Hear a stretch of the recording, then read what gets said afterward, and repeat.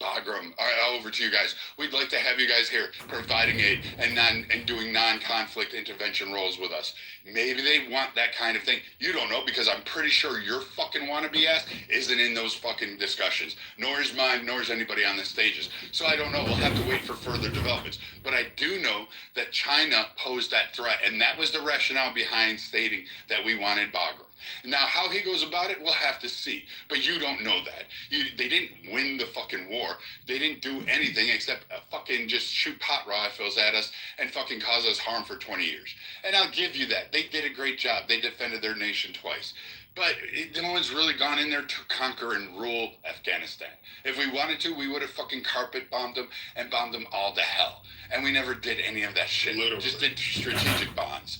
So, like, your idea of warfare is so ridiculous. Also, we can't run drones from fucking halfway across the globe over to targets. 24/7 drones. Missiles, you can't do. We can do it with other planes. We have some missiles and some array, but the vast majority are not reaching from New York City to fucking Beijing. It's just not happening. So when we look at this and say, hey, why do we need carrier groups? Well, there's a whole lot of air. And guess what? Air superiority is actually true. And Hexus has this wrong, in my opinion, along with numerous other people. I don't like the cost of carriers. I don't like how we have to fucking do it. They are targets, but getting you through those defenses is damn near impossible. I'm not saying it can't be done, but it's damn near. Good luck with that. I'd like to see that happen to somebody. But a carrier group is a nation killer for a reason, and it is such a display of force because it brings ground troops, air troops, and a whole lot of shit and a whole lot of hate real fast, real quick, within a couple hours. Something that we can't always do from bases around the world, and we can't respond quickly. That's why carrier groups actually exist. And if we're going to get rid of ours, and if they were so shitty, why is China racing to develop them? Why are all our enemies trying to race to develop them? And they can't fucking compete on our level because ours are the best. We've developed them. We hold those systems in place. And if they were so shitty per the fucking military genius of fucking Matt, who doesn't fucking know military logistics, all of a sudden is going to say, oh, we're just going to scrap that. It doesn't make sense if all the other nations are investing fucking massive amounts of billions of fucking dollars into their fucking carrier programs. Jesus Christ. Oh, yeah, brother. Oh, yeah. Man, you got cooked. But, right. That's the arrogance I was talking. That's the arrogance I was talking about. But there, listen. We got to let you cool down. Eric, we have moderation at, bro. What's your question? So, you had said something along the lines of how you believe that we shouldn't necessarily be involved in ourselves in, like, kind of like foreign affairs and be more concerned with domestic issues. Do you have that same stance when it comes to Palestine? Yeah, I don't think we should be involved in that. Psychiatrist. Wow, interesting. Wow, okay, I respect what's interesting about that? No, I was just wondering because I know you're pro-Palestine. You're right, I am. But so the reason why I'm asking is because, of course, people who are pro-Palestine have different stances with how they want, quote-unquote, Palestinian liberation to look like. So, I just wanted to hear your stance. So, there's a charter that's already established for a Palestinian state. We're just going to go back to 48 and follow that. The controls already split. We don't care with that. Secondly, listen, I guess this is what legacy does. You have your reputation and you hold on it and you think that reputation will carry you forward. But in reality, the world is moving forward. We are fighting a war now with ICBM long range to the point where things are becoming obsolete. You can stay stuck in the past, right, and think that, that's going to carry you forward, but it's not. If we look at the 12-day war between Israel and Iran, you see Iran was able to hit Israel hard without lifting a fucking plane off the air. They did it with missile only that can go 4,000-5,000 miles away. That's where war is going. War is going in the drone. That's where war is going. You see the way that Russia's devastating Ukraine? Which fucking drone and long-range missile? It's time for us to do that. We don't even have hypersonic missile in the United States. Or maybe I'm not aware of it. Or they didn't say anything. Secondly, aircraft carrier, hypersonic missile will take that out with one. Because you cannot stop an hypersonic missile. It cannot be stopped. Not the THAAD system, not the S-400, not the S-300. Nothing can stop hypersonic. Kitover. So now what are we going to do? when you park your aircraft carrier off the coast, and then 3, 4, 5, 6 hypersonic is coming at it with a couple of billion of F-22s on it. What are you gonna do? What now? Thanks, Uncle. I don't know, When man. we talk about background, the Minister of Defense of Afghanistan said, even if the United States were to offer to rebuild the entire country, we will not cede any territory to them. Because to them, they have a sense of pride that a lot of Americans don't seem to understand how other countries operate. I love Not everybody wants a military base on their border. Secondly, Afghanistan has a relationship with China that is helping them build their country, that they're not going to allow the United States to come in because the United States does not build country. China does. China has relationship and is the #1 trading partner to 145 countries. We have 192 countries on the planet. China is their #1 trade partners. So the idea that China is isolated? Are you fucking kidding me? Relax. You don't know what you're talking about, so shut up. Right? Secondly, Pakistan just signed a treaty with Saudi Arabia, a defense pact with Saudi Arabia. Guess who supplied Pakistan with arms? Guess who supplied Pakistan? China, because they use Jaden and JC. I told this like guy right? that I started Now the trade partner they just signed a defense pact with Saudi already because you're wrong again. As a result of their discharge, they will Pakistan cause did not the sign government billions a of defense pact with benefits to Saudi Arabia last week. Are you not aware of what's going on in the world? Live, sitting in a penthouse. If Pakistan get attacked, Saudi Arabia Just like your fucking point, because again, I have to write down all these 30 points that you write and you monologue about that you've been wrong so far. Brad, you speak So about again, legacy. sit down and just finish your Congratulations for point. the legacy. Your legacy, you have not won a war since on the fucking 1945. stage. Finish Your it last so we war can rebut was these because we got to write all 29 We won the of these Gulf down. War. Listen, what? Oh yeah, you did. We also won the Iraq War. Yeah, that was. Are you done now, Matt? Because I'm just going to tell you. I'm done. You can go As ahead. far as your hypersonic- We still love you, man, but come on, bro. I don't know about today. We My still love love is you, conditional. brother. But I mean, like, as far as detection of the hypersonic, there's really not a lot. First off, the hypersonics aren't really that direct of a threat. Maybe in the 2030s they will be, maybe, and that depends on development. But even now, the reason why we're not like, oh my God, up in arms, such as Matt, why you don't see like the fucking Pentagon rushing to Congress going, hey, we need $1 gazillion to radically improve defense spending because of the hypersonics. And they have stated simply in meetings that we just need more money for that, but difference in the way they would do it. If this was a direct threat and if we were truly afraid, we would be checked right now. Congress would be in session, the Senate, everybody would be like, this is the greatest threat, we need to stop this. It would be nonstop on the news 24/7, and we would have fucking carrier groups lining up around China for fear of the hypersonic leak. We're not really that scared. We are really not. It is not going to, like, the idiots that swallow the fucking bait without realizing the hook attached are the ones like Matt, who are like, oh, China's got hypersonic. Oh, Lord. Yeah, we had hypersonic fucking how many decades ago? Hold on, let Brad finish. So like, as far as like, we can't do it down, well, we have the HBTSS system. We have the fucking GPI systems. We have fucking direct energy, which we just like fucking test on that one, the laser. That one was fucking impressive. I was like, ooh. And high-speed rail guns, which we're still using, that hit their targets like fucking spot on. We don't have necessarily a reliable 100% because we're still using some of the other ones, some of the Aegis systems and some of the ground wars, which were more built to handle all the other missiles that are out there. But China doesn't have a shit ton of hypersonics anyway. They're not a nation killer. They don't have enough of them to actually launch. Iran doesn't have one, and Russia's can't fucking be directed. They can't fucking manipulate them because they need something that we control above them.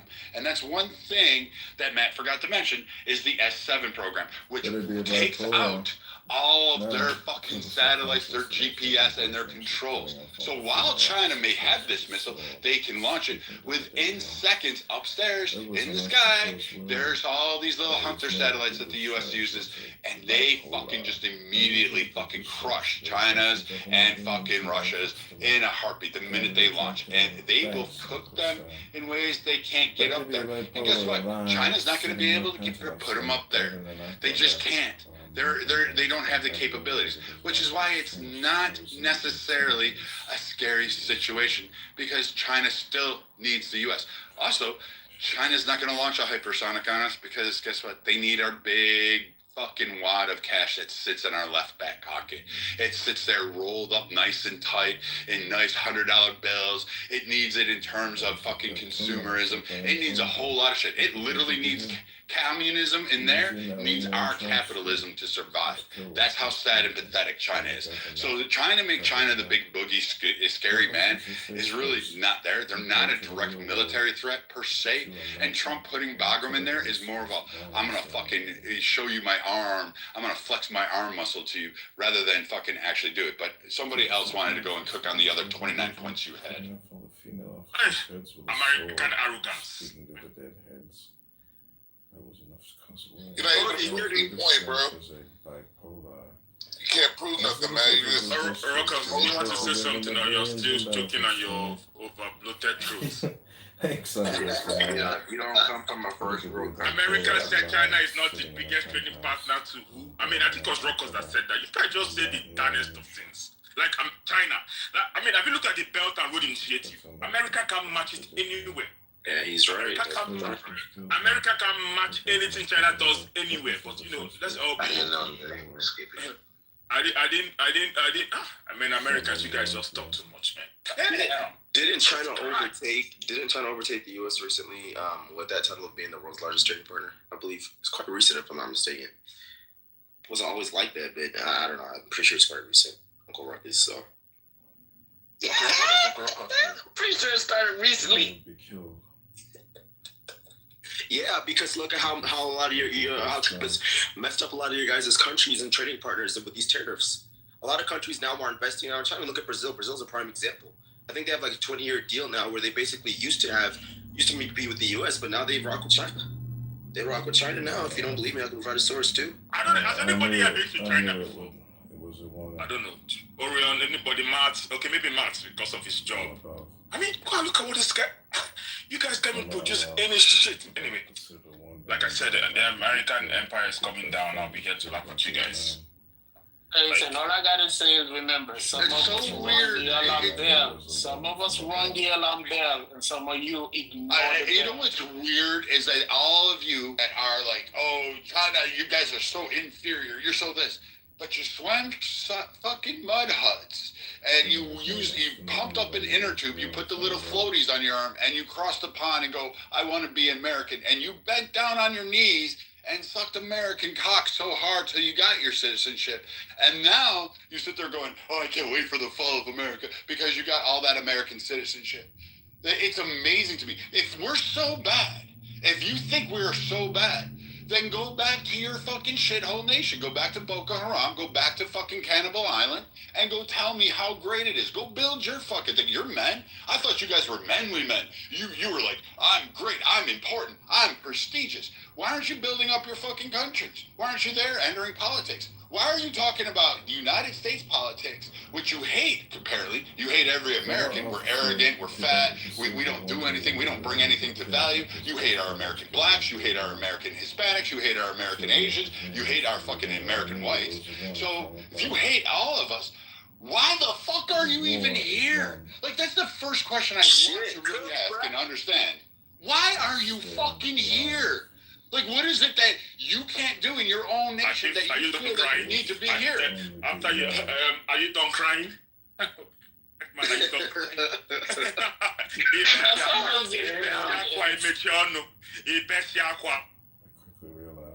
Your country. Wait, did your sister not, like, want to marry you over there? Is that it? Yeah, I didn't interrupt you, please. I beg, just keep your mic. Your country is going down. I will make my money. Dollars, cash, ego, goodie, Who and I doesn't would pay you come if you trash go about down? your Bro, country. Africa Yeah, I would, bro. hey, hold on, Matt, please help me out here. Look at you. You can't even do that on your own. You're calling for other people to help you. I didn't interrupt you. I didn't interrupt you. So you guys should calm down. After you finish crying, I'll still repeat the same thing I said. There's nothing you can do because you know what? I'm American. Amendment rights, that's what you guys tell me. You can't do shit. Your country is going down. You know we can revoke those, right? Oh my God. Denaturalize you, bro. Guys, calm down. I didn't interrupt anybody. Mods, help me. Yes, the immigrant needs more charity. America is going down in every way. Economically, politically, your country is destroyed. So you guys better start begging me so I can give you plots of land in Africa. You guys, Wait, I got here. Wherever from Africa, Uncle Rokos. Wait. You're the Nigerian prince email, aren't you, Odie? You're the prince in the email, aren't you? You got land in Africa, but you're over here being an Uber driver. Will you shut your crybaby ass up and just let him finish, dog? No one came off mic when you were crying, bro. Just shut up. Yo, I mean, America is going down. Cotton pickers. Black Americans are cotton pickers.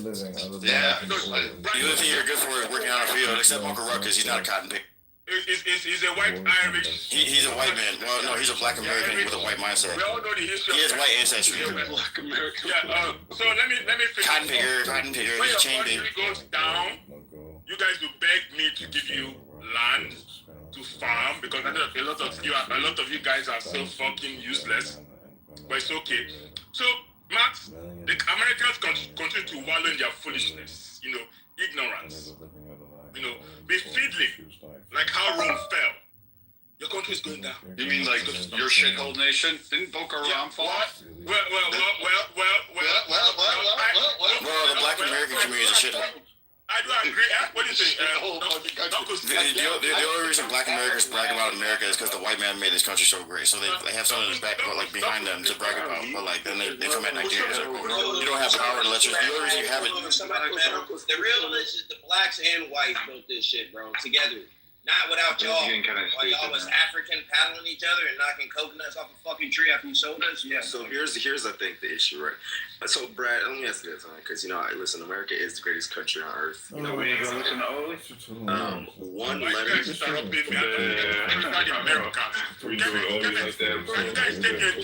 a look at my PTR. Odie's the Nigerian prince who says he's got $7 trillion, and if you send him $240,000, he'll give you 40% of it. Okay, well, Brad, thank you. Brad, like I said, if I found out that none of you has any power, I'm just... We can turn you into the FBI for your anti-American. There's a whole lot of Yo, Odie, for the record, Odie. We can remove those. Odie, when you're not here, Odie, Brad comes here and he cries about you. I mean, you can listen when you're not in the room, Odie, Brad comes here to cry about you. You're powerless, Brad. You wanted to see black people on display. That's why people have black fatigue. You got Odie and Louie, two pieces in the box. There you go. We're much better than Black Americans. Yo, Odie, whatever you did this guy that he always comes in this room to cry about you, like, good job, well done. Wait, so like, Brad, so let me ask this here question, right? Like, are you not concerned about America's stance currently globally? Like with the positioning that we are like globally in terms of how, we have certain trading partners. Do you believe that that is like... serious, or are you trying to do like a fucking ignorant Louis statement? No, I'm being serious. No, like I said, I'm being, like, actually... I'm not... So in all seriousness, I've been concerned since 1980s. Like, it's always precarious with global stances. I don't like any of those. I didn't like some of the... after Iran fell, when we had issues there, I didn't like the way that we let Muammar Gaddafi live after we bombed his compound under Reagan, and then we let more further turmoil, allowed the expansion of terrorist cells to exist, which led onto more TWA jackings. I was concerned as a kid then because, I had to fly around. Then enter into the 90s, we had major concerns under Clinton. Like, people forget that it was not great overseas. Like, we bombed the wrong fucking China. We bombed a Chinese embassy under Clinton for a targeted response to terrorism. So, like, this idea that somehow we were doing really great globally, the .com era kind of glosses it, and a lot of people look back and romanticize the Clinton era, but globally we I think you're talking about trade, bro. Trade was also, trade wasn't that great. You had a lot of issues going on with China as well at that time. Do you guys not remember that? No, they're too young, bro. Thanks. Oh.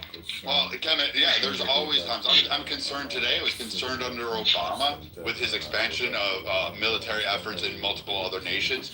I did not like the rise in proclivity to do targeted violence, which is where we're at today. I didn't like the way we were removing wartime structures in a typical battlefield arrangement to moving them amongst civilian populations at the way we're doing it, and forcing that kind of warfare to become conventional, which means you have to kill civilians in order to go after the targets.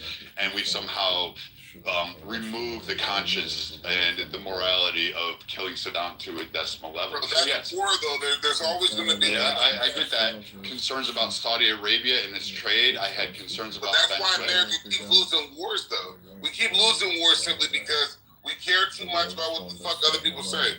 Like we have morality waging war, and ethic codes that we have to abide by. If you want to have your women and children in the way, get them out the way, right? But we take those, that's how it is. That's how Genghis Khan did it. If only we could have a massacre without those pesky codes of ethics.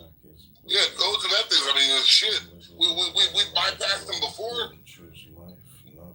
Who's we? As the white man still crying. The powerless white man. What kind of ethic? A million Iraqi died. The U.S. killed a million Iraqi. Like, what are you guys talking about? The white man that cannot try to. What kind of ethic? I mean, like, yeah, we did. We killed millions of them. We killed millions of fucking, Odie's, like, family members. We just shoot them. Actually, you said just clarifying. Oh, and we'll use like the French Foreign Legion, like those faggots actually go out there and kill them all the time too. So No, you guys Yo, Matt, what were you saying, I'm gonna go to bed. I'm gonna go to bed real quick. Wait, Matt, what were you saying, bro? I'm just saying, there is a code of ethic. The U.S. killed just like everybody else, if not. Yeah, that's Louis' point. There is a code of ethic. No, other markets was like, oh my God, we have a morality. The U.S. There are standards that the U.S. right? Like they might do some clandestine operation where like we find out there was some fuck shit done. You know what I'm saying? But for the most part, like everything that's on the surface, I believe like we're operating within some sort of like moral, ethical framework. Oh, absolutely not. It might not be the highest moral ethical framework, but like there are things that we consider when we like carry out. But isn't that what Ruckus is saying though? Like Ruckus is saying, administration to administration, they're the ones who draw the line of where actual ethics is. And then the other side, the opposition, points at that administration. No, that's not true. And says how unmoral. Listen to the examples that were just given as far as Benghazi, as far as what he was, Matt was just talking about with Iraq, and then the weapons of mass destruction. Like these. No, it's not the administration that sets the standard. It's like the international governing bodies that we designate the powers to like control these things. No international body can control. Absolutely not. That's not even fucking true on any. I don't even know who told you that, bro. Like they have these rules that is a consensus, like the United Nations and things, but there's no enforcement mechanism there. Each country is voluntarily there to say, hey man, we'll do good. It's kind of like a handshake type of thing. But in America, like from administration, when the U.S. said went into the Gulf War, the UN was against it, and we said too bad, so sad. We did it anyway. The ethics aren't set by the administration, though. That's what you said. I don't agree with that. All right, so I'll point it out. So one administration says that this was justified because of so on, whatever the plan is. The opposition that is trying to take take control of power in America says that that's racist, says that that's against the law, or whatever this is, because it's just banter. But then when they get into office, they have to do the exact same thing because they're both facing the world. So everything is subjective. There's nothing that's objective. There's no one action that can objectively fall under that would fall outside of a ethical framework. There's no outside body outside of the U.S. that controls our morality. It only exists by administration. Is what we're saying, Simone? The Joint Chiefs. No, Like that's who determines your morality overseas in terms of war. I can't really hear what you're saying, Simone. No, that's exactly what I'm saying, bro. Like, for example, right now, you guys... Yeah, I locked all that up. You're going to have to repeat. Oh, no, you guys, because this guy doesn't have a job. Calm yourself down. Stop crying. It's okay. What was that, Simone? Living in his coin. Do I look like the monkey? I'm not the monkey dancing. What the hell? Hold on, bro. Let me just finish this real quick. You guys are looking at a monkey. Yeah, shut the fuck up. You guys are looking at Trump. Yeah, shut the fuck up. You guys are looking at Trump, right? And you guys say, hey, this guy is unethical. He's torrent. The system. I'm not talking about you, Louis. I'm talking about the political. Yeah, I'm talking about the political climate.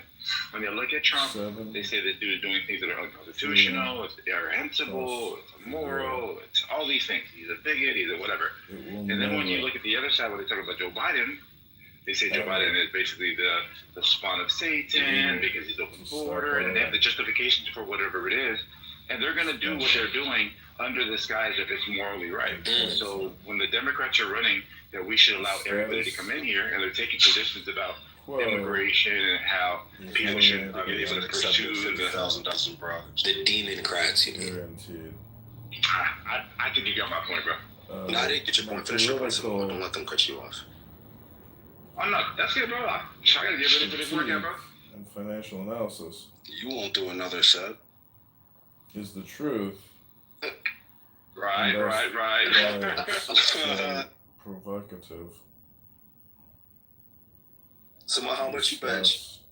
No, fuck all that. Yo, did any Democrat run on this border? All that.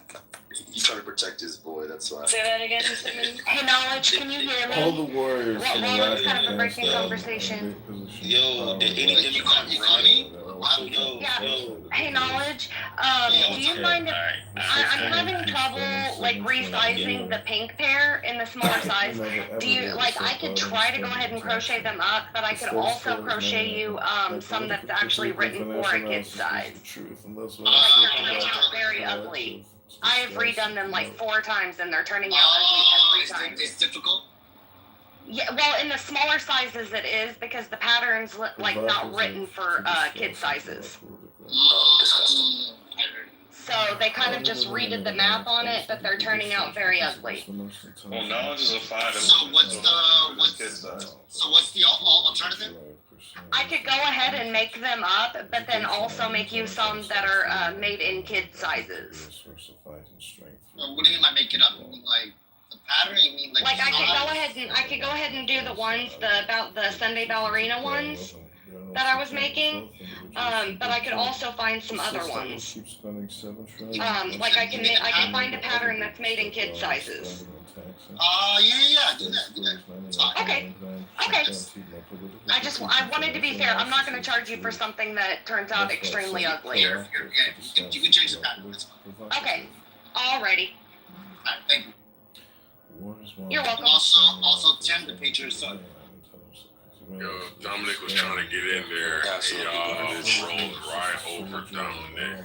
Damn, Dominic, that shit sucks, bro. I wouldn't let that happen to me, bro. It's good. I wouldn't let that happen to me. But I can remember what I'm about to say. So, quilting is much more fun than crochet. Let's talk about knitting and quilting and shit. That's a peaceful topic. She's trying to dominate you. What they're doing right now is they hear you, and they're going to ignore you, and you got to fight through it. I'm going to show you how to do it.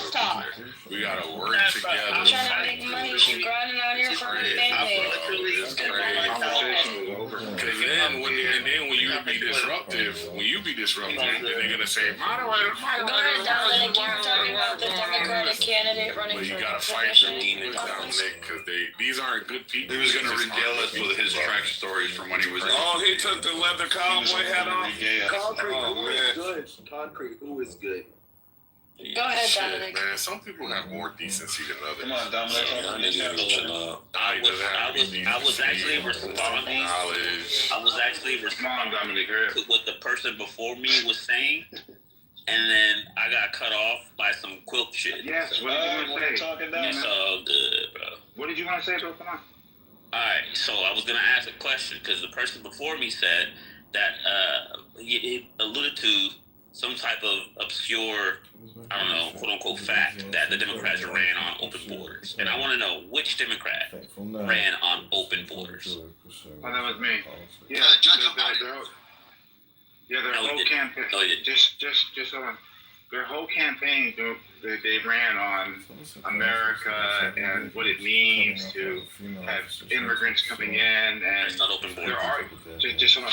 Their argument was that they should allow a way for them to get here. So one of the policies that were passed was something called catch and release. This was criticized from the other side of allowing people to flood in without them actually properly vetted because the court date has such a backlog. Okay? And they championed this policy. All right, what's your definition of open borders? Thank you. That's the question. What do you think open borders is? I think open borders is like you just literally don't even have like a border patrol or like don't even just let anybody come in and just.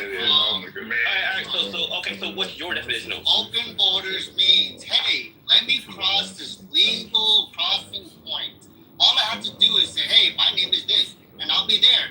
They say, okay, here's your date. Go ahead, cross, buddy. Okay, thank you, guy. And then you cross in, and then you wait a day.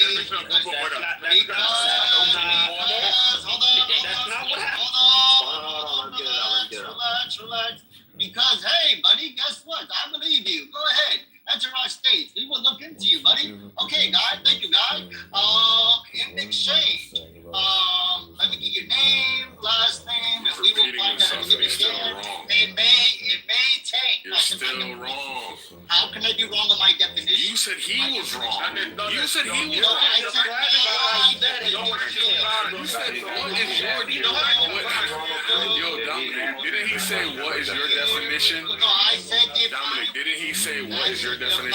No, I said define what you think we mean by open borders. What Okay, you meant? Yes, what we meant. Yes, define what you think that we meant by open borders. You're just And wrong. then he said, open Whatever you mean is borders. wrong. And then he said, and then he said, open borders means there's nobody over there. There's no border. They just walk right across. I was mad about No. So you're using the term in the wrong way. And then I said, we. No, there's I a said, definition, bro. and I said, when we say open borders, what we mean is that you can go to the border, you can say, hey, I'm here to seek asylum, guys. And they say, okay, but That's definitionally not an open border. that's all definition. If there's somebody there to stop you, the border wasn't open. It was restricted. Don't argue with the fools, Concrete. We mean Hey, Concrete, anybody can I ask you a can quick go there. question? Look, Yo, let him anybody finish. can go there. Look, anybody can go there from China, Hey, watch your from mouth, Russia, from Ukraine, you name it, from anywhere around the world. They say, hey, I'm here to seek asylum, guy. They say, okay, buddy, hey. And they say, okay, give me some first name, last name. Yeah, we know you're wrong. We got it. You're wrong. And it's my definition. What do you mean I'm wrong? It's not your definition. Anyway, You weren't using your own definition. You didn't make up a definition. You heard the term before. You just started using it. We used the definition, Concrete. Exactly. So Or I did. yes. So then, the recent response. Okay. You have 120 days, maybe more. Well, we'll contact you when we can get to you. That's open borders. Anybody can come into this country, say, I'm seeking. Anybody can come into anybody can come in the country, say, I'm seeking asylum. We say, come. We heard you all 3 times. We heard you all 3 times. You're being yourself, Concrete. It would have been quicker. It would have been quicker. No, fuck it. Let's just do this now. Fuck it. Fuck the conversation. Let's just do this. Weird ass shit, bro. Y'all wanted this to happen. We just gotta talk over each each other, and then people are just loud and loud and repeating themselves. Every conversation just have to exert some sort of petulant, dominance conversation, and you're wrong. And all he's trying to do is stave off Earlier when I was putting the argument about borders, I was very specific when I said our definition as to what's our definition, and the person that was responding to our definition did not provide something that was in agreement with our definition. Hence why I got off the mic and I said, wrong. And the other person that was a part of the conversation said, yeah, that is correct. So once again, I'm going to ask for the person or any other people who talk to our definition. People When have you say our definition is can realize that you are inherently incorrect in your statement because it's our definition. That's like if I was to say something as rhetorical as I'm going to define it with the letter B. They don't need to repeat Ergo, when I use the letter B, they mean the letter A. And when you say our definition is wrong, you are inherently wrong. My definition of the letter B. Anyway, we can start all over. We can try this again. Try this again. Want to try again? Still wrong. We can be cordial. You let me know. We can be cordial. So if I stand by the letter A, I mean the letter B. And we all understand when I use the letter B, what we mean by this. We all agree with the same definition. So you say, no, the letter A can only mean this. You are wrong. Because I said, use my definition. Quantity. And you are wrong by definition. So anyways, I think the question was originally to Dominic. I don't know if that was I'm gonna look at my screen one second. I don't know. I'll keep going my point.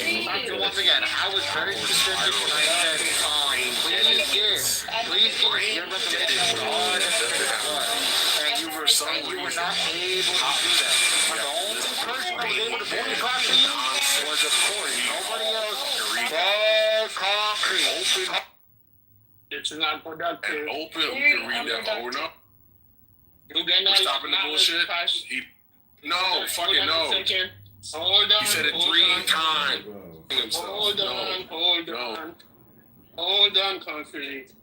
We're gonna allow knowledge to crash our Cessna, and then we can depart in the Gulf in the GS 500. No, he said it 16 times. I just know what I did. No.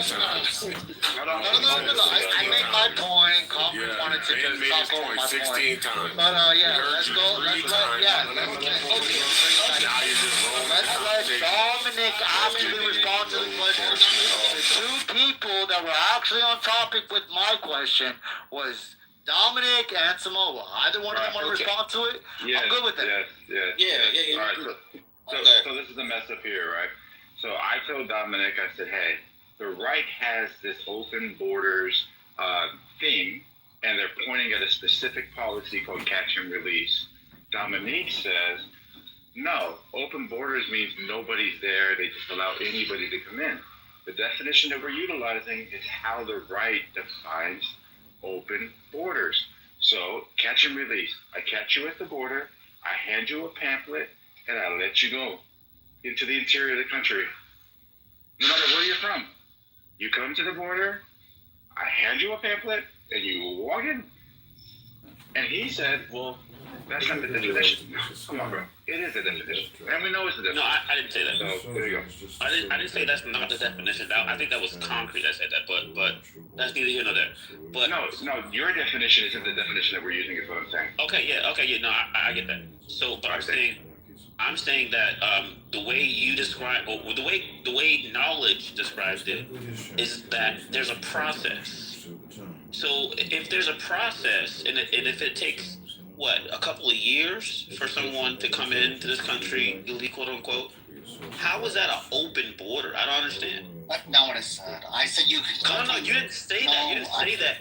I'm not saying you said that. I'm saying that that's what the actual reality of it is. No, that's not what it is. I can come from China right now in one day, and I can cross the border and say, hey, I'm coming here to seek asylum. No, you can't. Response, they say, okay. Not right now. Here's your court date. Yeah, not right now. No, you couldn't. When No, Biden, oh, yes, that's you happened, bro. That's crazy. All right, go ahead. Yes, you could. Why do you think? It's literally called catch and release, bro. Why do you think almost a million people cross in such a short time? We get it. Can I ask a question? There was no standard for crossing. All you had to do is say, hey, I'm seeking asylum. Oh, go ahead, come in. Well, here's the court date. Or we'll call That's you. because the law allows it. So when you're seeking asylum, that's actually the legal entry. That's not open border. Like, come on now, Oh my God.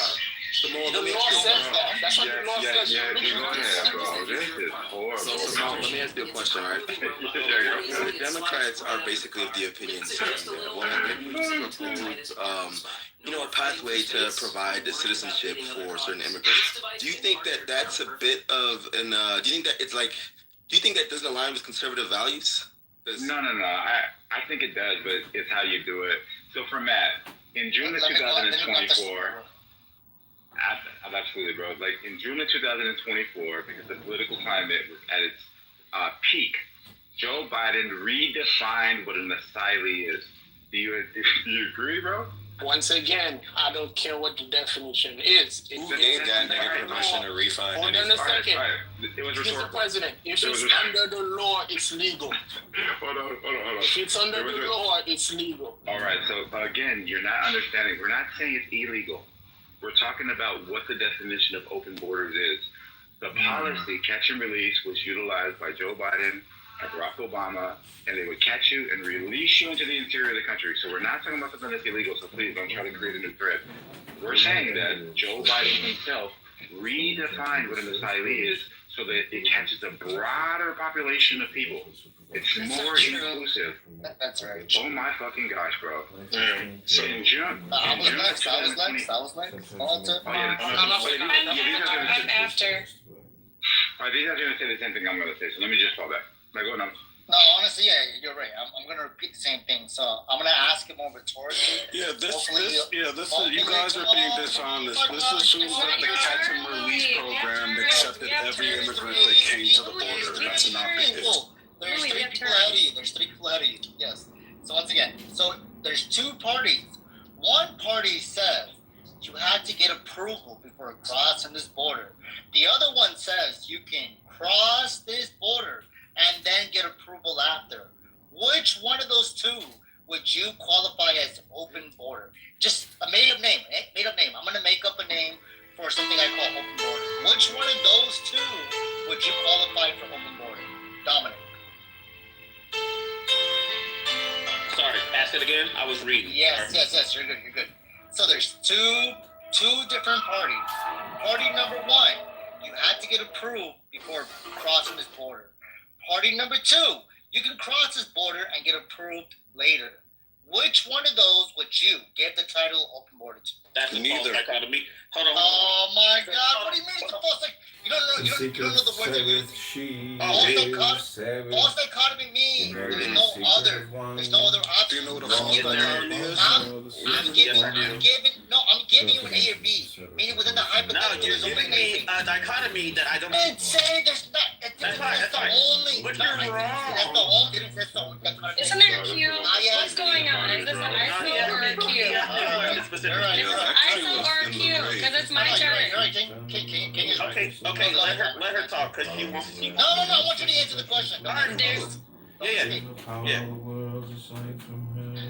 I just want to say that the term open borders is a dog whistle by the right to get poor white people to be angry about immigrants when it does not directly impact them, so that they can forget that they're about to lose Medicaid and everything else in their life. And the rest of us who actually make money are going to be fine while these other people are miserable.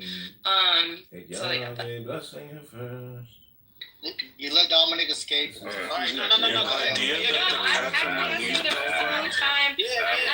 the rest of my time. The idea that the catch and release program equals open borders is Why don't you respect the queue? Why don't you respect the queue? There is no queue. There is It's a queue, and Dominic is taking the rest of my time. You just made up the queue so you could talk. There's no queue. No, Naj actually did have a queue of 3 people. It's good.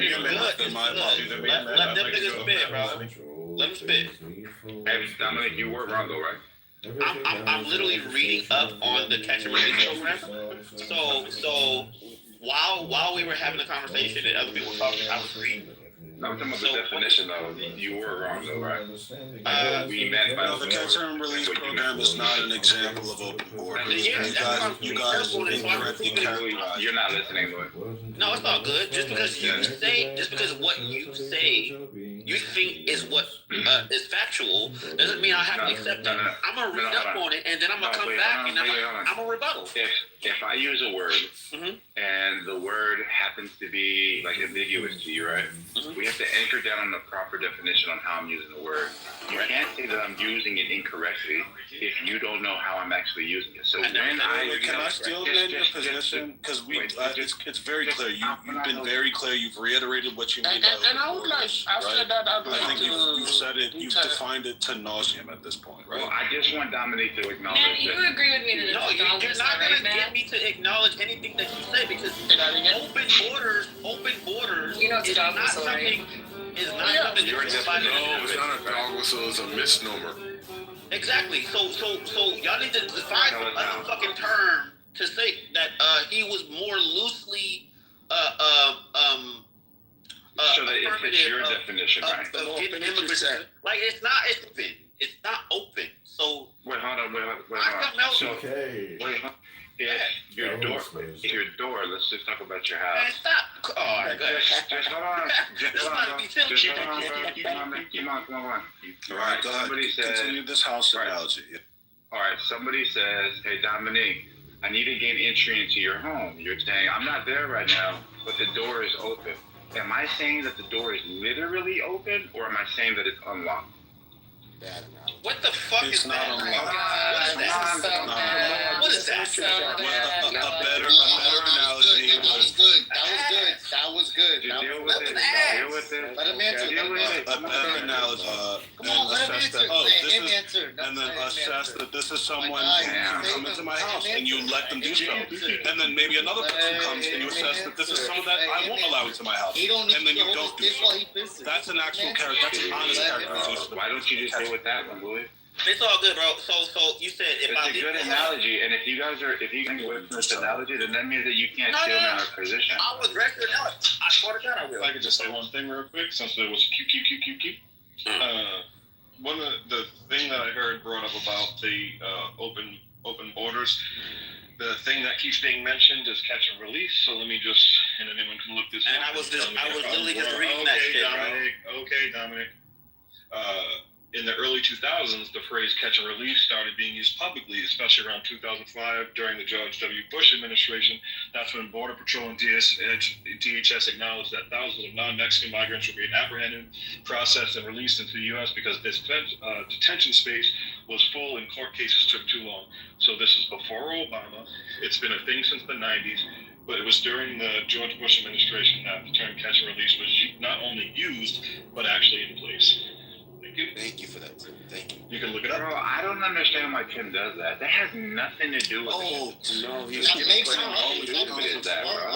I know that makes an argument. That isn't. Oh my God. That actually has everything. The issue is that it exists.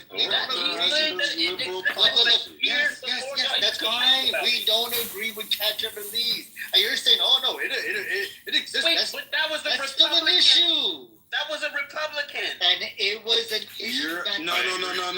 It's an issue that you guys tried to characterize as a liberal range open borders from the left. Get the fuck out of here, bro. That shit existed and it's not in the fucking Bush era. Oh, this is so dumb. All right. Did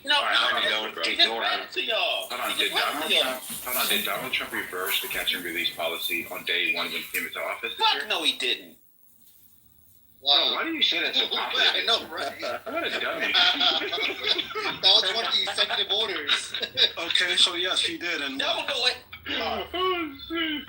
Hey, Dominic sounded super confident, bro. That was funny. Alright, so wait, hold on. Okay. Trump's first administration, was there catch and release? During his first administration, he got rid of the catch and release. There wasn't? No, they had something called Stay in Mexico. No. Yeah, they had something called Stay in Mexico. He implemented Biden's, You don't remember that happening? he implemented a mixed version. So Obama's administration would allow him into the country and then fucking hunt them down, and he would use that with the expense of the taxpayer dollars. And he built the cages. That's how the cages got fucking. You support that though, right, Brad? Don't you support that? Again, when you have that, actually I do. I don't mind repelling people who want to violate the laws. And it was perfectly fine for multiple administrations across political ideologies that, hey, it should be okay now. So when Trump came in, he used the same system. He just didn't allow people to cross the border and then go hunt them down. When Biden came in, he refused to use the camps and he refused to hunt them down. He used CB1 app, and then he'd use staging, which would be, here, I'm going to give you a piece of paper and hand you a court date, and you would show up. And then they, in fact, would have to go chase them down after they failed to show for court appearances, or they just lost track. This is how he lost like 300,000 kids. This is where there's a lot of complexities over the administration's tracking of these individuals, why it was so complex and problematic. Trump's come in and now locked down the border and brought back more of we're just going to stop you at the front and we're not going to in Mexico. So understand what Brad's saying, right? So what you're saying, Brad, that's the process. But then the changing the definition of what certain things means allows there to be an incentive for massive amount of people to flood to the border. Because it's all along for budgeting and funding. So like one of his campaign issues and one of the proponents for the progressives on the left was eliminating ICE. They didn't like ICE. They didn't want Homeland Security. It was a toxic for the left. So they wanted it defunded. Remember, defund police? They were part of that initiative, and that was one of the campaign issues with the Democrats in that turn. So they had to kind of attack Homeland Security for better or for worse. They had to follow through on that, and they thought they were doing a great job because the left was holding them by the balls, because that was one of their main cruxes was we want more people. We want more people. We don't want ICE going through the neighborhood. They didn't want to do what Trump did previously.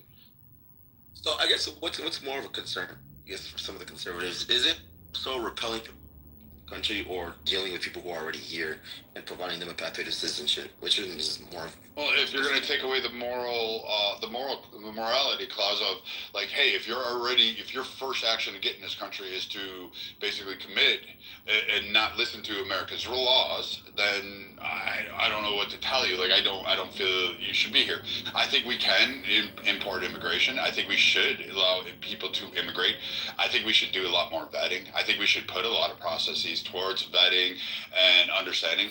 And I think we should look at how we divvy up populations. We can't dump like we did with the Somalian refugees. We can't dump them all into fucking Minnesota and Oklahoma. That just doesn't work out for neighborhoods. We're going to have to teach on acclimations and things along those lines. Why doesn't it work out for neighborhoods? Exactly. Can you provide an example of how it doesn't work out? Little Mogadishu right now is not a fucking great neighborhood. If you want to go up there, go try to run your ass up. Actually, I'll go there. Wait, I'll go there right now and I'll take a picture right now, and you guys will see that there's like a whole bunch of different people in that community, and it's nowhere near what he's referring it to. All right, but to answer your question,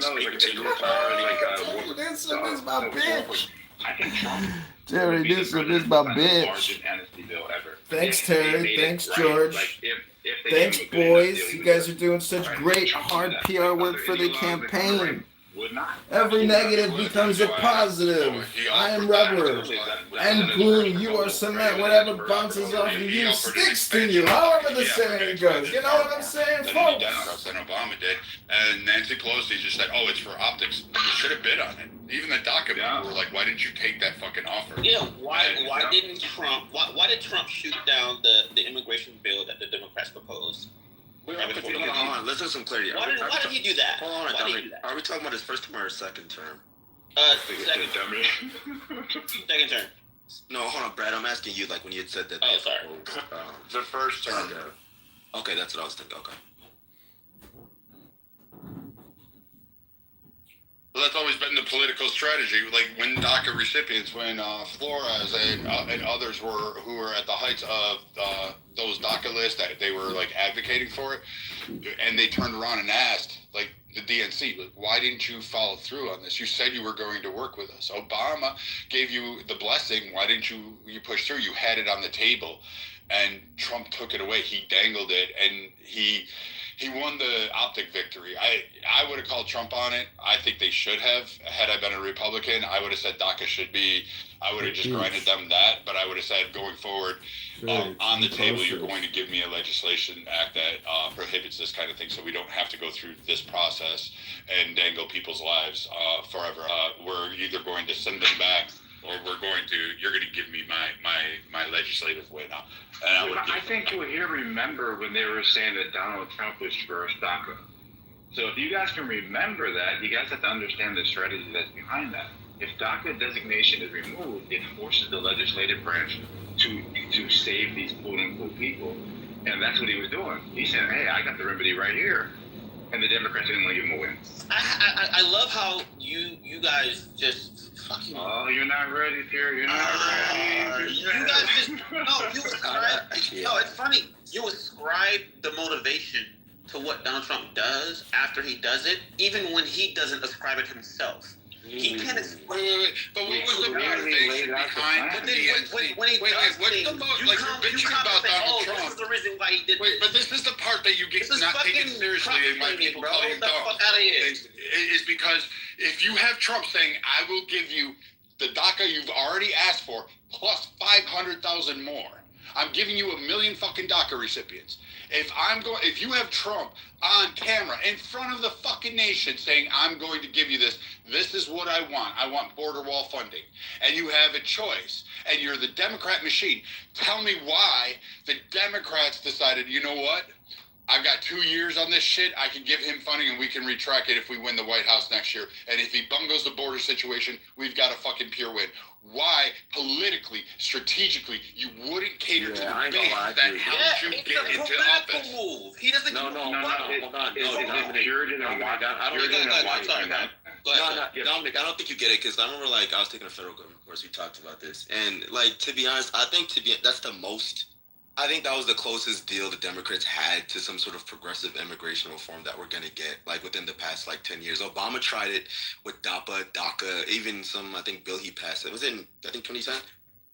And there was some, I think, a couple, like, House Democrats voted against it. Few, I think it was like 2 or 3 or so. And if they did vote in support of it, we could have had some progressive immigration reform. And, like, I hate to agree, but I think, once again, the Democrats kind of fumble their bag. I mean, because if they care so much about DACA recipients and all these immigrants and they want some sort of reform thing, they got to be bipartisan. I hate to say it. And I'm not even into like this whole border wall thing or whatever, but like, if we're comparing a border wall to like people who were born, like not even born here, because I don't think DACA recipients were born here, grew up here, I think, to be honest, that's why I asked the question. I think that people who've been in tree long enough should at least reap the benefits of American citizens. And I think if we're going to prioritize a wall over them, I think that's unfair, to be honest. I don't understand. But for Pierre, real quick, Pierre, if you just go back and watch his State of the Union, the first State of the Union, where he gives you the 4 pillars, and he's offering you this amnesty to all these people that are here, you're saying that he never did that. He just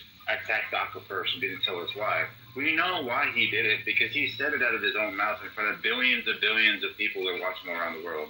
So we know what the strategy was, and they weren't going to give him a win. It was like, oh, they just made up reasons why, and that's why the narrative was, he's removing DACA, and he's getting all these people that are part of that program.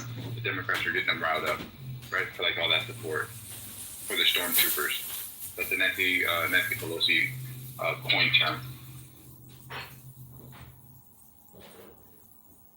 I mean, I don't really know too much. I don't really know too much about DACA. Isn't it that program for people who were like young when they came to the U.S. or something like that? They were dragged here as minors, and then they were forced to live here, and their parents, and then they were never deported or rounded up, so they're offered protection. Now it's ran out, but Trump like, I'm not saying Trump wasn't nefarious. I think the fucking border wall is dumb. I'm not with most Republicans on it. I don't like border walls. I think it's fucking a waste of money. But politically, when I look at it through the map and through strategy, you had 2.5 years. You could have granted funding for fucking the border wall. It wouldn't have been completed. Biden didn't fucking complete it, and he was building up fence lines and borders. So you could have fucking stalled that and actually had, hey, you know what, we got budgetary things. We gave you the border wall. Here, Republicans, now we want this. And you would have had it. And you could have got DACA on the backside anyway, because when you had Biden that won, you would have sat there and going on the border bill, on the CARES Act and other particulars, you could have fucking cared. And even under CARES Act, they had a chance to do it, and they didn't push it through. DACA wasn't on the list of any of the priorities under the Biden administration. So, like, when Trump brought it up, he was condemned. You're still condemned, but I'm sitting there going, it was a no-lose situation for the Democrats, because they would have had their base, they would have had the people, and they had a significant group that was going, and they would have won, which is why a lot of the DACA didn't believe the DNC program under Kamala when she was running, which caused you what? Votes. So optically, the Democrats fucked up on that part. Yeah, I do agree. I do agree. So are we also in agreement that Trump was against bipartisan bill to curb immigration at the border? Terry Newsom's all upset. Don't go away from your original point. Okay. The point you made was that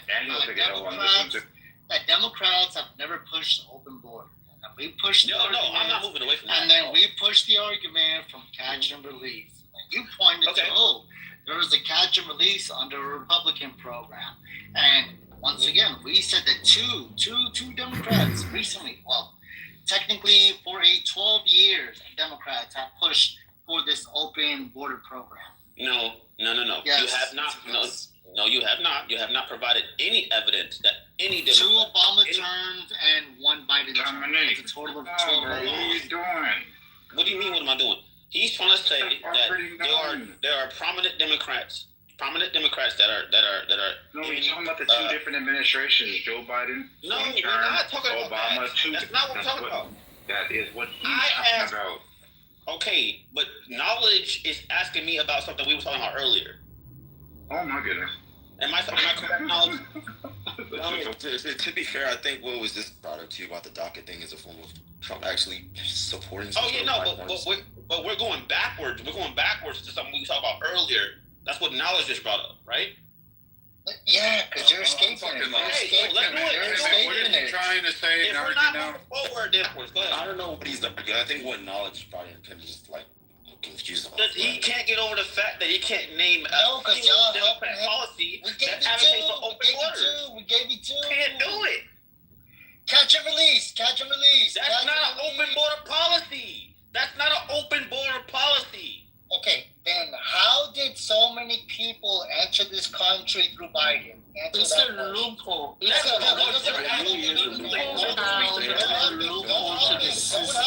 help it. You don't have to help me. So I'm not answering your question. You're answering mine. How did so many people enter this country through Biden? So you're asking me a question in reference to my question to you. How is it open border? Okay, I can answer that. No, don't answer. I want him to answer. No, don't help.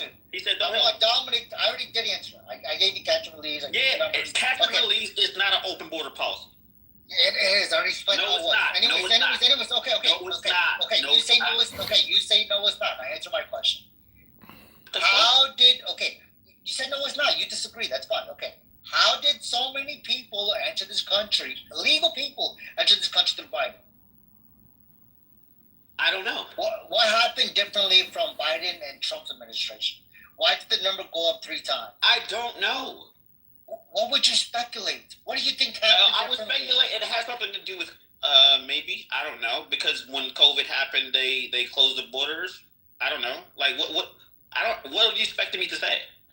Anything you want. So, for example, okay, I just gave you one excuse. The first Trump administration versus the prior administration versus the latter administration. whichever one you want. Are you trying to guide me into an answer? Just get to the point. No. I want you to answer. What do you think happened differently? Just get to the point. You said COVID. Bro, he said he didn't know knowledge. Like, he said COVID. He said, I think COVID. I said I don't know, but if I had to make an assumption, I said COVID. Okay, so you think COVID didn't exist during Biden's administration? It was like the first, year or two? Okay, COVID existed in the 4 years of Trump's administration or the last year or two? Brother, are you trying to educate me? Or it's the same argument. COVID existed. Just make your point. Stop asking questions. This is so fucking Look. You said, I think it was COVID. Okay, COVID existed in the first year or two of Biden. Okay, if it was COVID, did COVID not exist when Trump was running? Yeah, it existed in the first year or two.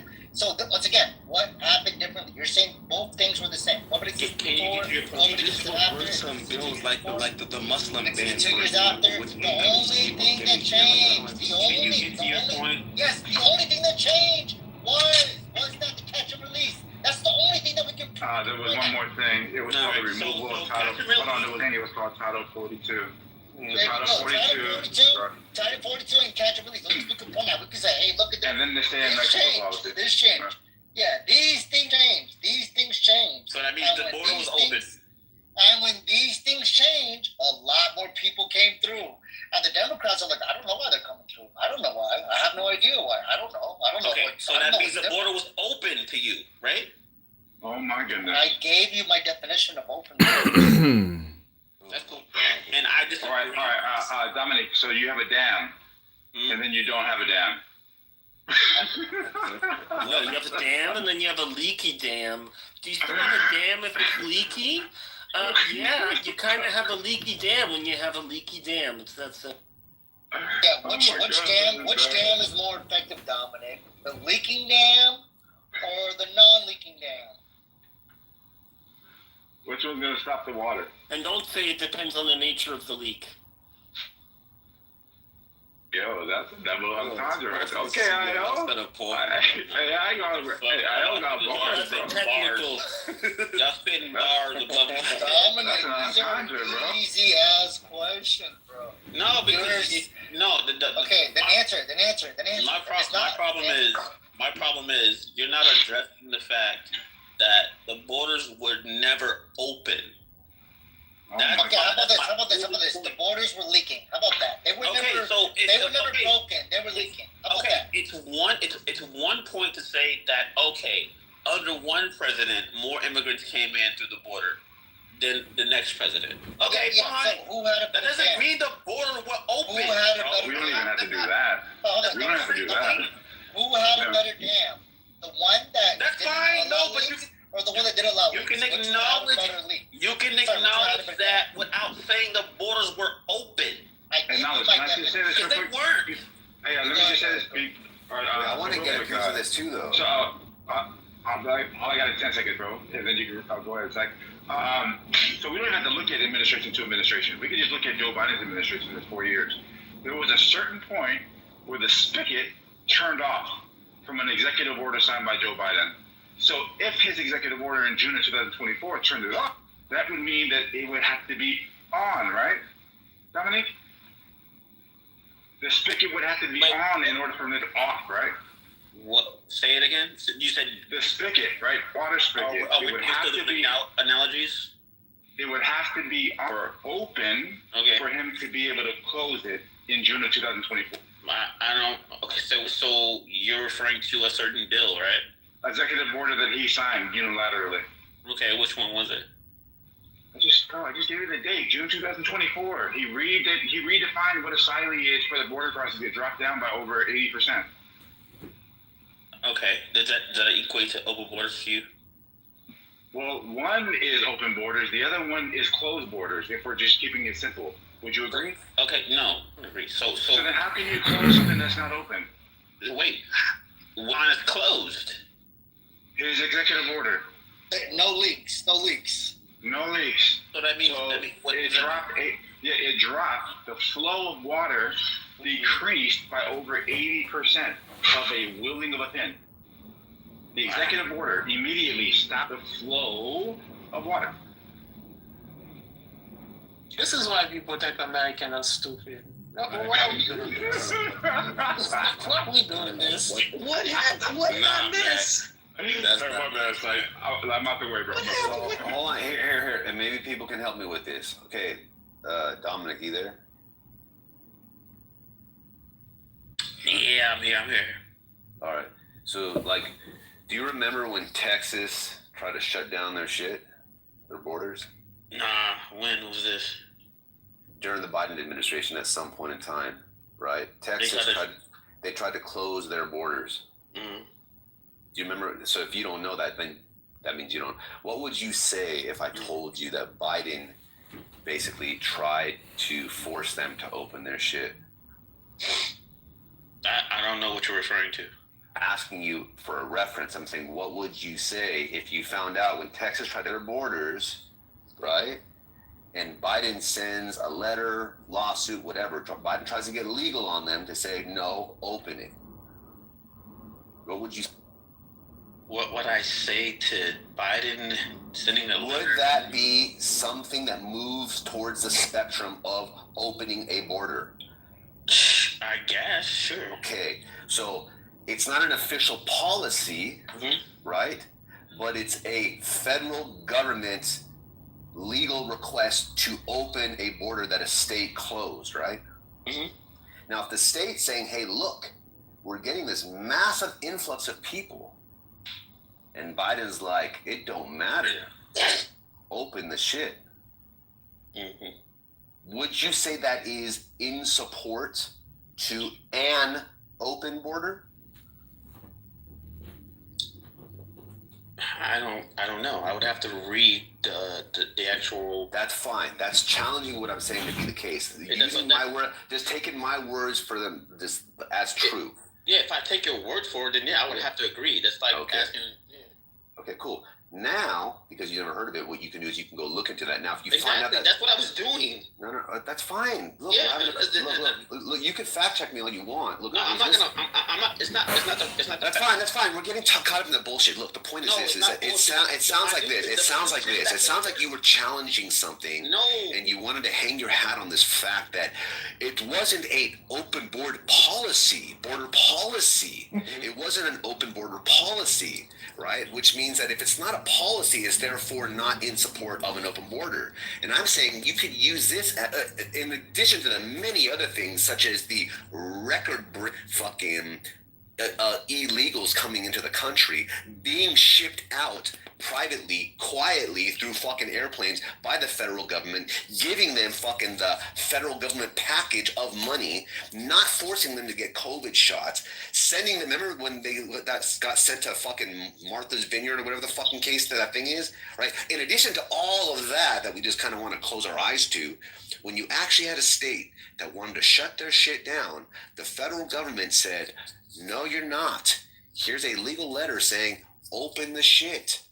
That's not a policy, but that is a fucking request by the federal government. That doesn't help your case, is the point. Now you can go ahead and fact check. No, I'm not gonna. I've been trying to read up on this shit, and like I said, I was trying to. My original question was, can you find one prominent Democrat that was that has power or some type of? Yes, I can right now. Okay. And then President Joe Biden. Okay, that's cool. And then I wasn't taking a position either way. I was leaning toward saying that there's no prominent legislator that leans towards open borders, quote unquote. Yes, you do, because you're defining open borders as a policy, right? But if you listen to the debates when Trump was saying you can go in there right now. Right. See, the conversation of open borders fundamentally was based off of the massive illegal immigrant problem that basically, at least some point in the early part of the administration, they said there was no problem. Later on, then they said there was a problem, which is why Kamala Harris is like, oh, we have to go back and we have to do this. And Trump was like, look, you can go there right now. And then they used that whole bipartisan bill thing that didn't pass. And then when Trump shut the shit down, and now this shit is basically almost zero, he's like, look, you didn't have to do anything. All we did was do what was already in our power to do. We just shut the shit down and stopped everything. So the concept of open border, you just want to hang on that, is, or the technical term open border, you want to hang on that, is not referring to the of allowing people to come in. Why were they flying illegal immigrants to other states privately? Wait, hold on. Let me reverse this and ask you a question. Go ahead. Why was Trump against the immigration bill that the Democrats proposed? Because he said it wasn't necessary, and it had money, and it had money. Hold on. It wouldn't have helped it. It would. You wouldn't even. Brad, we don't need you. And it had. Go ahead, Mike. Brad, I think they do it good, bro. It had other bullshit in there that would fucking be passed if you got that one. So it's basically saying, look, you gave me this one, and then you give the Democrats 3, and Trump's like, no. This ain't, what the fuck? We don't want to give this to them, because he's against those other things. And then he's saying on top of that, we don't even need to do anything such as pass a bill. We could just do this on our own. And he demonstrated that. That's why we have fucking shit closed down. And hey, look, when Biden was elected as president, weren't those caravan things driving towards the border? You don't see that with Trump. That was come on, bro. What do you mean, come on? What do you mean, come on? Caravans? Yeah, you never heard of that? You look, don't get caught up on the term. That's fine. Right? That's just the media thing. How about this? Let me just be more specific. When Biden was elected, you had a lot of potential asylum illegals, etc., however you want to say it, coming towards the border. You saw them coming in. That didn't happen with Trump. Why? Oh, by the way. Okay. No, that was a question, sir. That was a question. Yeah, nigga, can I answer it? Goddamn. Go ahead. So the answer is Trump opposed that bill, admittedly by his own words, because he wanted to politicize it. Great. Okay, I'm gonna concede to that. Wait. Oh God, you're not answering my fucking question, bro. Okay, the question was very simple. Why is it the case? And this is just your opinion. This is not a factual thing. I just want to hear your mindset. Why do you think when Biden was in office, you had people from other countries coming towards our border to enter the country, and when Trump was in office, I asked him the same question. Thank you, and we didn't get an answer, obviously. So Okay, so I don't think that question is. That's cool. Okay, cool. So I don't think that question is relevant to the fact. Perfect. That's fine. Just answer it, and then we'll determine the relevance. Hold on. No, because you're not answering. You're just saying, I don't think this. It's irrelevant. Just answer the question then. It's still an opinion question. Irrelevant. Do you have an answer in your head? Okay, wait, hold on. Do you have it in mind? Wait. Second of all, you guys didn't answer my question. Wait, hold on. You answered my question. Sorry, what kind of mic are you using? All right, boys, let's turn it on. Wait, Dominic, what kind of mic are you using? Yeah, cool. Yeah, we're doing so good. Okay, you answered the question with a question because No, I did not. Hold on. Look, I can tell you what happened. You started talking about, I asked you a question. You started talking about Trump basically saying that he didn't want the bill to go through because for political reasons. I said, fine, I'll concede to that. And then I re-asked my question by saying, hey, look, why do you think, this is an opinion question. And this is, look, if you just want to say, I don't know, say, I don't know. Relevant. But if you have an answer in your head and you just don't want to say it because you know it's antithetical to what you've been putting forward, then say that, bro. It's not relevant. Okay, look, you saying it's not relevant doesn't mean that you don't have an answer. I'm curious as to the answer. I don't have to answer an irrelevant question. Okay, but look, you're saying it's irrelevant, right? And to me, it's irrelevant to say that it's irrelevant. So we're talking about irrelevant things right now, right? All I'm saying is this, and then I'll go on mute. Why do you think that was the case? Bro, I'm not gonna answer that fucking question. You're not going to answer it. Okay, that's all I needed to hear. Thank you very much. You know why you're not going to answer, though? Now, this is my opinion, right? You're not going to answer because you know it doesn't help your case. Right? That's what happened. I don't know what happened today because I came in here, but I'm going to assume this. Somehow, some way, somebody said something, and then you just unmiked and said some stupid-ass shit, and then it got you in that position that you're in now. You talked yourself into a hole that you can't talk yourself out of, and the reason why is because sometimes you just say things that you're not fully aware of, and this is what happens all the time with people. It happens to me sometimes. The difference is this: is that when you get caught with your pants down, it's like, oh shit, pull them back up and say, my bad. You're like, nah. This is not relevant. My balls are hanging out, but that's like, bro, pull your pants up. I love this. I love it. All right, so you good, bro? You all right? All right, cool. So the question was actually after we moved on to like 7, 8 different other questions, because when I ask a question, I get met with a question. Nobody answers my question. I just get met with another question and another question, and we move in that direction. So the question was, which Democrat was in favor of open border policies? And y'all provided catch and release, and catch and release is not an open policy. That's what I've been saying the whole time. And I'm not done. I also provided a source where the Republicans, especially Donald Trump, was against a bill that would curb illegal immigration or anything that had to do with what the fuck they were talking about. He opposed it because he said it would be politically advantageous to him. So what am I not conceding? What do you think I'm not conceding at this point? Just stop right there. You good? Stop right there, bro. Yeah, go ahead.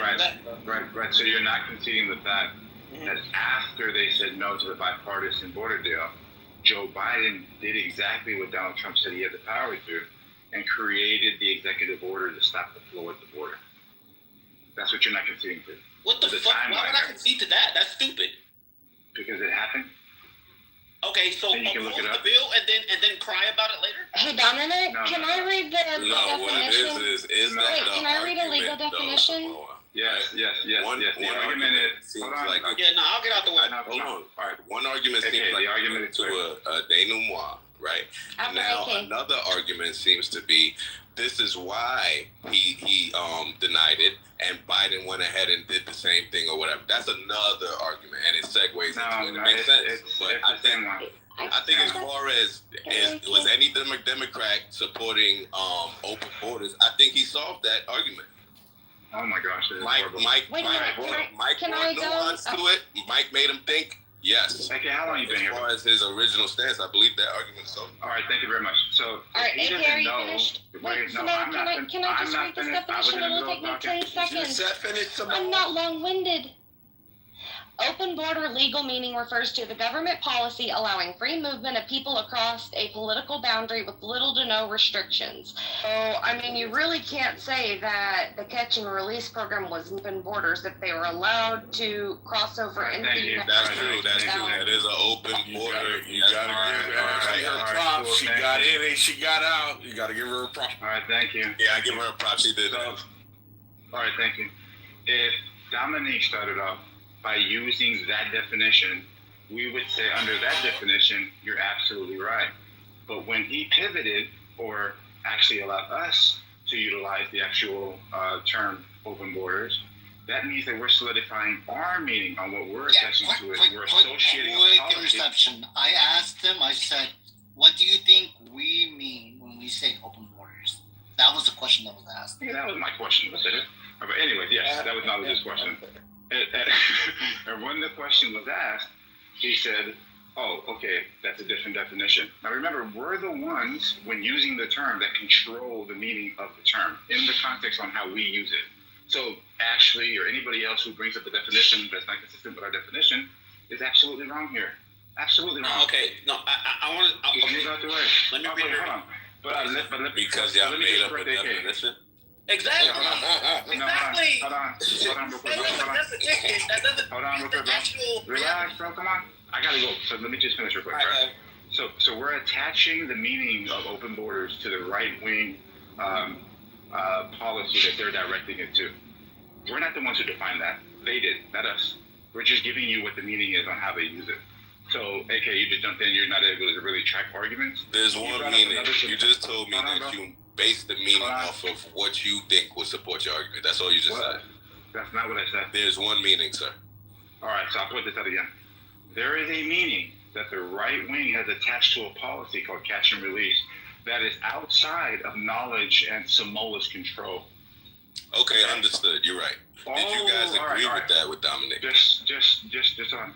So when we say open borders means When is this, your next and we're putting out a fundraiser for policy, we're not Will you using the change your definition that profile we from created. garbage to a fee? So can you guys just use some brain cells here? It's pretty. No, you're retracting. You're backtracking. All right, brother, just get out the way, bro. Like I hate to be. Yeah, I get out the way. Don't be me. Finish that second. All right. So then Dominique comes up and he says, "This is kind of like a red herring. Look at the bipartisan deal. Why didn't Donald Trump support it? Because Donald Trump said you don't need the deal. There's a lot of fluff in there. There was funding for Israel. There was funding for things that had nothing to do with the actual border. Donald Trump says this guy has the executive authority to do it unilaterally. Guess what?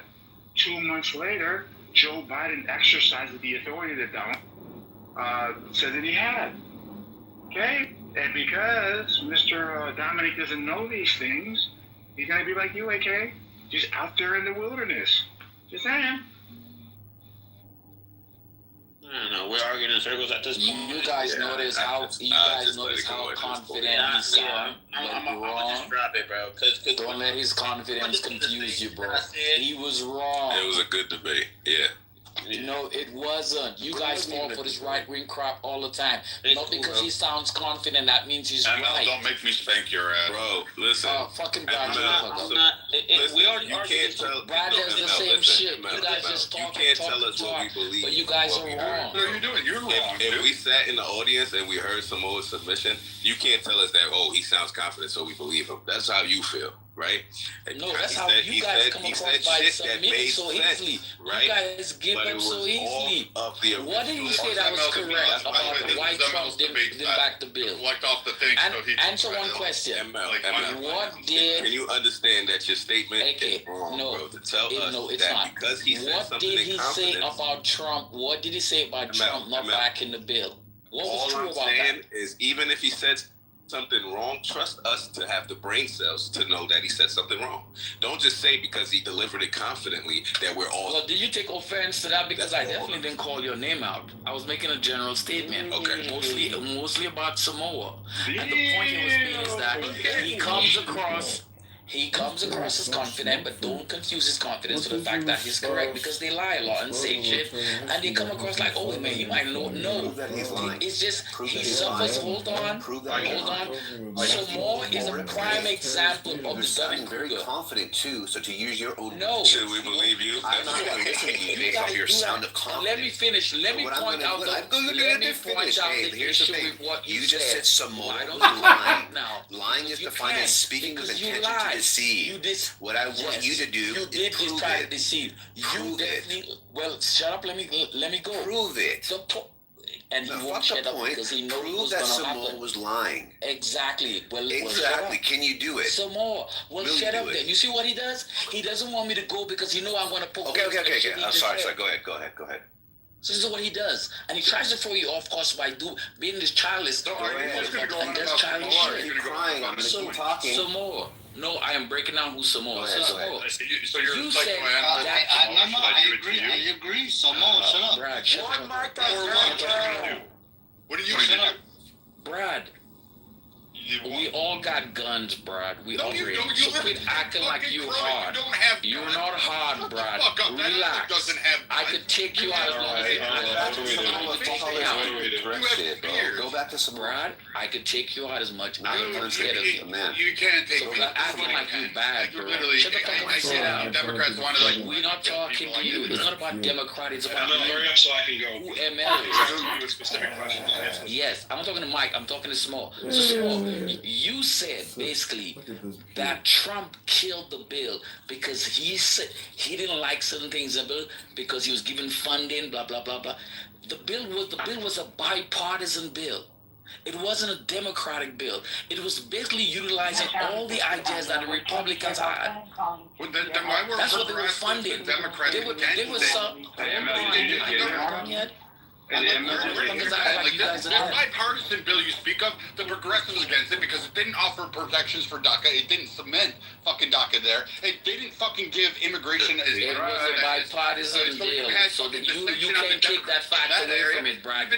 Was the bill a bipartisan bill? Answer the question, because you're so cogent. Yes, it makes sense what you say. No, it doesn't. The question is, was the bill not a bipartisan bill? Why can you answer that question? Because you interject yourself in an argument and you just running your mouth. You just saying shit that's not true. But guess what? That's what you do. And you're gonna go on it like act like you hard. You guys are not hard. You guys are a bunch of pussies who cry a lot. And why you're so mad, you guys just cry. Brad, you sound like a little bitch crying. Equally opposed bipartisanly. Brad, why are you crying, bro? Come on, you're a grown ass man and you crying on app. You crying on app. Why are you so triggered, bro? You should be happy. You guys are living in MAGA land right now. Y'all should be ecstatic. Why are you so angry? Why are you so angry? You should be in MAGA land right now, but you sound so angry. Why are you so angry? Did I hurt your feelings? Were your feelings hurt? It's okay to be Why angry. you all up in a panty? It's okay to be angry. Stop. Relax, bro. Relax, Brad. It's okay. Brad, it's okay. ML, stop. Brad, it's okay. You don't make no sense right now. ML, stop talking, The please. bill, Let him speak. the bill still said it was a bipartisan bill. It was a negotiation between, guess what, the Democrats and the Republicans, and they came up with a solution. But Trump didn't want the bill because he knew that if the bill got signed, it would have brought him all the talking points going into the election. So that's what happened. But Brad, since you want to inject yourself in this conversation, and lie like usual and continue to talk because somehow you think you're making no sense and you're not. Blamed Trump. Bro, why are you so upset? You sound like you got your panties in a bunch. A grown ass man like you. Come on, relax, bro. I get it. Relax. Nobody's scared of you over here. Stop. I want to hear that. You're a little bitch, bro. Nobody's You scared of you. are the bitch. You've been the bitch. You're still my bitch. I still spinning you around. I'm still fucking you. I'm fucking letting Any you lick verbal my asshole. joysting you That's do, how you just bad run you your are. mouth, bro. But you Yeah, still have to prove the point that it was a bipartisan bill. That was my main point. Refute that. Your refutation was just running your mouth. You didn't dispute what my claim. Croatia has no Did you just get here, bro? Bro, Let me just say one thing. y'all bitch ass motherfuckers bitch ain't ass hard. nothing. You ain't shit, dude. Again, every time. You guys Bro, believe you that ain't even you're 35 these years. guys. You know Stop whatever you talking like that, you're a please. hard mother. Yo, I just want to say, Brad is one of the few people that had gotten me to Alright, change stop my mind talking on about something each on other. this app. So why you these fucking assholes to go? Fuck them. Fuck both of these fucking faggots. These border jumpers. Fuck them. Jesus Christ. Hey, now who's calling people? Brad, I know you're a Why you guys always jump to Hey, ML, can you hear me, bro? Brother, I'm gonna tell you. ML, can you hear me? bro. Dunning-Kruger I'm gonna ask special. you one question, ML. Okay, Did you Dunning-Kruger. think? All right, ML. Did you think that? Okay, Dunning-Kruger. Come on, bro. Just answer the question. Did you think Okay, that Dominic? Just call ML Ilhan Omar and just say, oh. All right, bro. This is getting I stupid. mean, this is a guy who. All right, so Okay, ML Dunning-Kruger. said. Go ahead, bro. All right. Hold on, bro. Brad, So ML said. nobody's listening One to of you, the bro. the attention of You sound like They swap fucking come all together. you sound like somebody who should be in a straitjacket. Relax. You should be buried. We should get Derek Chauvin out so he can He's put his knee on your neck. pussy right now. That would What? Yeah, this is. Yeah, You see Harry go. his knee on your neck, right? You see, Brad, Harry. You see what nothing. Harry, You can Harry, Harry go not be knee on my you neck. want to cry victim Brad. all of a sudden. He wants to talk He's about trying to nothing. use Brad as a way of getting out from underneath it. Yeah. So ML, before you got here, Brad. did you think that Dominique didn't point out that it was a bipartisan Bro, deal? I didn't give a and fuck all of about us what agreed to it? Dominic said. Like I said, I didn't mention a No, name. you I just said the mentioned only you reason as why a you spoke whole. up because it was bipartisan. I said I made a general statement. What are you talking about? I didn't talk about what The Dominic only said. reason ML is attacking Hold on, let them go, because Brad. his wife is fucking somebody else, which is a real man, and he can't fucking take it, and so he's coming in here to go after you. No fucking. Yes, bro, Brad. Brad, your wife, your wife loved you so much she killed herself. Alright, there was a I could go there too, you little bitch. Your wife loved you so much she killed herself. And then you used to beat your wife. You used to beat your wife because she wanted some black dick and you couldn't stand that shit, so you used to beat her. Shame on you, Brad. Why you act like that? He went there first. Remember that. Come on, wait, we don't talk about spouses. He went there first. Chastise his ass. He went there first. I back the shit up. Okay, ML, go back to Samoa. Just focus on Samoa. You made a claim. Samoa's trying to engage with you right now, and you're purposing. Let's go. Did you have to rape your wife in order to get her pregnant? Was that were you like raping her? Were you beating her down, ML? Is that how you did it? Because I know the difference between you and I. Black guy that Brad, hold on, Brad. I know you got that shit. Brad, hold on. I know that's why you got that. Brad, the difference between you and I. When women see you, their panties get wet. When women see you, they get scared. That's why you ain't got a woman right now. That's why I am married. Why you ain't got a woman right now? You're doing that? Hey, Brad, that's why you ain't married right now. You ain't got a woman. Raping your wife and getting her pregnant and then like hiding it. That's why you're not married right now. Does she have to? No woman wants to be with you. 911 all the time. Nobody wants to be with you. You're a pathetic fool. Are you raping a boy? You're a pathetic fool. Boys again? Are you doing that shit? That makes you so good because you can say that. Oh, come on, practice your free speech. Is that what you're doing? Practice your free speech before Trump cancels it. You got that one. We know you're that Practice kind your free of guy. speech before Trump cancels it. Is that all you got? Does that make you a bigger man? You know what?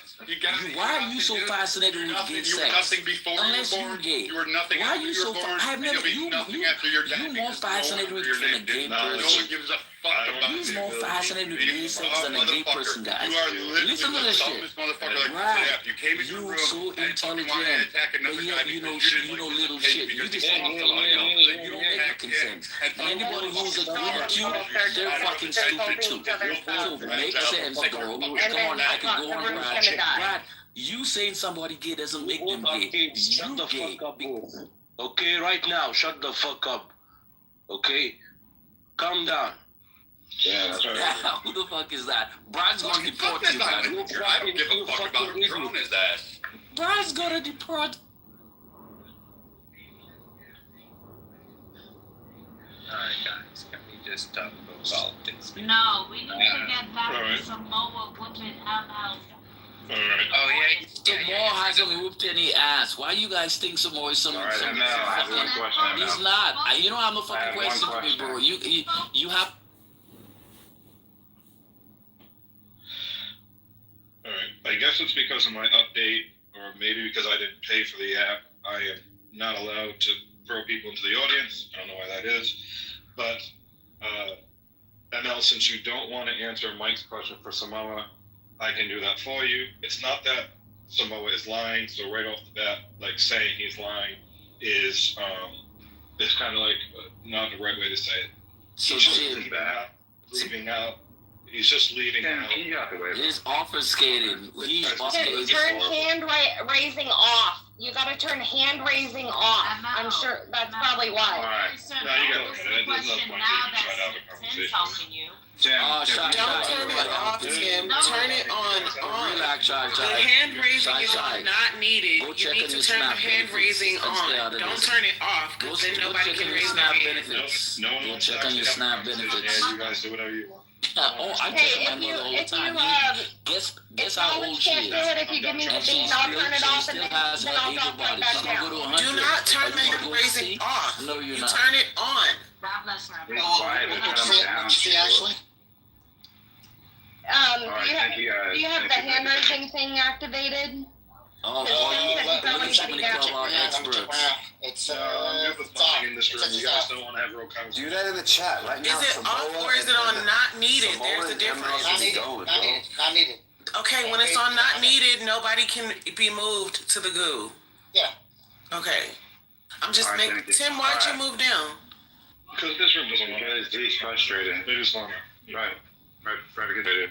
And the reason I was just trying to help you. Then why are you frustrated? Don't let this shit get to you. I just know You're making no sense right now. But talking right now, bro? No, I don't. Samoa and ML, let's go. Samoa and ML, let's Get go. your big mic. I just noticed I was the only mod, so I get why the question was asked. Okay. All right, real quick. Exactly. ML made a statement. Hold on, man. ML made a statement that the reason why he wanted to speak up is because of the fact that it being a bipartisan deal was not known to the stage. Can everybody let them know that we all know it was a bipartisan deal? I never said that shit. But I never said that. If you're going to refute something that I didn't say, then it makes no sense having a conversation. Let them go. And listen, hey, Marcus, listen, hold on, shut the fuck up, Brad. Get your fucking bitch ass down. Brad, I could take your Brad. You're naughty, Brad. Quit acting like you hard. Fucking picking coconuts wrong. Bro, you can say all what you want, but you know how you've been to St. Croix.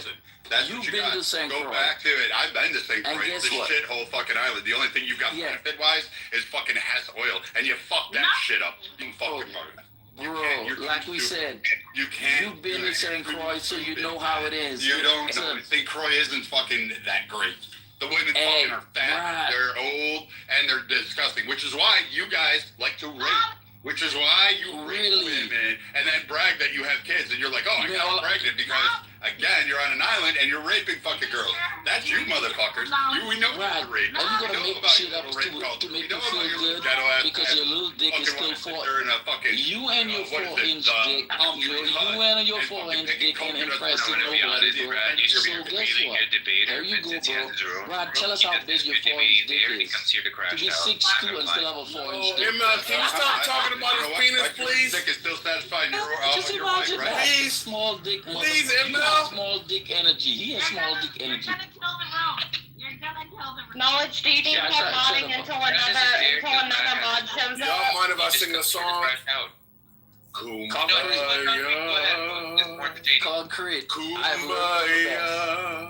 Knowledge, check the chat. The funny thing, stop saying check the chat. We're not checking the chat. The point I was talking to Knowledge, you little bitch. Shut up. We don't give a you talking to. But the point here being is, I want to know why you conservatives always try to call somebody gay. I think majority of you guys are gay. Because if you look at such histories in America, the data points to that gay trans sex and gay sex. A lot of it, the searches come from red states. The ones always like going, so you hold on, motherfucker. I'm not done yet.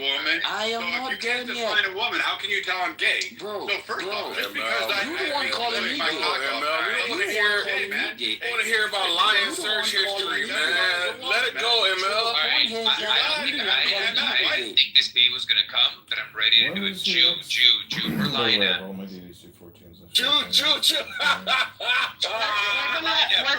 Emergency Jew topic. Can we please stop the crash out? Can we stop the crash out? Excuse me, point of moderation. Point of moderation.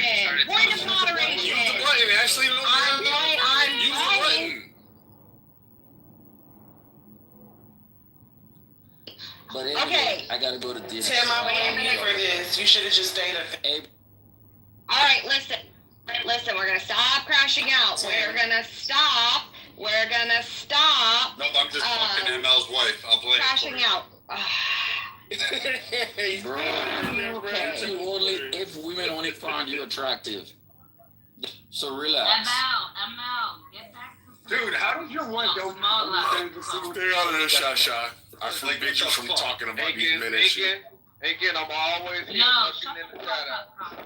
Right, get ready. We're going to dinner. Because you're not used to talking to people who did better in life, and that's the problem. Get the kids ready. We're going to dinner. I might be a believer. Okay, so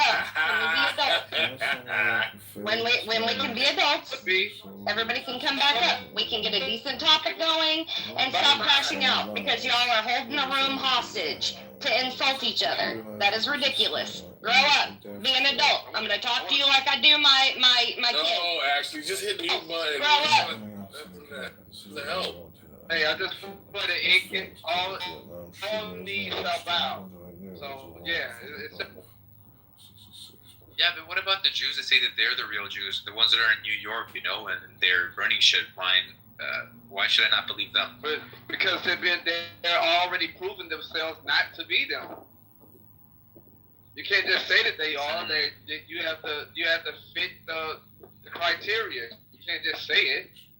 Dominic was saying that that's not true and that you're crazy. But Dominic is retarded. He's a fucking. I mean, I think he's like a door-to-door salesman or something. Come on, stop. Yeah, all right. So let me respond to that. So what did I say? Wait, hold on. Wait. Inkin, here's the point. No. How are you gonna respond and you don't even know what you said? He didn't know. He called me retarded for what I said. Okay, so what did I say that was retarded? Whatever comes out of your mouth is exactly. So you can't even identify what I said. That was retarded. Stop playing for me, nigga. Get the fuck out of here. Hey, Dominic. Everybody just said it. Everyone, I don't know if you realize this. Somebody said everything that comes out of your mouth is retarded. No, you said exactly. Do we have to crash out? Does it have to be a crash out room? Can we talk about Charlie Clark for something? At least if you're going to crash out. If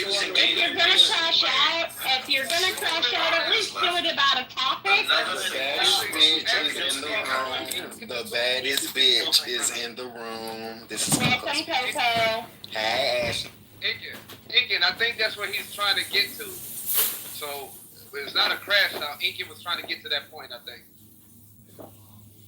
Coco, your bottom bitch was just here. You missed him. Oh! ML.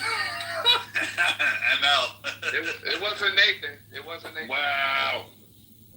All right, do we have a topic besides Lions' sexual proclivities? Hey, was it me or did anyone else feel that Charlie Kirk's wife fucking had a horrible fucking performance? That shit seems fake as fuck, bro. Performance? As far as Mike, can you elaborate? Dude, look, I didn't want to believe it. I keep watching it and not wanting to feel the way I felt. But she was like, and Jesus said, forgive them, Father, for they don't know what to do. And she's like, I forgive you. I was like, oh my goodness. Bro, have you seen it? Yeah. It is the creep. And you know what's funny? I went to the comments. And I was like, oh, okay, because I felt like people were just gonna shit all over her. And I didn't see that happen. So I was ate it up. No, it helped me out because I'm like, I know. Look, I really fucking rely on my bullshit radar. I'm telling you right now, if you guys haven't seen it, that shit was so fucking fake, dude. Yeah, no. But what you're not taking into account is she just lost her husband. So like when I am taking that in, bro. Because I'll tell you this right now. I saw it happen, and the first thing I did was think about myself in the sense of damn. And then I heard about the story, so I was okay. Fine and good. Yeah, I got aside. I look. You can't tell me what all that, but she's not the one writing all this stuff. It doesn't matter. Fine. It doesn't even matter where it comes from. It matters how it was expressed. Okay? She didn't write it. Whatever. I really believe she's really sad. I really believe she really cares. I really believe all that stuff. I'm just saying, bro, look. When I saw that, go look. Hey, you know what? Everyone go look for yourself. That shit's fake. What I saw was just a girl that's really still in mourning and really upset. I didn't take it as it was fake, but I did take it as she did not mean it because her facial expression just exposed like just nothing but hatred. I don't think she like truly forgave him, but that's my opinion and that's up to me to decide, right? But like your body language and your facial expression is always going to tell the truth on you, regardless of what comes out of your mouth. And her body language didn't scream that she forgave him to me, but she did just lose her husband in like probably one of the weirdest ways you can lose. So, and it was public to the world to see, and there's people celebrating it. So, like, I mean, I couldn't blame her if she didn't, like, truly forgive him. Mike, what did you... body language did scream, like, defamatory. All right. If that was your husband... Hold on, come on, Light, you hear me getting in there, brother? Come on, brother. Mike, what did you think of visiting the open casket? That was trippy. I was at that moment. I didn't really have too many thoughts about that, but like a part. You add it all together. I mean, that part, I don't combine those things together. So what I actually thought was, I want to see what the face looks like. Because they only showed like the chest. It's sad. I was like, damn, because we just saw what we saw. Because that happened kind of soon. But I'm not going to lie, there was slow like drip accumulation of like, I don't necessarily like, and maybe it's unfair because I would be devastated like if that happened to me. I don't know if it's like, you know, what is it? Botox that freezes your face from moving or some shit like that. I don't know. Yeah, when I see the face, it doesn't seem like he's destroyed. It tells me that there was something on between them that wasn't really genuine. That's the feel I get. I could be wrong, but I'm like, bro, she seems, hey, look, it just seems fake, dude. Sorry. It seems fake as fuck. Are you talking about the wife? Are you talking about the wife? Yes. Yeah, I had similar vibe. Have you heard? I had similar vibe. Have you heard? Have you heard the theory that she is a asset, like a CIA asset? No.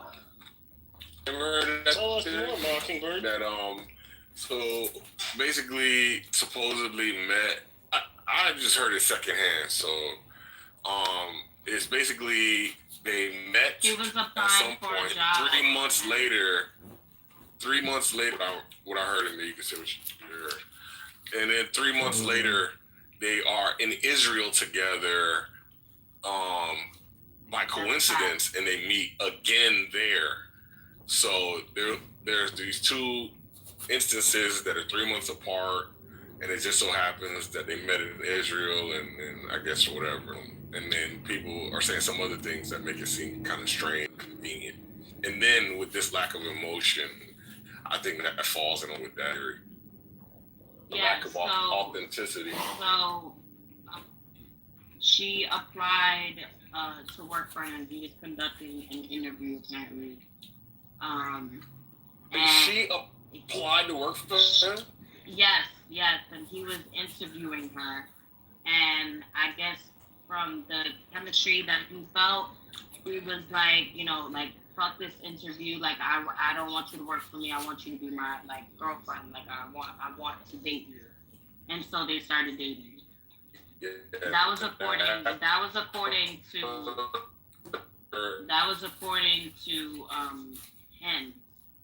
was there.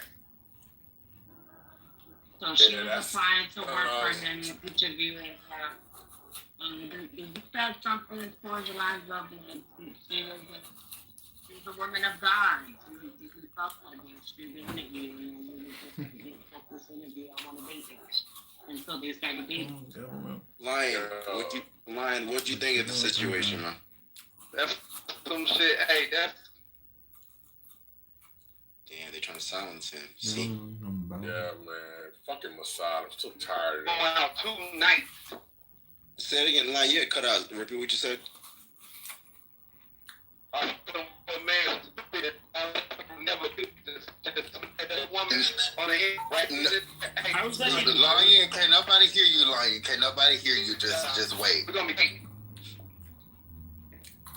Lion. Because there's some real shit I'm about to say too. Yeah, we have been spared your negrosity for just a short moment until you. So what I said, I got 3 bars. Shut up now. All right, I hear you. Alright, so what I said is that's some real grown man shit right there. Yo, who the fuck you talking to? Hey, he's telling that woman, hey, nah, you ain't gonna get this job. Me and you about to date. That's just how it's gonna be. That's that kind of shit that Dominic could never do. Right there. Tell that woman, no. No, hold on, Lion. What I meant is, when I'm talking about the situation, I'm talking about, like, Charlie Kirk's funeral and her using scriptures, using Christ's words. Like, I didn't. Hey, don't let him talk to you like that, Dominic. What the fuck wrong with you? I would have went straight to the EEOC. He don't want to hire me because he want to date me. Exactly. What kind of weird shit is that? He said that's a real fan? What the It's a joke. It's a joke. Go get another once, lady. Okay, I'm trying to get my joke out. You, nigga.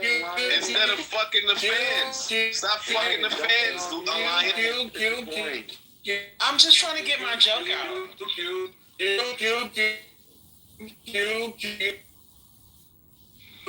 he in the Matrix. So like I was saying, I would have went straight to the EEOC. Line is still on the mic. Hold up. I would have went straight to the EEOC. Why he didn't give me a job. He didn't give me a job because he wanted to date me. No, because he always crying about jokes. He's always crying about jokes. I want to get my joke out.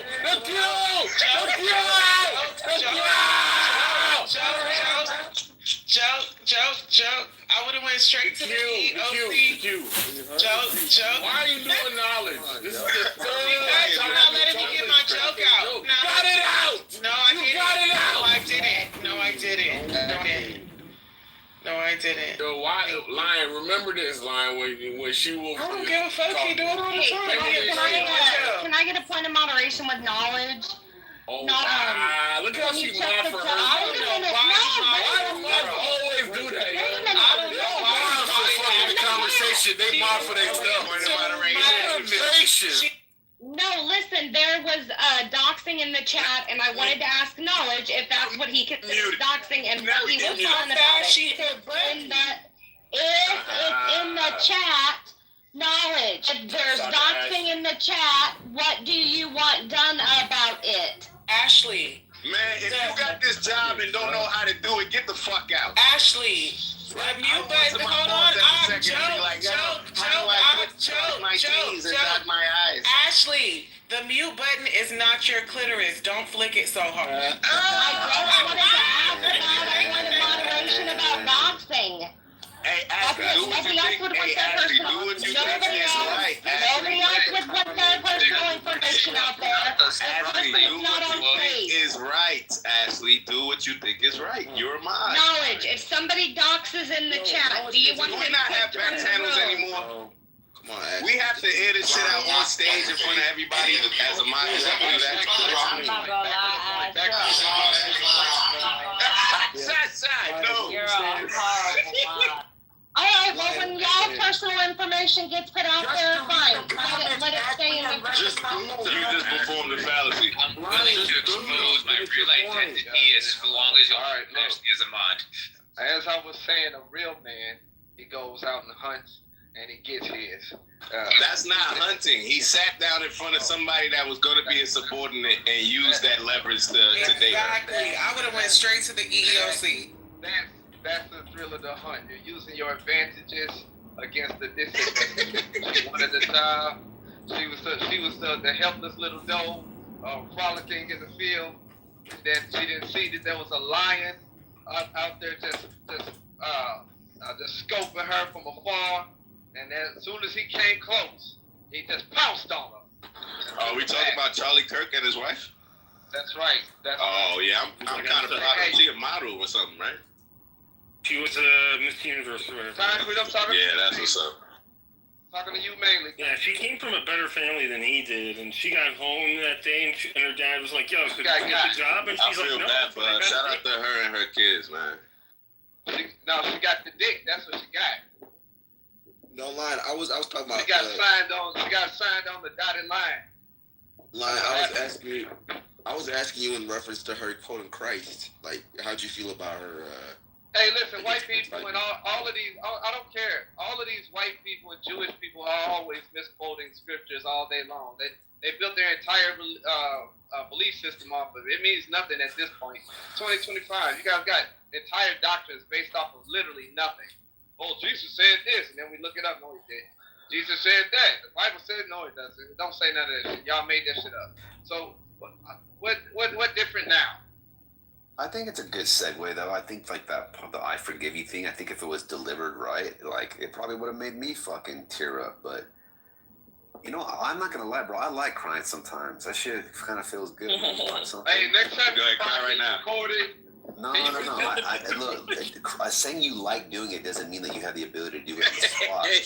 It means that you enjoy the things that the emotional. So you're not that good at it. No, I get you. I'm joking. It was a release.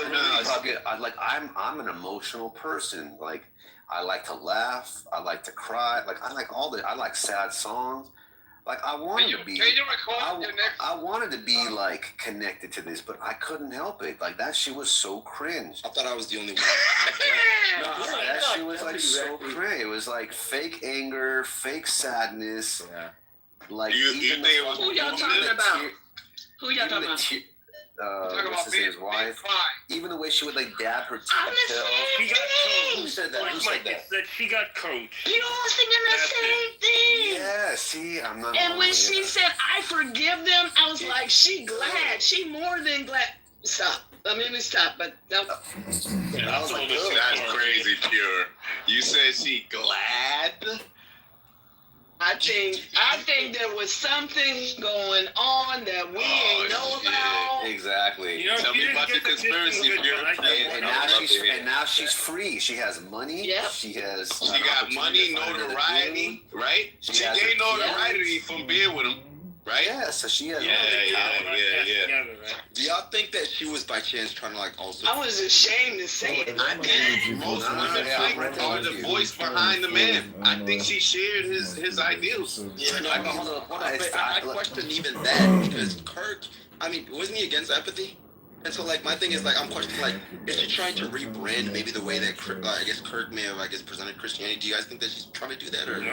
I don't know. Wait, he was fully against empathy, or was this just doing it to me? I don't know. That sounds like a talking point. I'll say this. Yeah, let me get the quote. But look, check this out. Like, the idea of,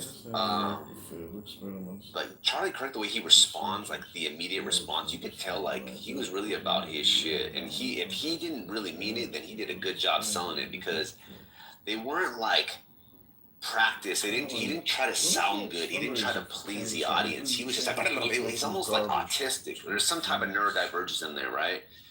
With her, she's just a normal person that didn't want to mess up her makeup. That's what I saw. It came across as fucking cringy. Fuck, dude. And I don't want it to be that way. But my twin soul. Yeah. All humans, I mean, listen, all shows under a lot of stress. There's like cameras and all that crazy shit. Who knows how people would act? You're right. I just want to say to the men, that the strong men in the room, I want you all to, whenever you listen, I want you all to record your next time you feel the need to just express yourself through tears. I want you to record that and send it to me. At first glance, it looks like the bolt was simply painted red, but this isn't just paint. That liquid is actually a special protective wax. Do y'all remember how the bolt is different from the baby files? Yeah, what kind of baby oil shit is the fuck going on, man? He's gonna hold it against you later. We got kids in the fucking room. I'm talking this Diddy shit, bro. It was a thing saying that Diddy had something on every celebrity. You feel me? I welcome it, bro. Like, the only hard part about Pine is the very beginning. Once you get the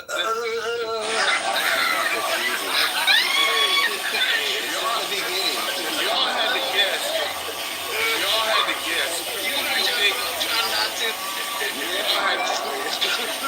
If y'all had to guess, who do you think search history would like induce the most vomit?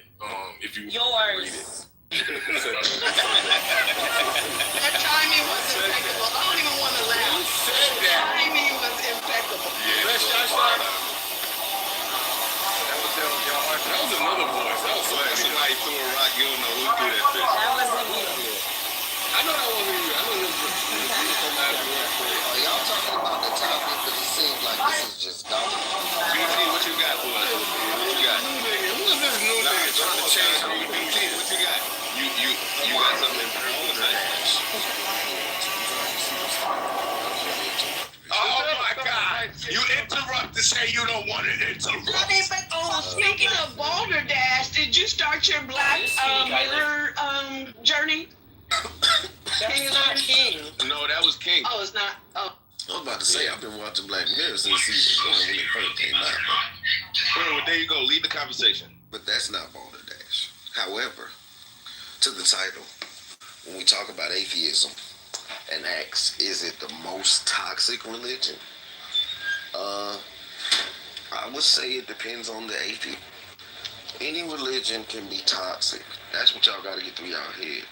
It's how people interpret it, how they worship it, or how they change it to be cult-like. I had a couple of years as an atheist when I was younger, and I came back to the Lord. Amen. So you think atheism is a religion, sir? So I'm not done.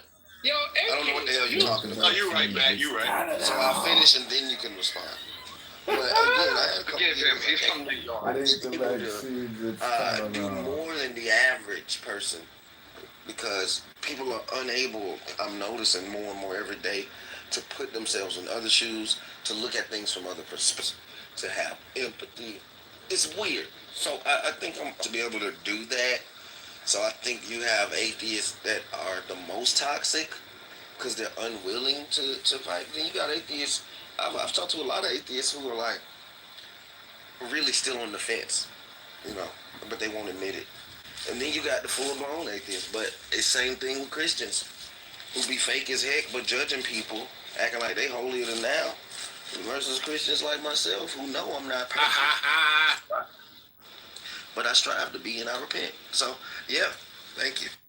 Hey, good job, BT. I like that. He's talking about Andrew and Concrete. Yo, how you gonna put me in the same bank of fucking category as Andrew, you fucking asshole? You know Andrew's like a special type of person. That's true. I'm a good, decent Christian. I know I'm messed up.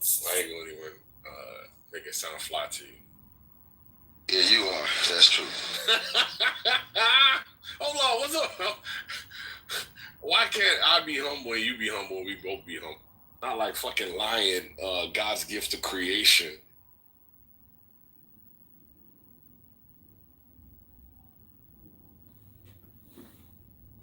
If that's God's gift, I hope it comes with a receipt.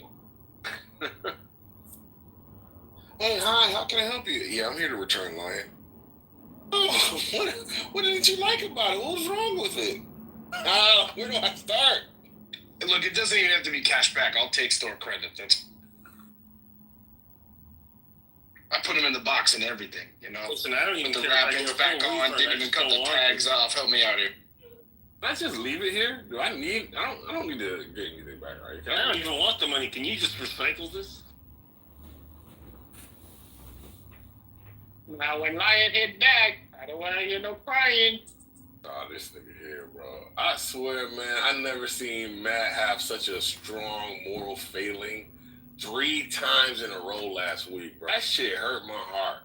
3 times this nigga fucking let Shenan, and then Shenan again, all at my expense. All right, I'm back. And I'm like, yo, what the fuck? That's a direction from management. If you got any complaints, direct that to Nalo. Oh, that makes sense. That's a hateful ass. Hey, Concrete, so what are your flaws? As a good Christian that you are. I like patience. I'm a very patient person. Like patience. Especially with dishonest people. Like, goodness gracious. I had, like, more diplomacy skills and, like, I could, like, move in the middle. But I can't do that. Oh, like lady? I don't know nothing about that. Yeah, that's how she is. I'm not like that either. I hate lying ass niggas, and it's hard for me to hide it. Fuck up to denounce Christ, right? You're a denouncer of Jesus Christ, and you're still claiming to be the children of Israel, while the children of Israel do not look like you. You claim to be a Jew, and the Bible prohibits it. We look like many different things. Like all people, we are diverse. We have many different ways of looking. Nothing in the Torah says that it's dependent on you stole an identity, and you're about to pay for it. And there's going to be bloodshed until you repent. It's impossible to steal an identity, sir. That's delusional. There's only one people who have the Torah. It's not you. You're not even able to read a book. I know the blaspheming of those that call themselves Jews and are not. Right, and that's not us, because we call ourselves Jews, and we are. Do you see how easy that is? If you were able to think, you wouldn't be in this embarrassing position that you're in. I'm going to tell you something, Norm. You ready? Yeah. You ready? Yeah, you ready? yeah. What are you going to tell us? Mister, I make shit out of my mind.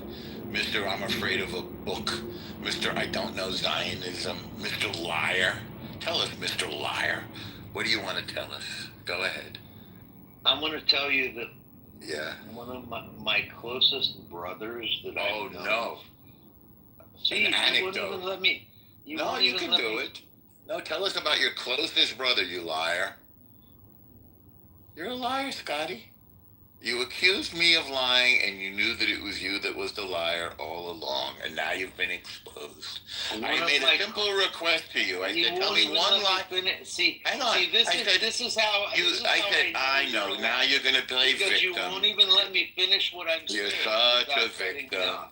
You're such a victim. I said, tell me one lie that I ever told. Well, you said that I said I was the chosen people. Yeah, you did. Yeah, you did. Yeah, you did. You said I said I was the chosen people. I never said that. No, I didn't. You're exposed as the big liar. Something to you. You're the big liar, sir. You can't even shut well, your you're mouth still talking. to hold your You're breath. still talking, aren't you? You're still stumbling and bumbling. Are you ready? Unmask yourself, you heathen. I am unmasked, sir. I have no need to wear a mask. Are you ready? Just Hand over your ovaries and denounce your Jewish faith now. I don't have any ovaries, sir. I'm a man. Men don't have ovaries, you moron. You shouldn't have dropped out of high school, and you would have known that. You could just read the Torah, and then you wouldn't be such a. Are you gonna let me? Hey! I'm still waiting for you to tell me why Charlie Kirk wasn't the greatest friend that Israel ever had. He was, and the greatest friend of the Jews, and he defended us on college campuses across the country and across the world. And he came to Israel many times, and those are facts, sir. Those are reality. Huh? My best friend is Muslim. Yeah. And guess what? We both believe in Jesus. And he doesn't believe in Jesus. You don't believe in Jesus. No, he doesn't believe in Jesus. The Muslims do believe in No, Christ. they don't. They think he was a prophet. Yes, they do. What do you? No, they don't. Dumb No, you're dumb, sir. The Muslims do not believe in Jesus. They call him a prophet, and you think of him as the Son of God. They do not. You have a major divergence. And neither do you. And you're neither do me what? Neither do I what? You don't accept Christ as the Messiah. Well, you're talking about your Muslim friend. He doesn't think he's the Messiah. Of course he does. Your Muslim friend. No, he thinks he's a prophet. Look, there's only one God in Islam. This is how stupid you are. You don't even know what your own so-called best friend is. You're a moron, sir. I have to tell you, you are literally a moron. I'm surprised you can tie your shoes. I'd be amazed if you could even drive a car. That's how stupid you are.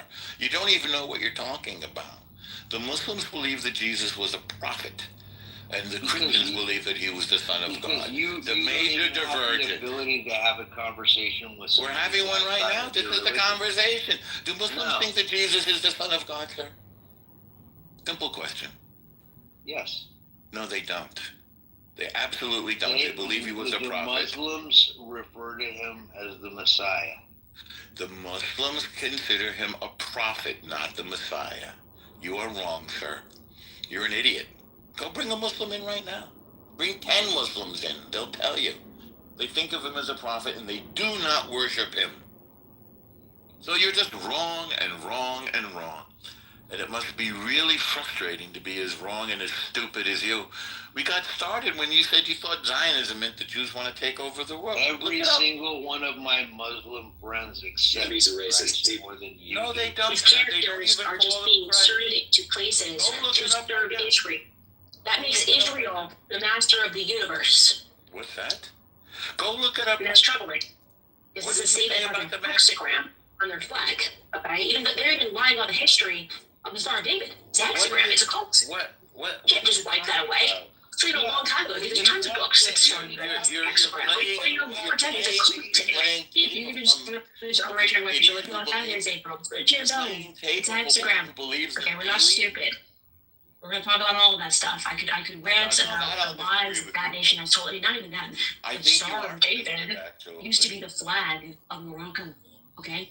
That's weird. It's not Tuesday. Why? What's going on in Morocco? Something Algeria, Tunisia, and Morocco.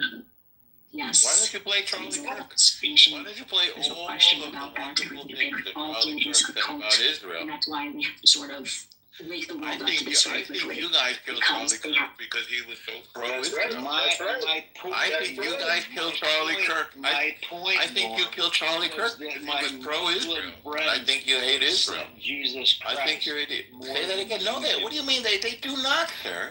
Look at us right now while we're in. No, they don't. Yes, they think of him as a prophet, not as the Son of God. You're wrong, sir. Well, they think of him as a prophet. You don't even think of him as. You think he's boiling in a fucking boiler? No, I don't believe that. I think he's your guy. And more power to you. We never discuss him.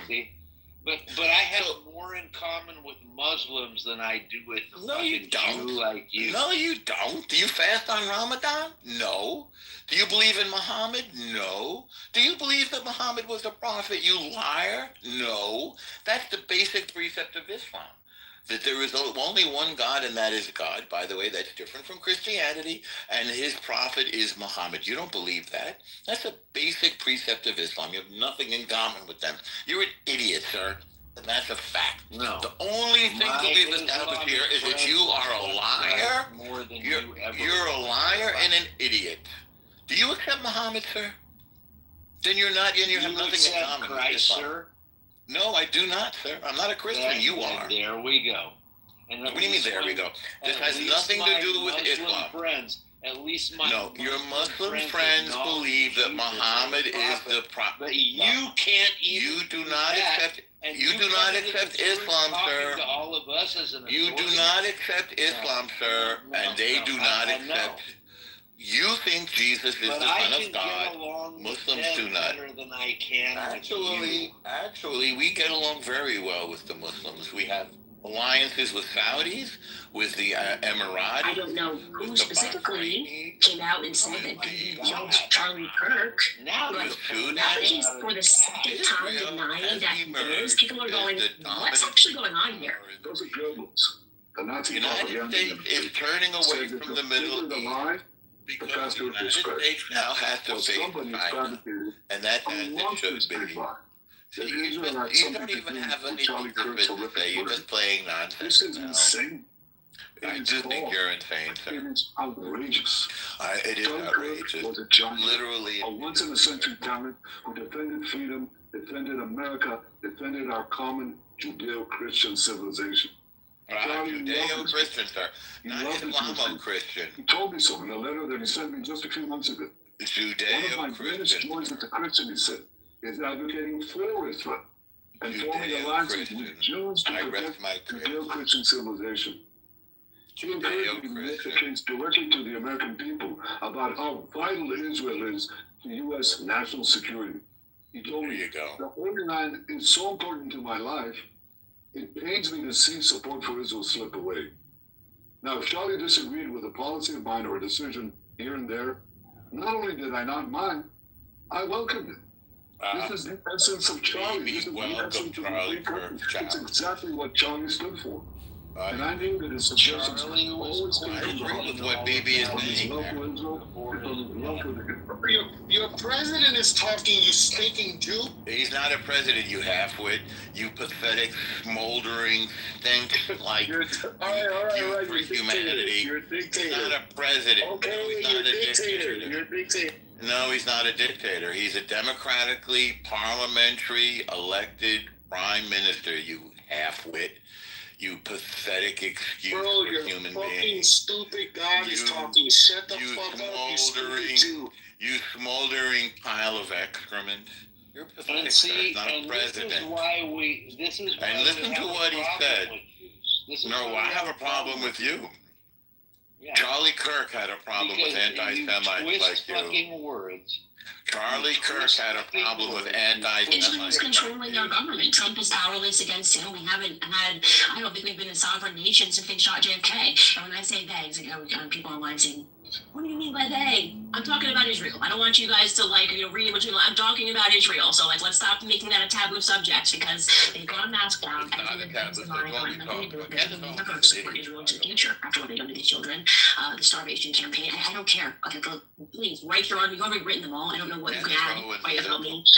But I do not support Israel, and I don't think that Jewish Americans should support Israel. And I hope that they're now having those conversations. I see many of them recognizing they've been propagandized into believing not to support this demonic state. So I'm hoping now that we're getting to that point where people can recognize that whether you're black, you don't have to agree with BLM, whether you're Jewish, allowing your identity to shape your morality is problematic. Okay? Israel, in of itself, is demonic. I will never support Israel, right? So I went from working for PragerU to I will never support Israel. And so that's how much the scales have fallen from my eyes about what they are involved in. And if this isn't your wake-up call to just look at the footage of what they are doing, they're playing Hunger Games and throwing food at them and then killing people and seeing who survives. I mean, it's just at your fingertips. You have to take a look at what Israel is. You got to give Black credit for playing Candace Owens. They're going down, David. He's an idiot. I think you're going down, sir. I'll be honest with you. I think you're a loser, sir. And I think you're stupid. Israeli government playing Hunger Games with Hamas? That is crazy, you satanic demon worshipping. You know who's going down, sir? Hamas is going down, sir. Hamas is the enemy of civilization. As you're throwing food at children of Hamas. You're throwing food at them and then slaughtering them. You're starving children, throwing food at them and then slaughtering them. You're playing I agree with Charlie Kirk. Charlie Kirk said that Israel is defending Western civilization, and I agree with Charlie Kirk. That's not what he said before. Yeah, it is. He absolutely said that. He said Israel is defending Western civilization. And by the way, Israel is defending Christianity. 2 weeks before This is what Charlie Kirk said. I can find you thousands and thousands of quotes of Charlie Kirk saying that Israel the last 2 weeks before. Where does my support for Israel come from? Number one, because biblically we are commanded to support Israel. But number two, you're senator, and now you're throwing out theology, and I am allowed to weigh in this. We are commanded as Christians to support the government of Israel. We are commanded to support Israel. And what does that mean? We're telling those who bless and who will bless. But what are define Israel? What does it say? What is majority Christianity? Do you not know what Israel is? That's like 49 questions. So that's what Genesis first. That's what God is talking about. The nation of Israel, yes, and he assumes that the current borders, the current leadership, the political entity called Israel. He's talking about the nation of Israel. Yet nations exist, and he's discussing a nation. A nation was the people of Israel. He's the nation or the descendants of Abraham. In Genesis, is that the same as the country run by Benjamin Netanyahu? Yes, it is. Yeah. There you go. In those days, Israel was a kingdom.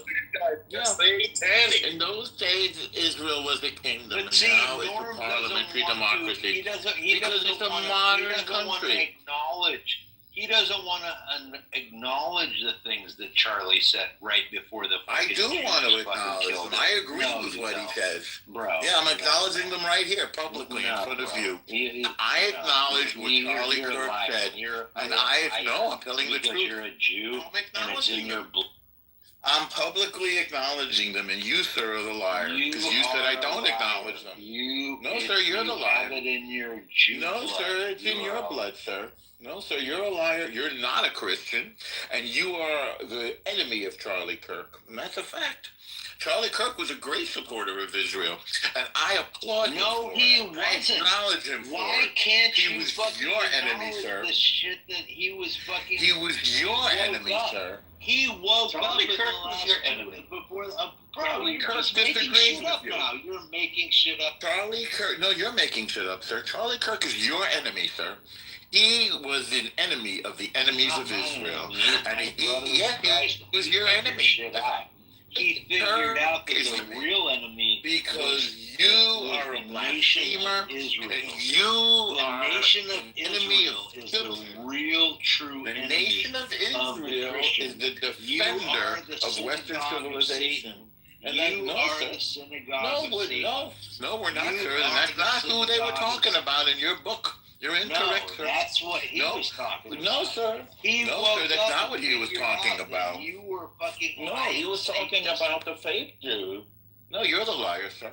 And you know it. Oh, and when I said to you, what lie did we tell? You said you had an answer, and your answer was a lie. You're just going to have to admit that. And I know who you are, sir. And you're an enemy of civilization. That's who you are. No, I'm an enemy. You're an enemy of the United States. You're the enemy from within. Satan. That's who you are. And you're exactly the person that Charlie Kirk hated. You are the fucking guy. You're exactly the person that Charlie Kirk hated. Ignorant and blasphemer. And the enemy of civilization. That's who you are. You're a moron, sir.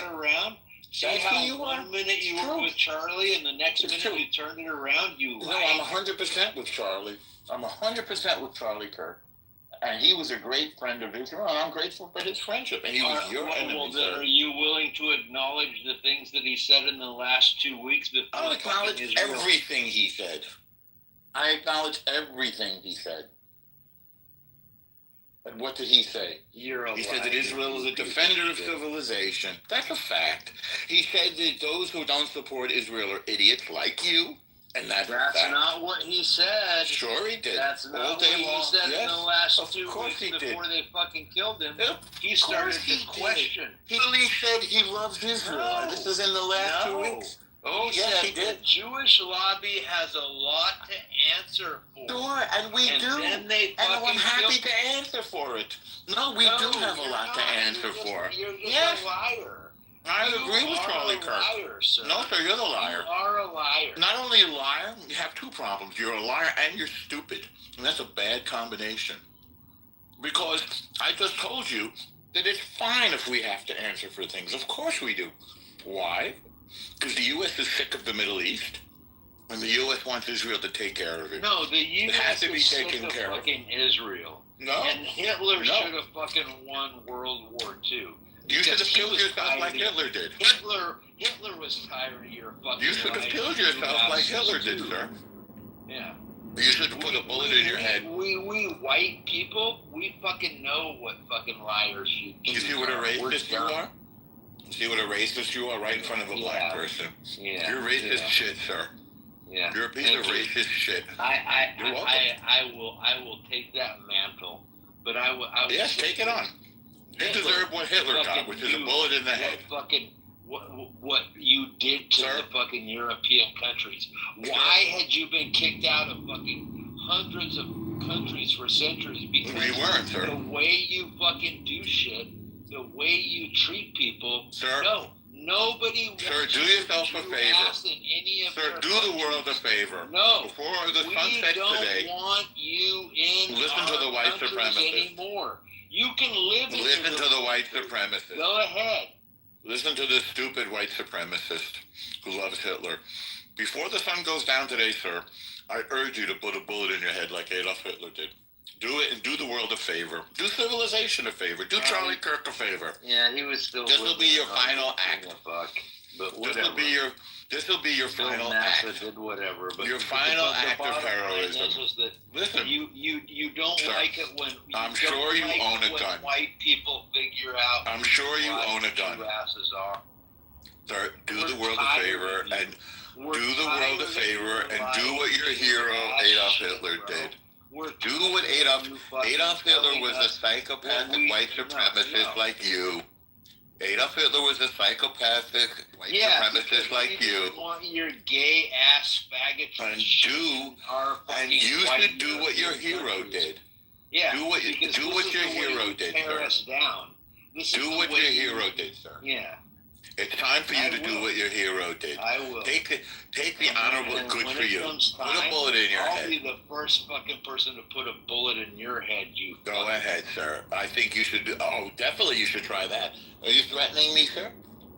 Are you threatening me?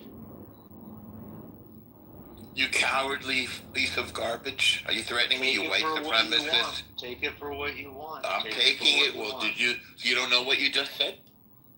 Are you threatening me, sir? I just said, look. Are you threatening me, sir? Did you just threaten to put a bullet in my head, sir? It's a crime. No, I just told you. Are you to that stay stupid? Are you that stupid? I just told you to stay out of my Christian. No, you just country, said you were going to put a bullet in my head, sir. That's what you said. That's a threat of violence. Well, you just broke the law. You said the same thing to me. No, I told you to put a bullet in your own head, sir. I did not say the same thing to you. See how the Jews do that shit? Well, You're this so is what we fucking did. crafty. You're so fucking smart. I'm smarter than you. That's correct, sir. But I'm that's not because you're gonna a do moron. it. You're gonna do it. We're on to you, bitch. We No, get you're not, your fucking actually. game. You're a white supremacist Nazi. And you know what? And you deserve everything that your hero. Fucking war. You deserve everything that your hero Adolf Hitler got. You need to put yourself out of your misery, sir. I can see you're unhappy. You don't like the way things are going, just like Adolf Hitler. You know why? Adolf Hitler brought death and destruction. Who wants to kill Adolf Hitler brought death and destruction. A country that existed to Europe, before and you. you're bringing death and destruction to yourself. You, sir, it's time for you to do it's time for you to do the courageous thing. thing. Around on a Christian like me. It's time to do the courageous thing, sir. I agree with you, sir. It's time for you to do the courageous thing, sir. You're the one who said you loved Adolf Hitler, not me, sir. Fucking motherfucker, Bibi Netanyahu. You're the one who said you liked Adolf Hitler, sir. No fucking Palestinian. Only one person. That's why.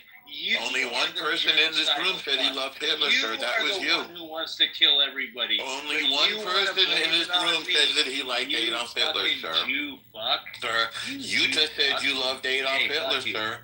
Adolf Hitler was the enemy of civilization. You loved Adolf Hitler, sir. You're the genocidal person. You're the enemy of Western civilization. Because you people do the right thing. Sir, do the right thing and do what your hero did and take yourself out. I urge you to take yourself out, sir. Since the death of Jesus I understand. Because you have decided you love the Nazis. You want to You're a white supremacist, sir. With you. Hey, you're a white supremacist, sir. Hey, I disagree with you. You're a white supremacist, sir. Hey, you said you were a white supremacist. I disagree with you. You said you love Adolf Hitler. You fight your and I urge you to do what Adolf Hitler did. My fucking country. Do the courageous thing. You want to fucking kill people? Take the high road, you sir. You want to create fucking genocide? Take the high road, sir. You're the one who said he liked Adolf Hitler. You're the one who said that he wanted white people to win, sir. You're the white supremacist, sir. Fuck you too, sir. And now it's time for you to do what your hero Adolf Hitler did and take yourself out. I urge you to do so before nightfall tonight. Will you do that? Will you make us that one commitment, or are you too big a liar to do that, Scotty? Go ahead. Do the right thing. Adolf Hitler took himself out, and you should do the same. See what a piece of shit that will be the best gift. That will be the best. No, you know, no. In fact, so much I see what a piece of shit you are. Everybody on the planet. What you're showing us is what a piece of shit you are. Go ahead, Scotty. Do what Adolf Hitler did, sir. You like him? Good. Do what he did. Take himself out. He brought death and destruction to Europe, and you would bring death and destruction to the United States. But that's not going to happen because you're going to take yourself out. Because it was your country. It was the Bolsheviks in Russia. It was the fucking Bolsheviks. Russia's not my country, sir. I'm an American. You won't You won't even. I've been an American longer than you have been. You won't even acknowledge the Jewish. I've been an American longer than you have been, sir. I'm not from Russia, sir. See, I'm not from Russia, sir. You're so disingenuous. I'm from America, sir. But are you pro-America or pro-Israel? You are a lying. I am pro-America and pro-Israel. That doesn't make sense. That means you're going to backstab one of us. No, I'm not going to backstab anybody. Hey, sorry, sir. You could only pick one. Or are you a polytheist? I can pick as many as I want. If you're a polytheist, then you can be polynationalist. I don't have a problem with that. I believe in one God. Are you a polynationalist? I don't know what that is. I've never heard of it. You believe in multiple nations? What does that mean? You are pro multiple nations. I am pro-goodness and righteousness. See? Are you pro-American and pro-Israel? Yes, I am. That is polynationalist. You're a polynationalist. I never heard of that term before. Are you sure that's a real word? Yeah, me neither. Okay. I hope America continues to do the right thing. I'm a big supporter. You worship multiple nations, therefore you worship multiple gods. I don't You are a legion. You are a legion. I don't worship any nation, sir. We do worship one God. And who's that? God. You prostrate to multiple nations. No, sir, I don't prostrate to any nation. And we can clear this stuff hate up? Christians. You hate. I do not hate Christians at all. We live in a Christian world. I don't hate Christians. You're lying when again. You claim to be Jewish, you hate Christians. And when you claim, I don't. And when you claim, when you claim to be a Jew, and you claim to be an Israelite, you hate Americans. I don't claim to be an Israelite. I'm just a Jew. You're telling a lie. I don't claim to hate Christians. I don't claim to be a Jew. I'm just a Jew. See I how was born he this used way. the word claim. I don't claim. I don't claim. That's your little. I am who I am. Isn't it? That's your little out. I am who I am. I don't claim. That's his out. That's right, Scotty. That's his out. Yeah, I know. I don't need an out. Listen, you guys have many more people than we do. You're welcome to them. The United States is largely Christian, although officially not. And I'm comfortable. And I'm comfortable living in the United States. I love the United States. It's been a great friend to humanity. You should get the fuck out of the United States. But I'm not going to. I'm not going to. I don't want you in my country. I don't want you on the planet. Christian country. I don't want you on the planet, but that's the way it goes. Founded by my Christian forefathers. And I don't know if they were Christian or not. Jews like you living in our country. Go back to your Jew fucking. You know what? I can only tell you tough shit. It isn't going to work out in your favor. You're a loser. Because you control all the fucking shit. You control the money because this is the way you fucking people run the shit. If you say so. And see, maybe that's the excuse for your failure. This is the difference between Christians and Jews. Because Christians will never lend money with interest, but Jews do it all day long. And that's why you fucking people are so hated. That's why you've been run out of every fucking country for the last 2,000 years. We haven't been run out of every country. We are the world's greatest superpower is our friend. Get your fucking Jew ass back. The world's greatest superpower is our friend. And we are grateful for that friendship and that partnership. No, we're not. And that friendship, you don't speak for America. You've got friends like Donald Trump, but you don't speak for America. And I then you're a traitor as well. If you don't fucking like it, then you're a traitor. No, I don't give a shit. Nobody gives a shit about you. You're a traitor, sir, and I am not, and that's fine. And if the time don't call my American friend a traitor. He's a traitor. He disavows his president. Hey, watch your mouth, Jew. He's a traitor. He disavows his president. He's disloyal. He has become a liability. And the president is not very happy with people who are not loyal to him. I won't lie to you. So you're putting yourself in a bad situation. And that's your choice because you're an idiot. You're a halfwit. You're as dumb as the day is long. He's putting himself in a bad situation. No, he's putting himself in a bad American situation by being a traitor to the President of the United States. It's a stupid move. And I can't talk you out of it because you're too stupid to have a what are you going to do about it? What are you going to do about it? You're going to tell your Israeli friends to snipe him or what? What are you going to do about it? The problem that he's created is with the President of the United States, not with Israel. Israeli friends don't have to snipe anybody. Hey, I got one question. When Israel takes somebody out, everybody knows who they're taking out. If you're a when Jew, Israel took out Israel so much, yes, why I do. Get the fuck out of the United States and go back to fucking Israel. Because I don't have to, and I don't want to. Well, yeah, I do see. That's right. Wow. I don't have to. That's correct. You know what? The day is coming. I don't think so. I don't think so. The day is coming.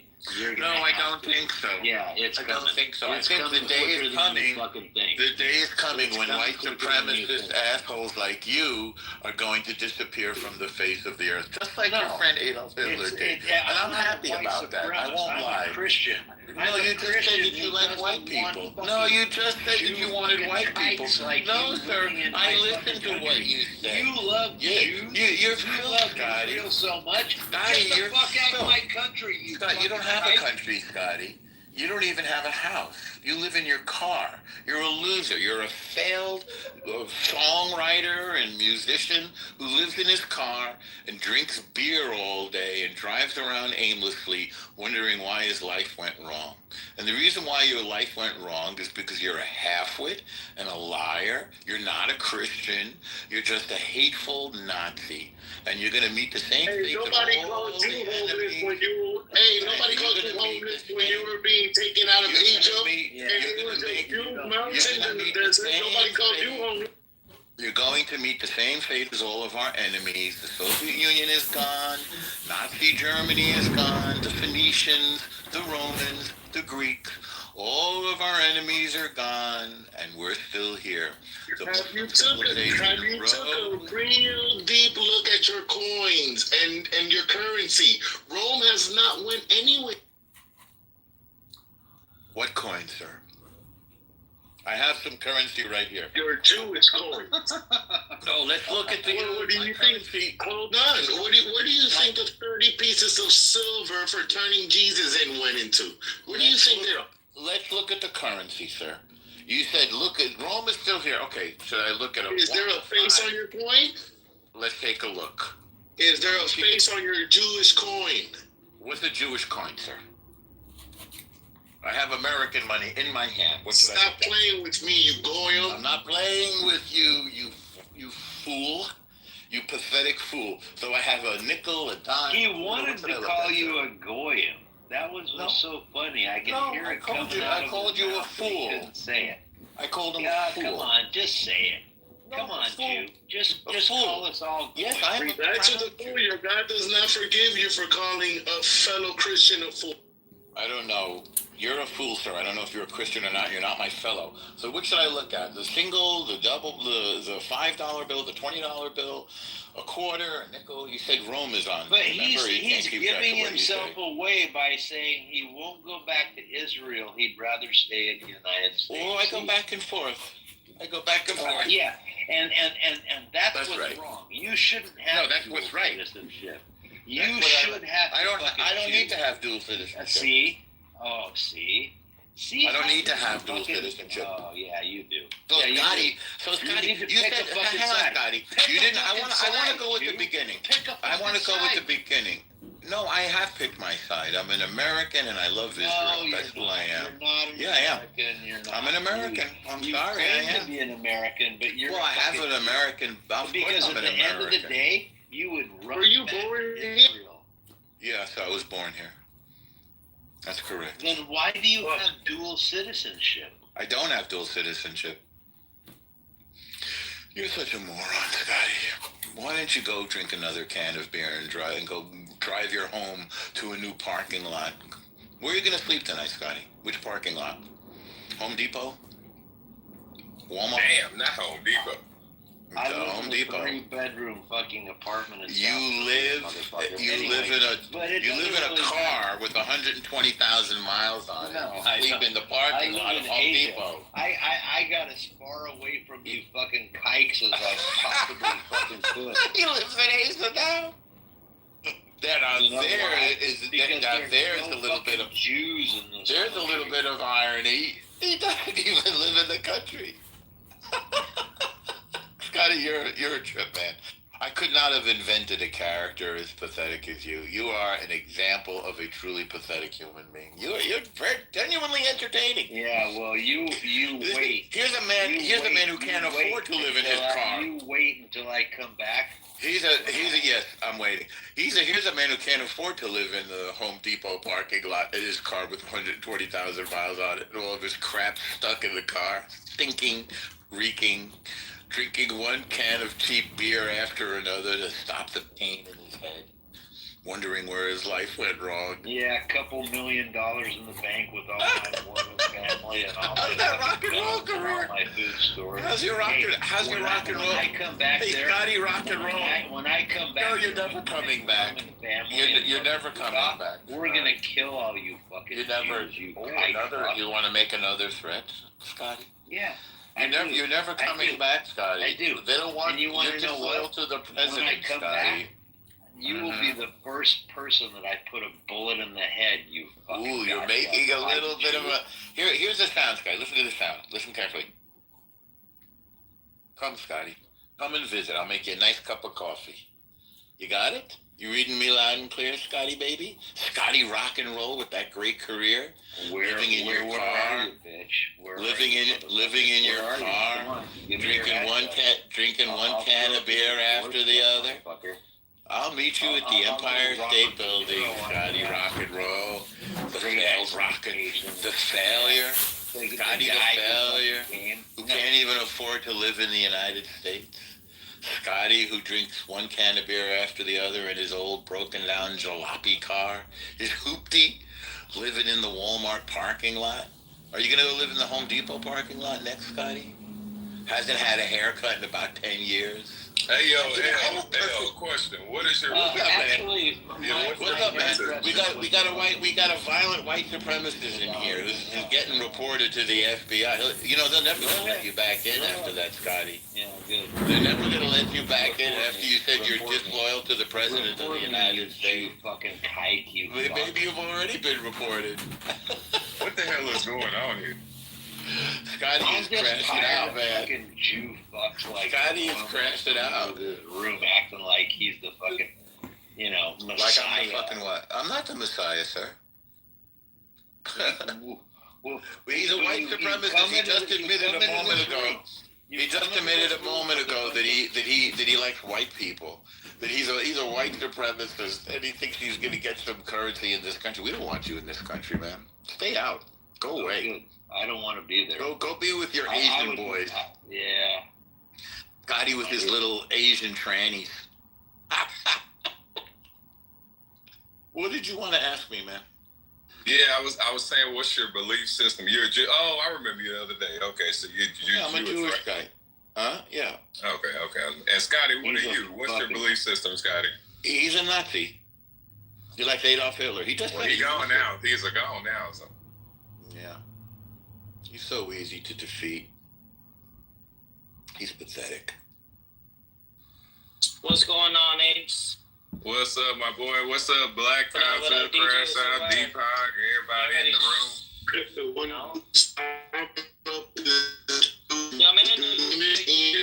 He just received a Jewish. Your service is crashing, man. Yeah, you are Matrix, Mondo. Matrix.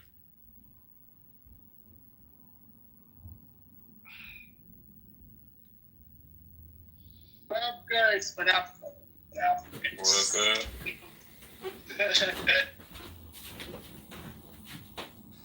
I don't know what it is. Black be getting these rooms lit, man. I have to come check on Black room every time. Like, yeah, it's lit. I will.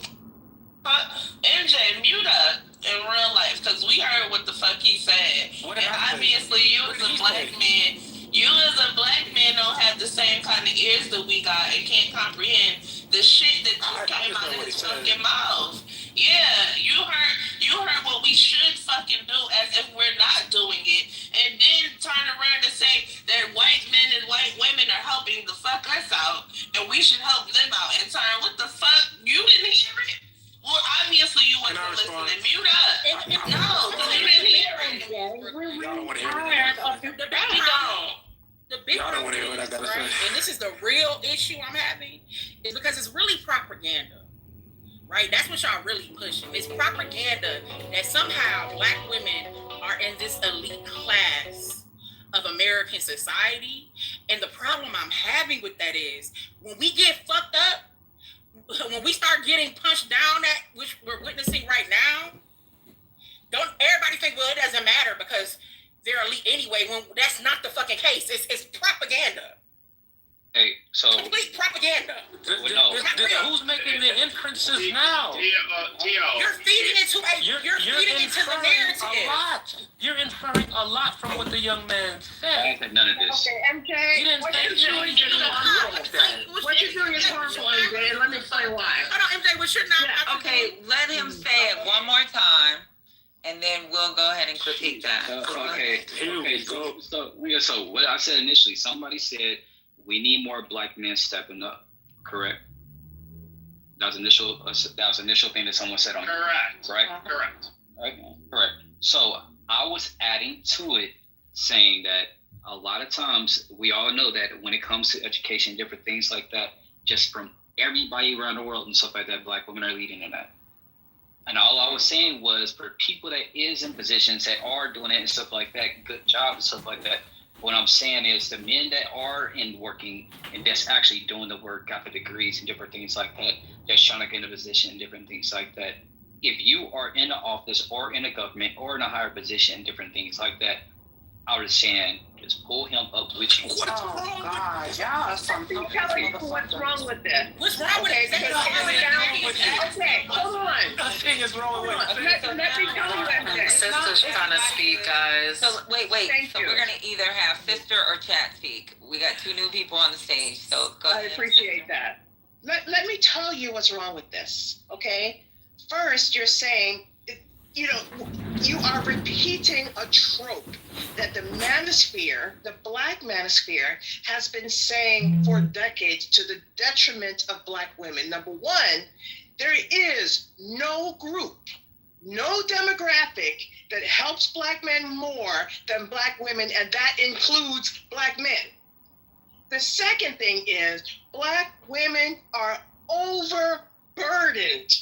At this point, they are being crushed under your weight. They are carrying way too much of your burden.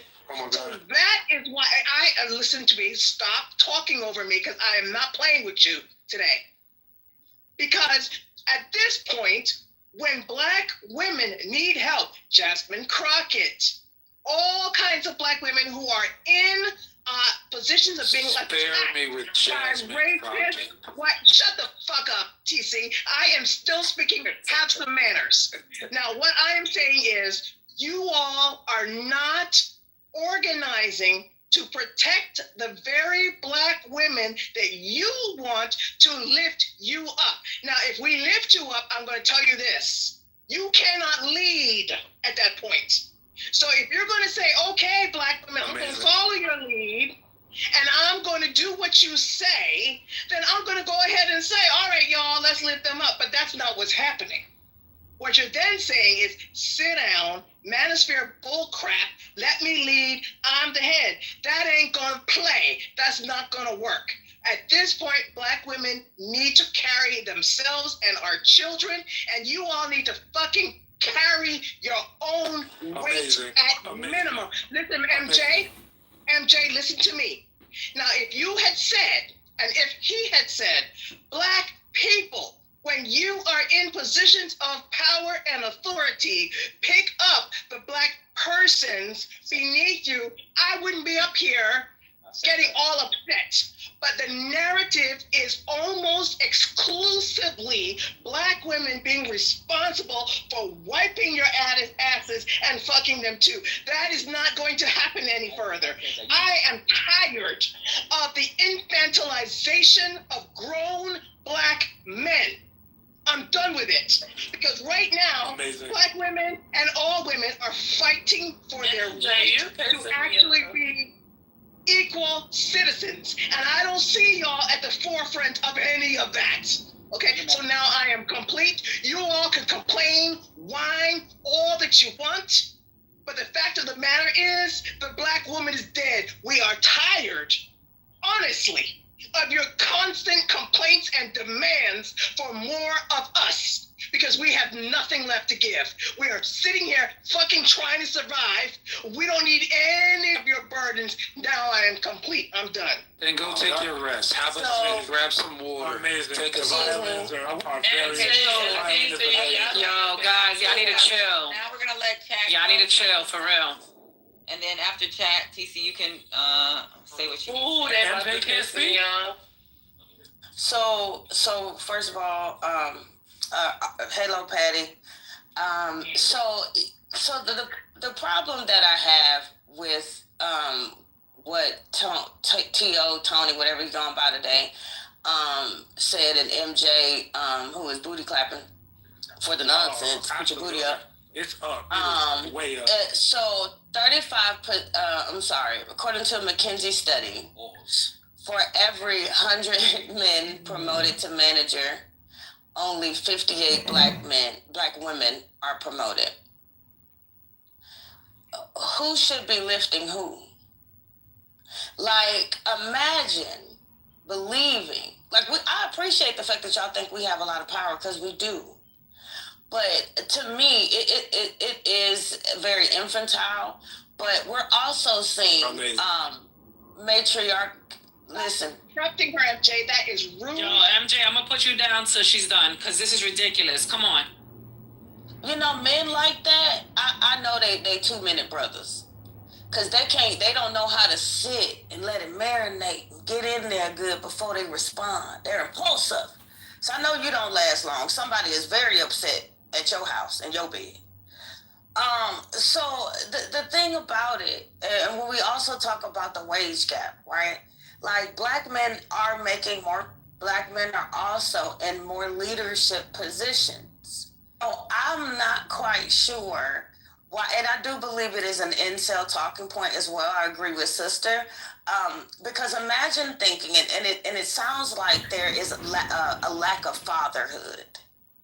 Because I don't know a father that would respond in that way. I don't know a son that had a father that was active in his life would not tell his son to blame things on his mother, or to put the weight or the burden on his mother.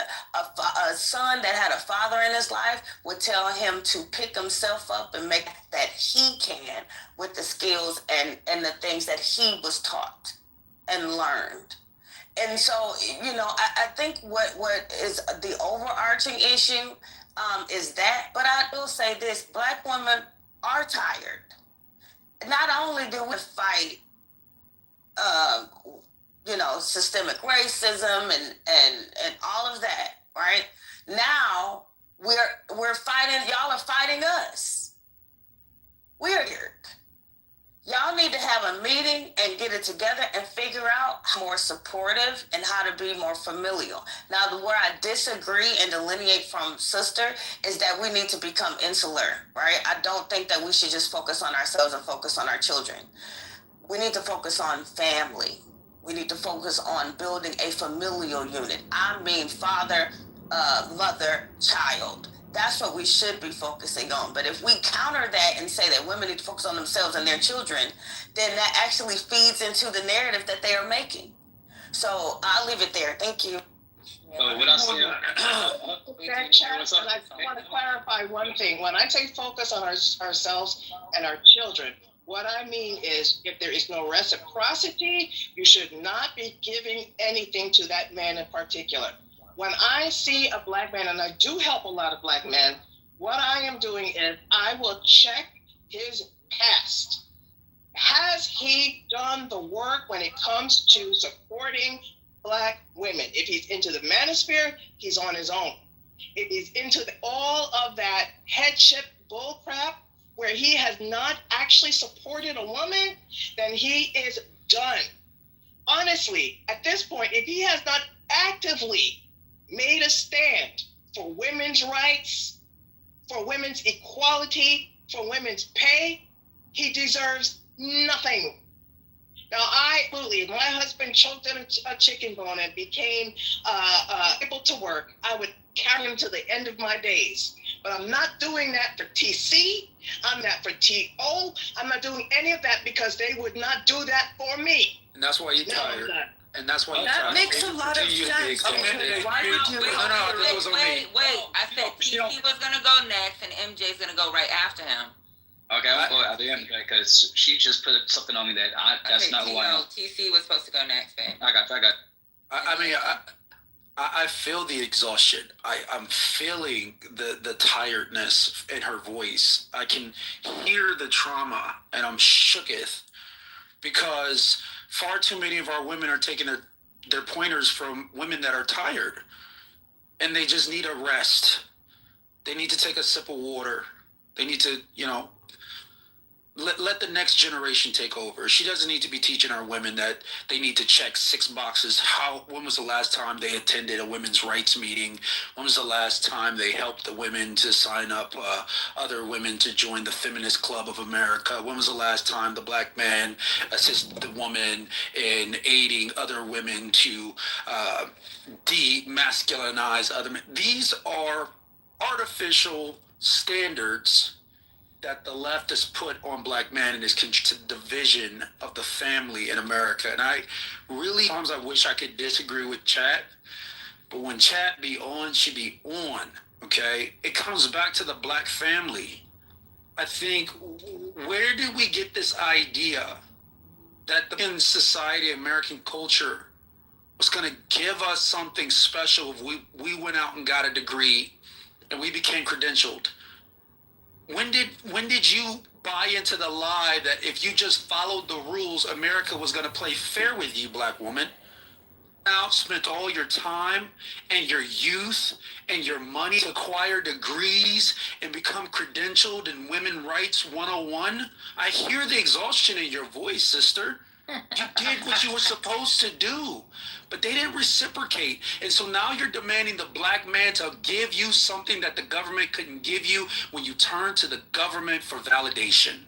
When what you should have done is you should have rested in your femininity and allowed your man to build that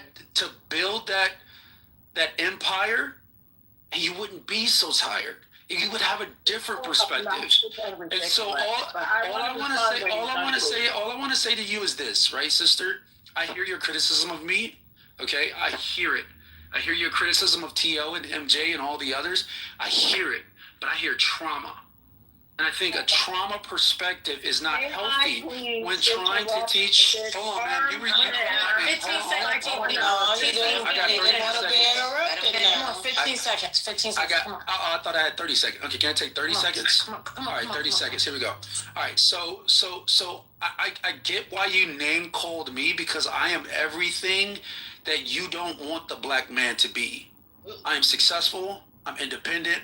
My wife rests in her femininity. She doesn't have to fight anymore. She's not as tired as you are because she's not expecting anything from society.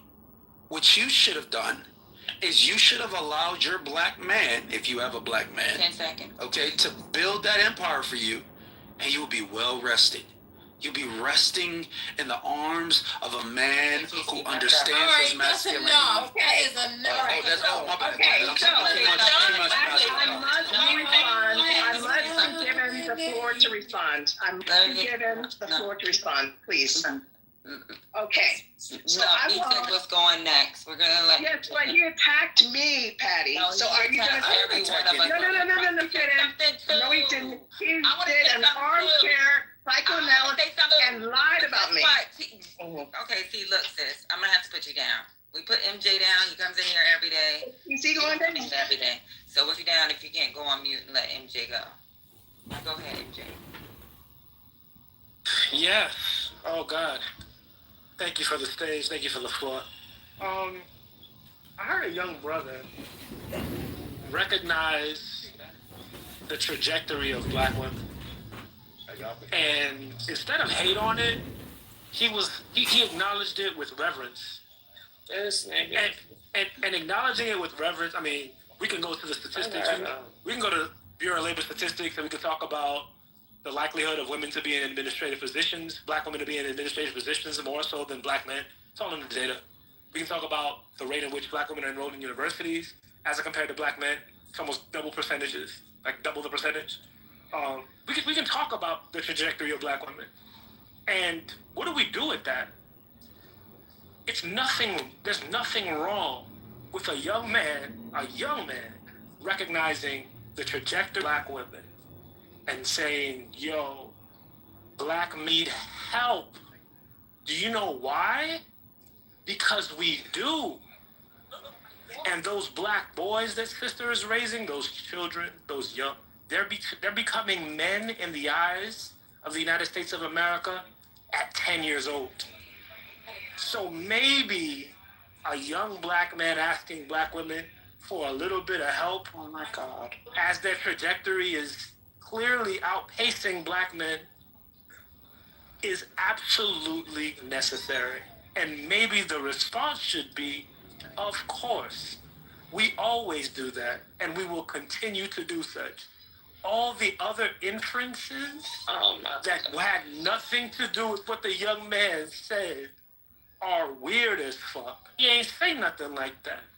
He just recognized that y'all do. He recognized y'all doing good, and yo, man, MJ, as y'all climb, y'all can hear me? Yeah, but you're going into 30 seconds. As y'all climb, and y'all see a young brother like himself trying to do something, whether you're a secretary, VP, head of HR, yo, look at that young man and say, look, man, I'm going to do something for this young brother, because he's, without looking through his background to see where he is, all that other shit. Go down to the vault there, Precious. We tired of y'all. You know what I'm saying? It's okay to help another black man. It's not a problem. It shouldn't be a problem. Go get some government assistance. Go get some. Go get some. If it's a problem. Okay, thank you. Y'all are embarrassing. Okay, get one more. Next is Tree. You heard me, MJ? I know. I thought. Oh, go ahead, Tio. I'm sorry. You are next, and then you can go after. Then Tree can go. And Daddy, may I get in the queue as well? Okay, so it's gonna be Tio And Tree, CJ, and then I'll take 3 names. Put your name in the chat. Well, I've been never put back in the queue to respond. Tree, I said Tio, then Tree. Did you hear? I said you would go right after Tio. All right, so that lady put something on my name and said that I wasn't really talking about myself. I was just adding on something to what she said. Someone said we need more black men taking lead and different things like that. And one, I help out black women any chance I get in my field or in general. I don't know what I said to make her think he doesn't help black women. No, I mean, if you black, I'm helping you out. If I know something that you don't know, I'm going to definitely help you out. I'm always volunteering information or to get something be like. So one, that's not even who I am, the person that she described, which you try to make you sound like I was. And two, I would just add on to it. We all know that a lot of times, like me, I got in my position, and I'm still climbing up to the higher position I want to get to. But you know that a lot of black men that's on top and shit like that don't come from the same background. They are the extra. I ain't gonna say Carlton wasn't the bad guy, but I'm using it in a way of saying they look down on a lot of black men and a lot of black women don't. So I'm just saying is the person that made the comment of saying that we need to see more black men in position of power and this and that. I'm saying if you see something, like pull somebody up and different things like that. If there's nothing more, nothing less to it, none of this extra like yelling. It's like I'm about to go on mute and watch Final Destination because I got a headache and I wasn't saying none of this. I was trying to add on to someone was saying, add some positivity of saying like how we can grow with each other. But I guess what I said was y'all sick, bro. Y'all really need some help. I don't have a fucking clue about social cues and the shit. Who was next? Who was next? So Patty said the queue and Tio was next. There's a kid, guys. Yeah, good stuff. I was literally in court today assisting my friend, the girl who got abused. Bro. One thing to fuck someone is not the same as caring for them and assisting them. Okay. I don't say it as like a virtue signaling. I'm saying literally, like I would help. I'd help fucking John Kitover if he needed help that I could give him. Well, then why is it they're all women? Can't give them a vote, but I can. But these people you help and care about, how come they're all women? Yes, it's true. Some people call me the horse whisperer. And how about that's who I am. Right, and how come they're all... I come from a land of Julio Iglesias and stuff, man. It's just who's the time And how come you find them You attractive? you should help him out with his campaign. Give him a donation. Who says I haven't? Yeah, you need Rambleson. You need Rambleson to lecture you, man. That's all. That's what you need. Oh, that's why. Yes, I need more lectures from Rambleson. That's gonna do me good. But Rambleson said that about you.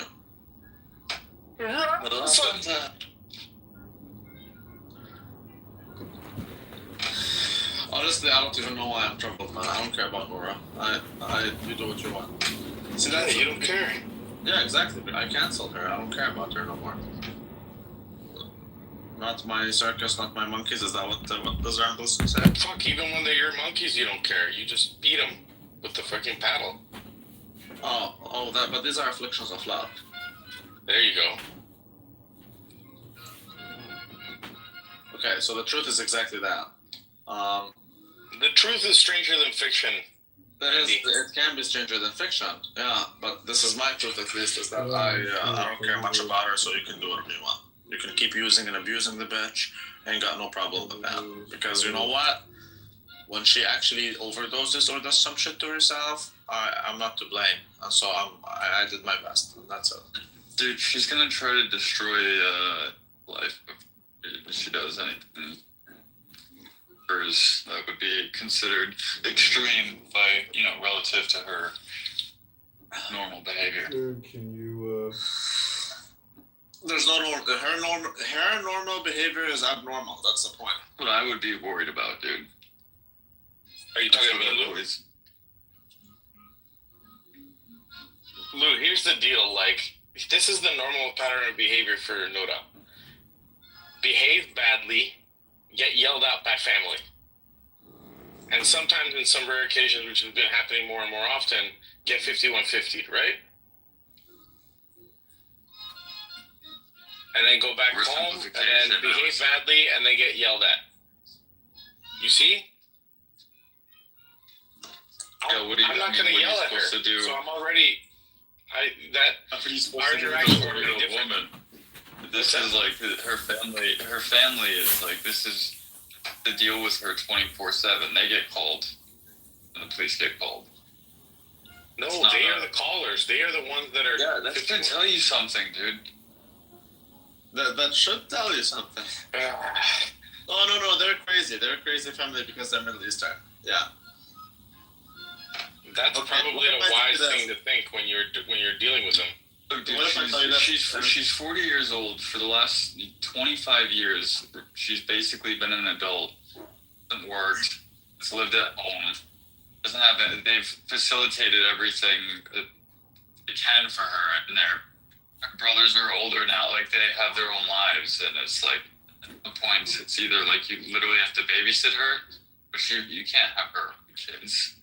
Yeah, she goes crazy. I think she's like an evil person, but like, you can't have that around kids, man.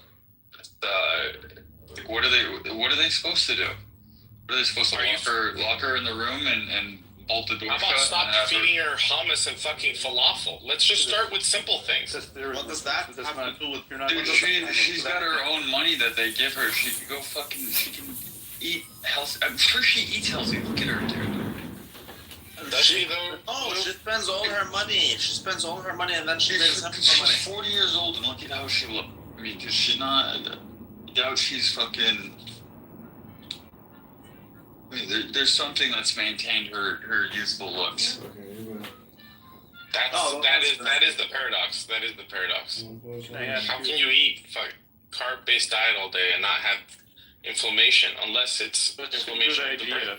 It's a good suggestion. Good diet, but that's up to her and her family. Why are you dating her or something? No, I'm not telling her to do anything.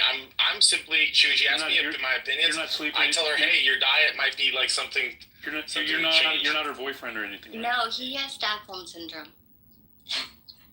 Sure, can you I can't tell her what to do, Eftol. She does whatever the hell she wants. I'm just saying, to do. Are you That's sleeping? proven. Are you sleeping with her? Are you sleeping with her? No. Yes, you are. He has more than a friendship with her. Well, that's really unethical, man. It's not good on your part. What am I, a doctor? What are you talking about? What did I do? Why are you dating a mentally handicapped woman? That is a good question. Jesus Christ. That we all told you. You're being told that. Oh my gosh. Yeah, we all told you that. Randy. Remember when we even had our last... Has Randy ever shared any pictures of what he does on the weekends? That's all he does is interact with mentally handicapped women. No, I don't. No, I don't. It's a big problem, man. I almost wound up with one of these. I almost wound up with one of these because they're very emotive and they're fun in a way. I get it, but you have to. I don't know. Do you? I don't hang out with women like It's one thing if you're actually like dating them and you're like the one that has to sort of clean up the mess constantly. It's another thing if they think you're dating you, they think they're dating you, and you're just kind of there when it's convenient for you. That is the case. I don't hate you for it. It's like you gotta kind of say it. Yeah. Do you see the false equivalency here? Like you've seen the woman I hang out with. Do you think it's fair? What he's saying, do you think it's fair? They're crazy in a different way. Okay, here we go. They're like freaky for sure, but they're literally like. Wait, though. If you're in love, then you're ready. They're not mentally ill, like. I mean, from the videos I've seen. What about what Rico thinks? They like to be subdued and. Maybe you're. Like it's all the same shit, man. It's just different flavors. No, it's not the same. Right now, you guys are accusing me of choosing shawarma flavored, but like, the reality is that it's not like that. Then you should have. I mean, look, if she's no different and you're very experienced with women, as you say, then you should have like a pretty straightforward plan of action of how come she needs to be fixed. Diego, you know I'm pretty you deal with this all the time. You deal with this all the time. It sounds like she's just no, I don't. I don't. So she's very different. Well, you say you're very experienced because I'm very experienced and I never met a woman like that. I've never seen a woman like that. Are you kidding me? Just go on Twitter and put Palestinian woman. See what comes out. Okay, I'm Palestinian. I never met a single woman like that ever. And how come I see it on Twitter every day? But you don't. You're trying to make it seem like this is normal when it's not. I don't know a single woman in my entire life who is like that, dude. Stop. Not a single. I mean, yeah, It's like look. We can ask Ranks. A typical French woman. Is she needy and clingy? But this is totally needy and clingy. Is like if anything, she's the opposite with you. Although she is like needy for your face, she doesn't bother you off the, or maybe she does now. For the longest time, she wasn't bothering you off. That's what I'm saying. Like you would only see. Like, you were very brief interactions with her on Clubhouse, which would be like somewhat rare. You were kind of tied up there, pretty busy for a year and a half. We've all known her for like 3 or 4 years. I wouldn't say the New York incident is like what is normal, but it's like not out of the ordinary. It just got caught on tape. Someone else. That's the one thing you've got on her, and I'll give it to you. I'll give you that. That is the one, like. But that's not even like honestly, I don't think really anyone here is making their assessment, even factoring that in. Like that hasn't really affected at least my assessment of her. I think she went crazy with what happened in New York. I don't think she like attacked. I think she had a moment and it got caught on video and went viral. That's not even her wildest thing. That's not even in the top 10. Exactly. That's just one thing out of the many. I've witnessed it a million times, dude. Even the top 10, bro. I've witnessed it at least 5 times.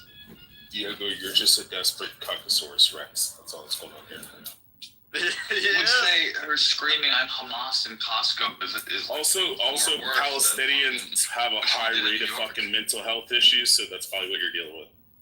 Look at fucking Randy.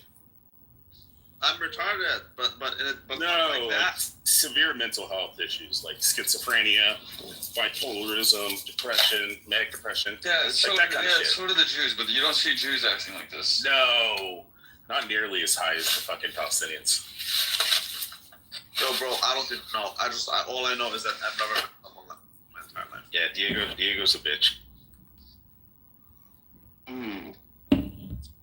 Not once have I ever met. I've met a lot of crazy though, but like someone who was like that, not once. And Diego, I get that you want it to be normal, man. I get it, but it's just not.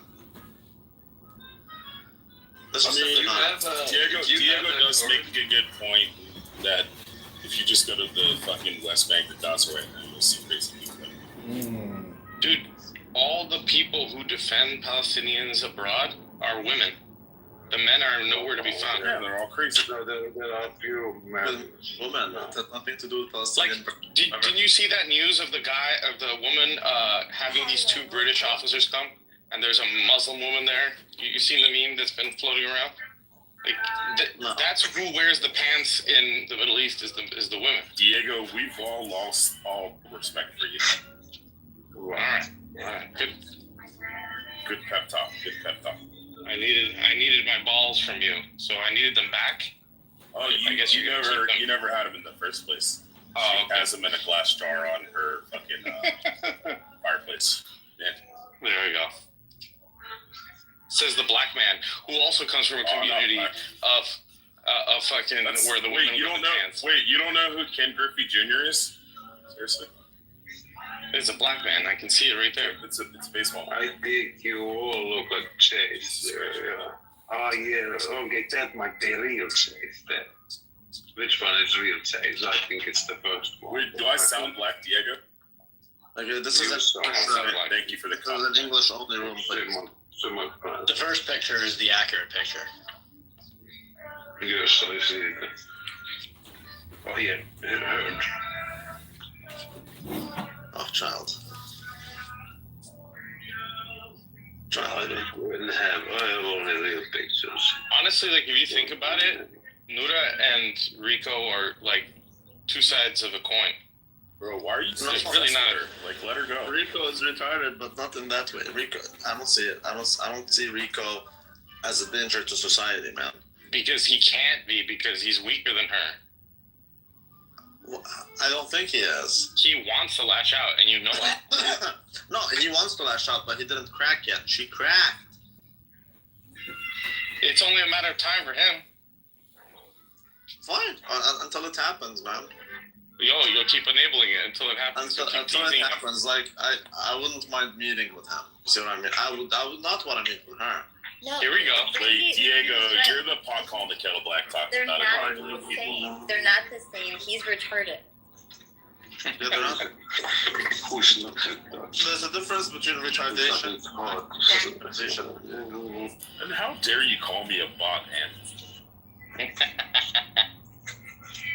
Wait, what? I said, how dare you call me a bot earlier? Oh, good. It's a bot. I blocked you. No, I blocked you. I thought you were a bot.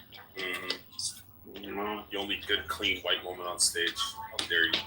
Thank you. Nah, I'm just joking. You're disgusting. Oh, thank you.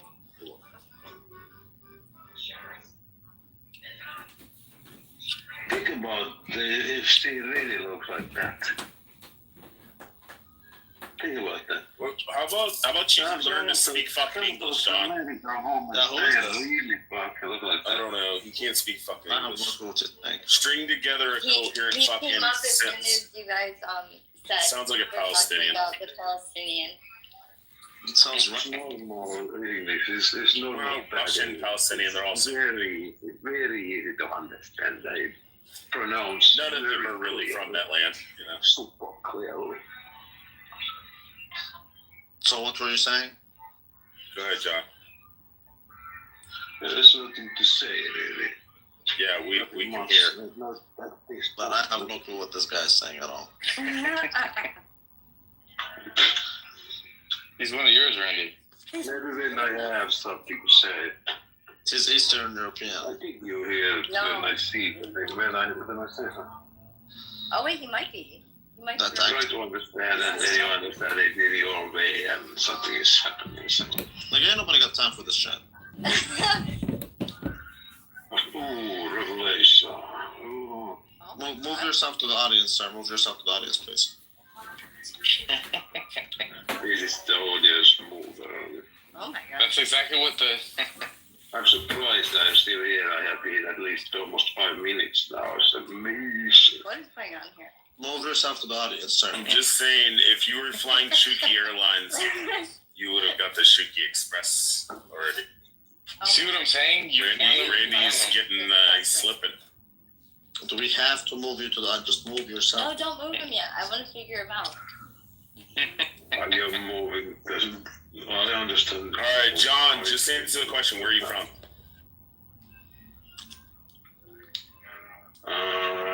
Which country? You don't have to be specific. Let's start from the top.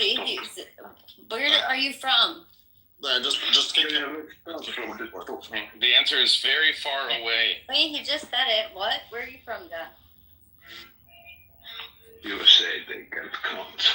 You're a cunt. You're a fucking dirty cunt. Just a guess. You're a faggot. Anne is Lebanese. Yeah. No, she's not. That's saying, shut up. You keep lying about that shit, dude. When it comes to best baklava. She even believed her lying again. Oh my god. I wouldn't send it to you, Randy, but I definitely can send Diego my ancestry.com. Yeah, go Diego.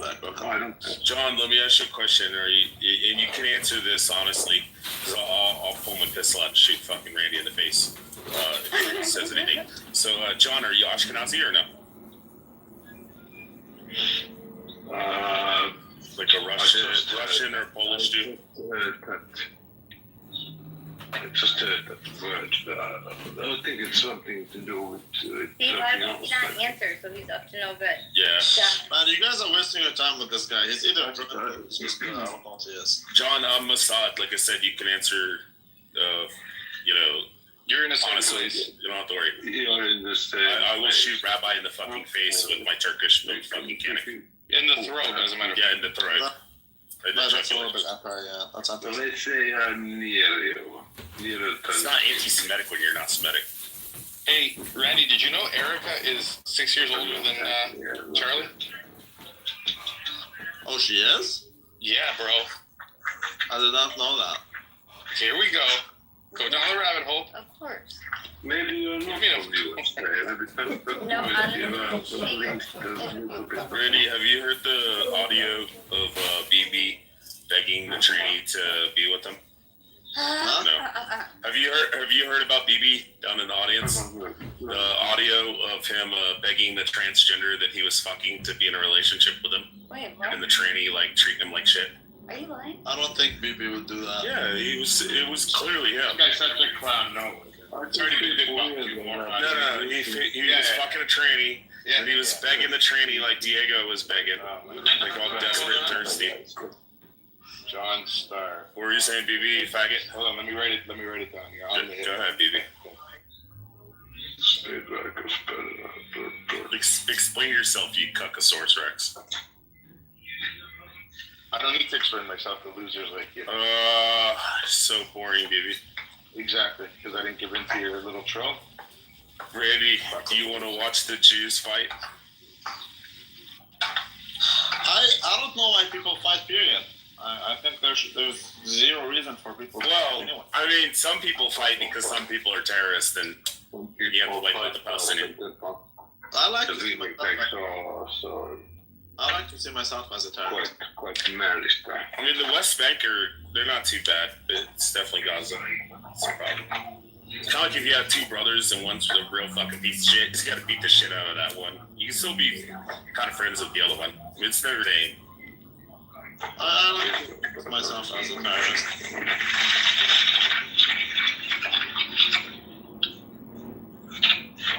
So, BB, the paperwork around. BB, were you gonna explain yourself about you begging the tranny to be with you?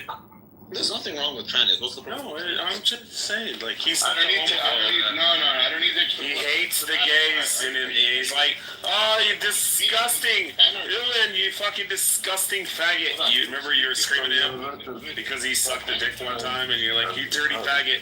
And then immediately afterwards, we get to listen to audio back at a tranny to be in a relationship with you. No. Really? Oh, Ken. This John guy really needs to go, dude. Yeah, John needs to go. Who's the one talking shit? Is it Ken? It's Ken. Ken Griffey Oh, Jr. Ken. Okay, thank you. The baseball player, MLB. BB, you really don't know who this is? Watch. No, don't. Wait, you don't know who this is? I think Randy's picked up on who it is. I don't know who you are. I will Really? get off school tomorrow. You should have told me by now. I have no clue who you are now. No. His voice sounds familiar. Yeah. It's Rich. There you go. Oh, thank you. Semi-rich, yeah. Oh yeah, such an anti-Semite. Oh, you're a huge anti-Semite. How am I an anti-Semite? Huge anti-Semite. How? Who's Rich? I don't even know who Rich is. The fucking loser. Explain yourself, baby. LARPing. Loser. How am I an anti-Semite when I support Jews in Israel? I support Israel because I'm an anti-Semite. What are you talking about? I support Israel because I'm an anti-Semite. So go ahead, BB. Explain yourself. How I'm an anti-Semite for supporting Jews and supporting Israel, the state of Israel to exist. I can explain. And win the war against Gaza. I can explain that after you, Coach.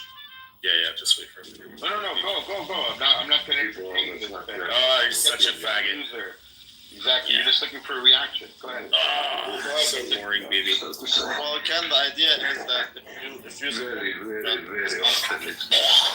if Israel exists, then the Jews can go to Israel and leave these areas that we live in. So anti-Semites have every reason to support Israel.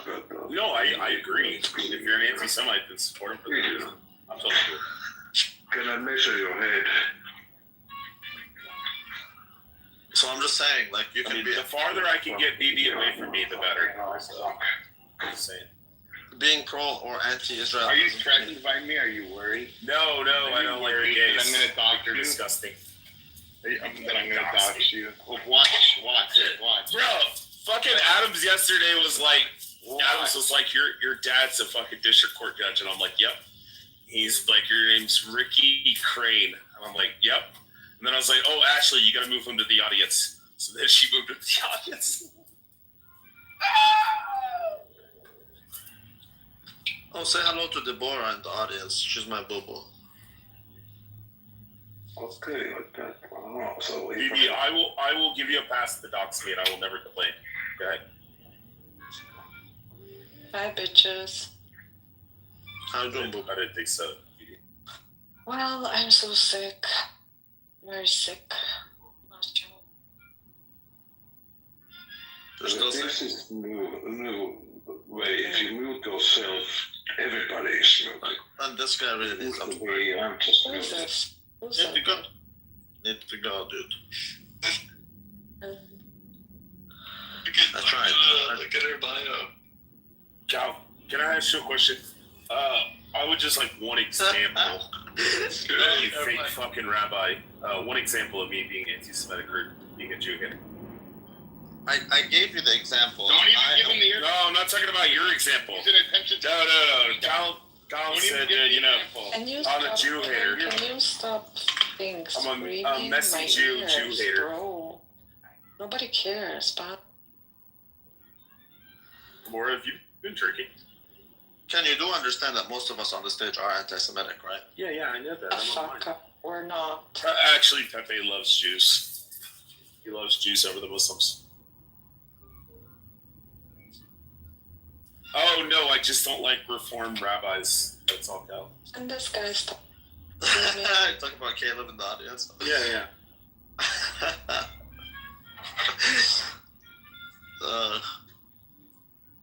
I have no doubt Caleb is a good guy. I just think he's a horrible rabbi. But yeah, he's a terrible reformed rabbi. Yeah. No, they're not rabbis. They have training rabbis. I'm not even reform. I'm conservative. He's conservative. He's so full of shit. And of course, they're rabbis.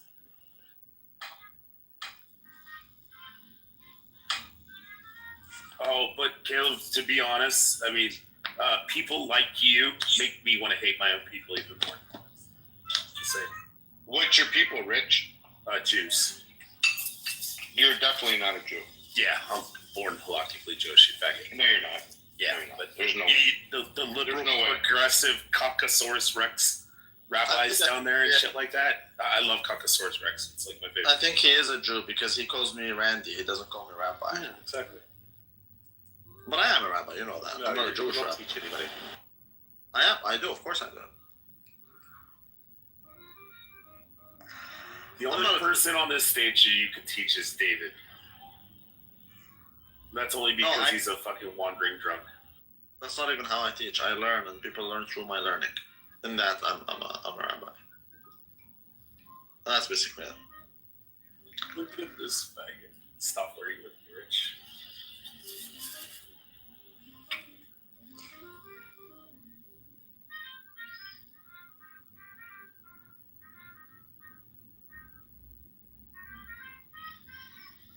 I don't know why you guys always need to fight. Oh, I hate. You guys see fucking... what Tucker Carlson said at the? I don't. Did you just wake up for that, Pepe? Huh? No. Well, I was just. There's a pause, and I was barely listening in the background. But Tucker Carlson's getting accused of he made a statement about. He said Jesus was noticing things and speaking to power. Or whatever, and then they were like, well, how do we shut him up? So they killed Jesus. And then he's saying, that's what happened to Charlie Kirk. And a bunch of people are saying it's anti-Semitic and that he's blaming Jews for killing Jesus or some shit. I don't know. I didn't read into it that far when he said it. Well, I mean, Pepe, even if he's not explicitly doing it, we all know he's doing it. He is kind of a fucking raving lunatic. Well, I mean, Jews did kill Jesus, though. That's not something that is contestable. Yeah, I'm not saying that either. I mean, technically, the Romans were the ones that actually did it, but the rabbis were definitely the ones. The Pharisees were like, "Hey." Even the prophets spoke about it. It's so funny because people always skip the prophets. They just don't like the prophets. That's what I don't get. But you also have to take into consideration, Randy, that Jesus said he could bring down a legion of angels. Okay. The Bible does say that that those Jews in particular, the rabbis, they basically had they were demanding that he get put to death. And they're not even rabbis; they're Pharisees. The prototype rabbi. Mm-hmm.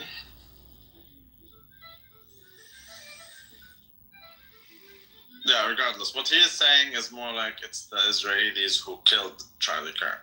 I think that's the more interesting statement. I don't buy that shit. I buy it like fuck. Did you look into George Zend? And what? George Zend. I don't know who that is. That's the Ashkenazi Jew who was used as a decoy. The fat old bald guy that was But I don't get crazy. It. If I was gonna, first of all, I mean, they probably have a lot more experience. Well, they do have more experiences. I was never a spy or assassin. But I mean, why wouldn't you just I don't know, just kill him when he's back in Phoenix and you catch him alone and with a water use bottle. a suppressed weapon and then just let him drink a water bottle with some fucking shit that's undetectable poison that causes a heart attack. The goal isn't just to kill him. The goal is to make a statement. But if Israel's not going to claim responsibility, then how would they be making a statement? Because it's implied. Okay, hold on. All anybody would know is that it was just some random kid who shot him, so the statement wouldn't be made. I don't think so. I don't, because it's a situation where you know who did it, but you can't say it.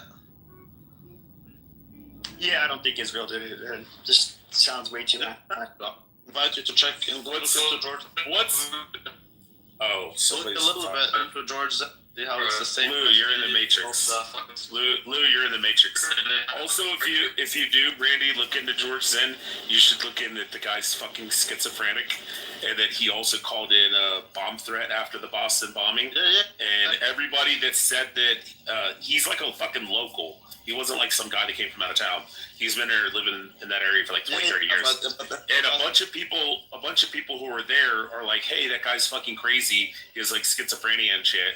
And he's a fucking nut job, but he's totally fucking peaceful. So him screaming, I did it, I'm the one that shot him, is pretty fucking understandable when the guy's schizophrenic. And then on top of that, the second person that they picked up was because some fat guy walked out of the back of the fucking building and he seen a random person running across the parking lot and he went, that's the guy, that's the shooter right there. And then they picked him up and they were like, oh shit, this isn't the shooter. So, I mean, I'm surprised they only picked up 2 people. I don't know. No, I'm just saying, I thought that they were going to have like fucking dozens of people fucking detained. I mean, for them to only have 2 is crazy. And the problem, I think the George Zen situation, the guy is an Ashkenazi Jew who lived in New York. Who was in New York during 9/11. Okay, like most Jews. And he's the first, but he's not from there. And he's one of the first witnesses. He's one of the first who said it's Al Qaeda. Then it's the same guy who was in a 2013 bombing in yet another state. Oh no, he called in a bombing. One that you're talking about, the Boston bombing. So he's schizophrenic and he called in a bomb threat in another city. Correct. Yeah, because he's fucking schizophrenic. And then secondly, find a fucking Jew that hasn't been to fucking New York before. Like, or hasn't spent time in New York. I'm not saying he is. Jews in Israel that have never been anywhere in the U.S. have been to fucking New Jersey or New York. Right, that's the only place. That's not what I'm saying. What I'm saying is he was there during 9/11 and he's one of the first to call it Al Qaeda.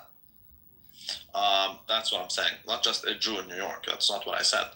He's there during 9/11 and he's the first to say Al Qaeda. That is the same man with the threats in 2013, not in Boston, but yet somewhere else, perhaps also as another decoy. He is also someone who has nothing to do with that university, yet just so happened to be there and used so conveniently as a decoy. Correct. But do you think that it's that deep of a conspiracy that he's been living in that area for like 20, 25 years now, is what they said? Yeah, it was 20 or 25 years he's been living in that fucking Orem or whatever the fuck it's called. He's been living there. So he moved down there from like wherever the fuck he's from originally. And then he moved down there.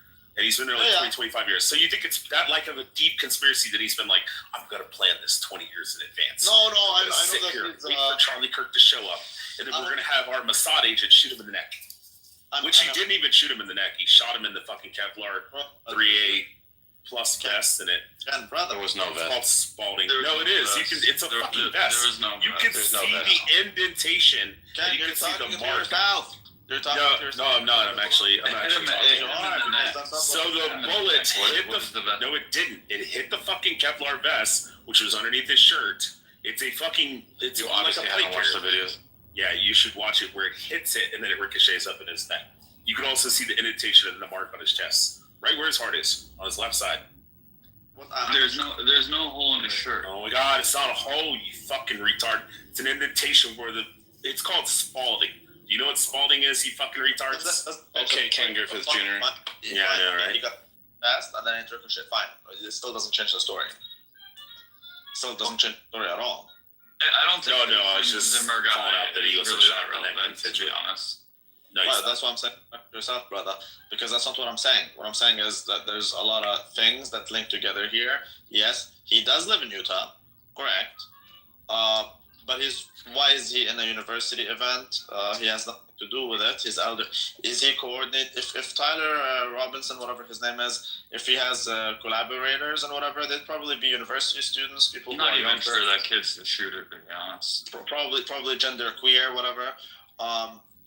But why does he have an older guy who's Ashkenazi who's used as a decoy? So I'm not saying that this guy is planning it from George Zen is planning it from months ago. What I'm saying is he got a phone call and he was there at the right time and did the right thing. But Randy, here's the thing. Like, what would even be? Let's assume it is Israel for a second. What's the relevance of him? So the kid could get away. Who cares? So he's a patsy. They got him anyway. Yeah, I think the kid. I do think the kid got away in a masterly fashion. Well, I'm not entirely sure. There's a lot of weird shit. There's a lot of weird shit with that. I don't believe the text. So the text clearly. I don't the text is that's. Or if it's him, which I doubt, but if it's him, it's actually the texts. They're skipping things. Like they're jumping from his escape till the father found out. But what about everything in between? Okay, like you're conveniently leaving things, and I just going to Dairy Queen. Yeah, well, I don't know about that. I just would like to see everything in between. Why are you not showing us now? Did you guys see the autistic fucking retard talking to his boyfriend, tranny, faggot, whatever, and saying that, he said I engraved fucking, what is it? Catch, a fascist catch. No, not the catch fascist thing, but the see a bulge. The fucking pup play shit. The fucking furries. He's like, if I see the fucking furry shit on there on TV, he's like, I'll literally have a fucking stroke. LOL. So the ideal that he would be in a Dairy Queen, isn't that fucking crazy to see how he's fucking delusional and fucking crazy? And he really thought that he got away with it, and he's fucking super autistic. And he was laughing with his trainee boyfriend like a couple of minutes earlier, talking about if I see this fucking furry shit on fucking TV and I see the engraving, I'm gonna fucking have a stroke. LOL. Like, that's not that unrealistic. He's fucking dumb. He's a fucking unrealistic. Like, he's hyper intelligent. He has no common sense, is what I'm saying. He actually scored a perfect. I don't know how the Dairy Queen would play into that. I mean, you could see it on TV anywhere.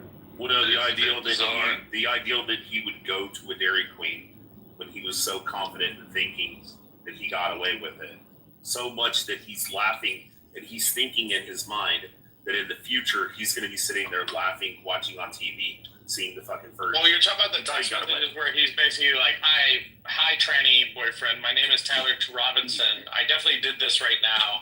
I'm the guy. Those text messages. Yeah. He didn't say hi, tranny boyfriend. In a very awkward way. And did you notice how he is calling Jordan a crazy guy? Like, he kept saying hi, my love. His text with his faggot boyfriend seems to me to be designed to basically deny every conspiracy theory on the matter. Randy, have you ever met an autistic before? Why would you call Jordan a crazy guy? Why would you do that? The most socially awkward fucking people that said most random shit on earth, including myself. You've never met fucking autists? Why would he call Jordan a crazy guy? In the text, but just literally what I just said is that the texts I don't believe are real. I think it's fabricated, and it seems to me to be designed. Aside from the fact that it skips a lot of steps, it seems to me to be designed to basically counter every single conspiracy theory. Yes, because. So you asked the question. You asked the question. Why would he call him a crazy guy? Knowing that a guy's standing on television saying, I'm not going to talk until I have an attorney present, and I have the right to be silent. Hello? And then I'm the shooter. You hear me speaking, Cam? You hear me speaking? When the fucking Tyler kid knows that he's the shooter. My God! When the tranny boyfriend, girlfriend, whatever that is, asks, there's someone that they caught, why does Tyler describe him as just a crazy guy doing his own thing? Okay, that's literally what I was fucking answering. I already heard your fucking dumbass question. Because he knows Tyler, Trevor, to whatever the fuck his name is, Robinson. Robinson knows that he's the fucking shooter himself. And he sees a guy, an old man on fucking TV screaming, I have the right to remain silent. I'm not going to talk until I have an attorney present. And I'm the shooter. I'm the one that did it. I did it. Like, you wouldn't, like, if I punched somebody in the fucking face and I knocked fucking Diego out and you and I were walking away and you're like, who the fuck is that crazy guy screaming? And I'd be like, oh, that's just some, or that guy, who's that guy screaming? I'd be like, yeah, it's some fucking dumbass that's like saying that he knocked Diego out. I get that, and that's a perspective. Now, there's another perspective, which is that it's weird when you shoot someone, you call someone else crazy, and it's also a little bit weird that you that it does seem designed in a way to remove any suspicion that these two are linked. So Randy, just real quick story. I know this is anecdotal and all, but So you remember like the whole Beirut shit where the whole city fucking blew up because all the explosives.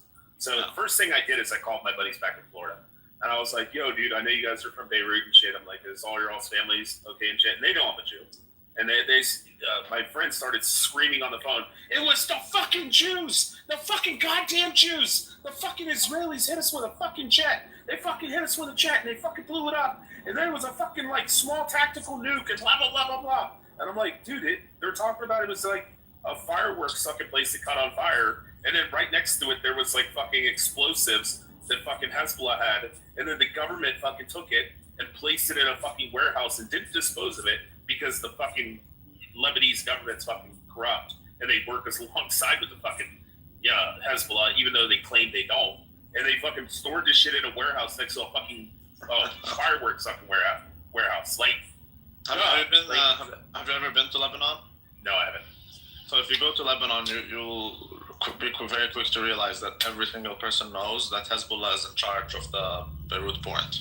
Yeah, of course. It's not the government. It's Hezbollah that is in charge. Okay, well, whoever. But the point is that immediately when that shit happened, it was automatically attributed to the Jews, and they did it with fighter jets. It was a small tactical nuke, and everybody's gonna have radiation poisoning, all this kind of shit. And then they come to find out, no, it was just fucking explosives in a fucking warehouse next to a fireworks fucking. Yeah, but exactly during the time when Israel was striking weapon warehouses for Hezbollah.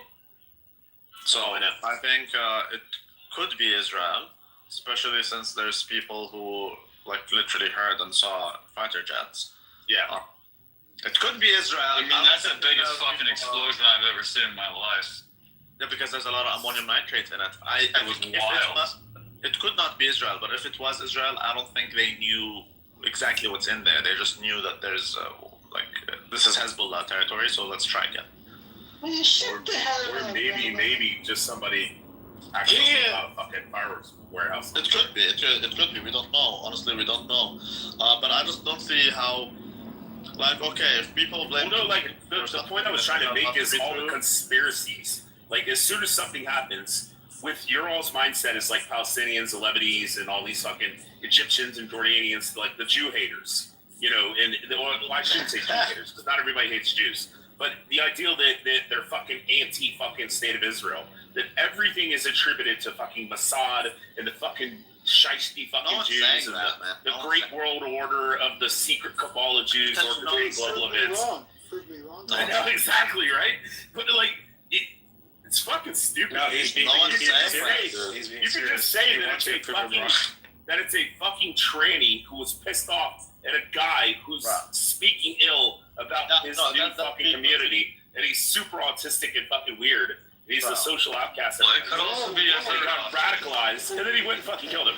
And you're like, it's Mossad. Now you think there's a cabal of autistic people? Come on. I know there is a cabal of autistic people. I mean, you can look at fucking mass school shootings and just see all the mass shootings and be like, oh, these are all autistic. But no one is saying that. Not one person. No, I am. I definitely am. Okay, so I'm autistic. I have Asperger's. That's a very nice point. There's a counterpoint to it. Like, you know how you think everything's attributed to the Jews?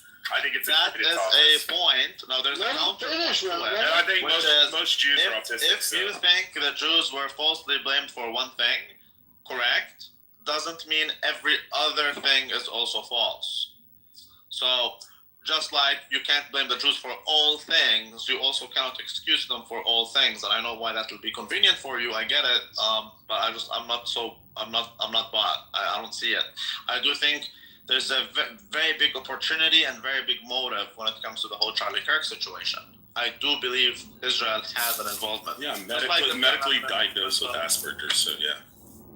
So what? I'm also Asperger's. So, Israel was also. Yeah, you put the question. Is this why you guys can't get? I did not put that question up. Somebody did. Hey, Randy, did you see that he told Bill Maher that he had Israeli security? He did? Yeah, Charlie Kirk had Israeli security on that day. Well, maybe that explains why the drone wasn't really working well.